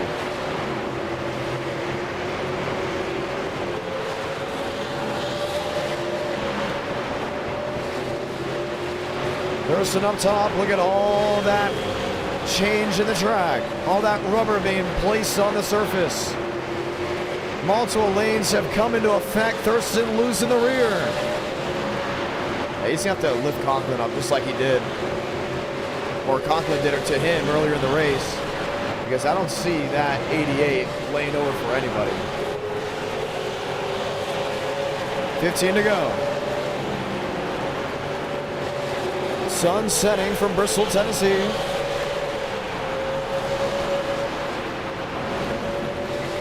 Three tenths the difference between the top two.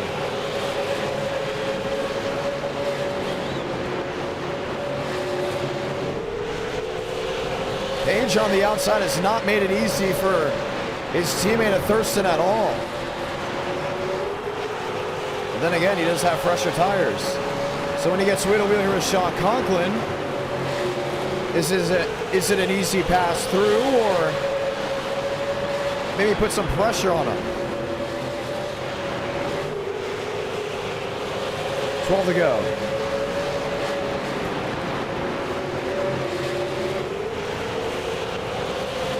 Two lap cars going at it in front of your leader. 10 drivers left on the lead lap. That's Quinney and Holt, 9th and 10th.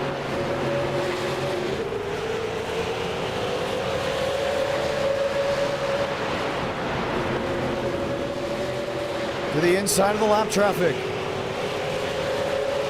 Thirston not able to close in. Here's the battle for third.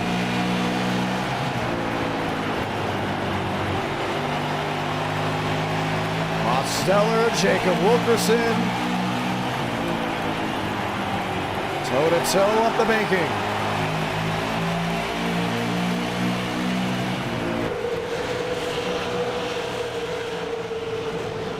Nathan Scott in 5th, William Schmidt in 6th, Casey Wynn, Aiden Walker.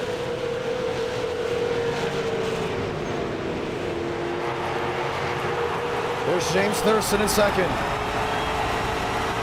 Remember, at one point he was 7 back. Lap cars making it a little difficult there for Sean Conklin. Thing is, if Page goes toe-to-toe with Conklin, it will automatically allow Thurston to close in. That 88 is not giving a group to anybody, including that 24. He gained a lot of time on that end of the speedway. Conklin shoots to the bottom.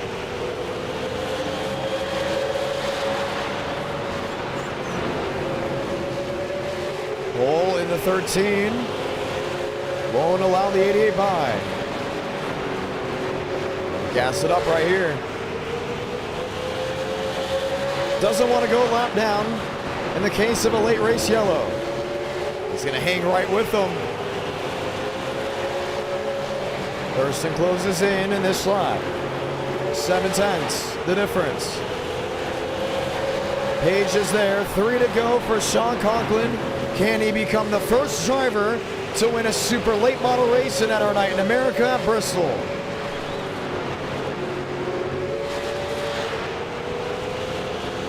Two left in the books.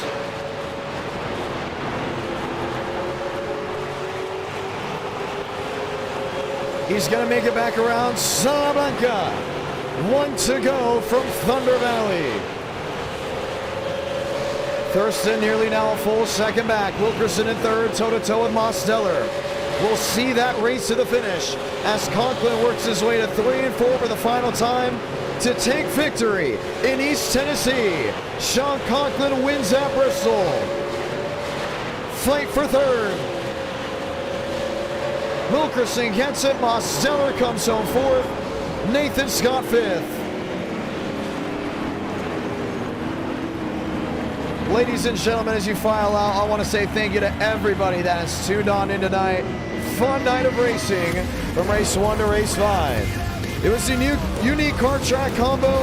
It was a great race.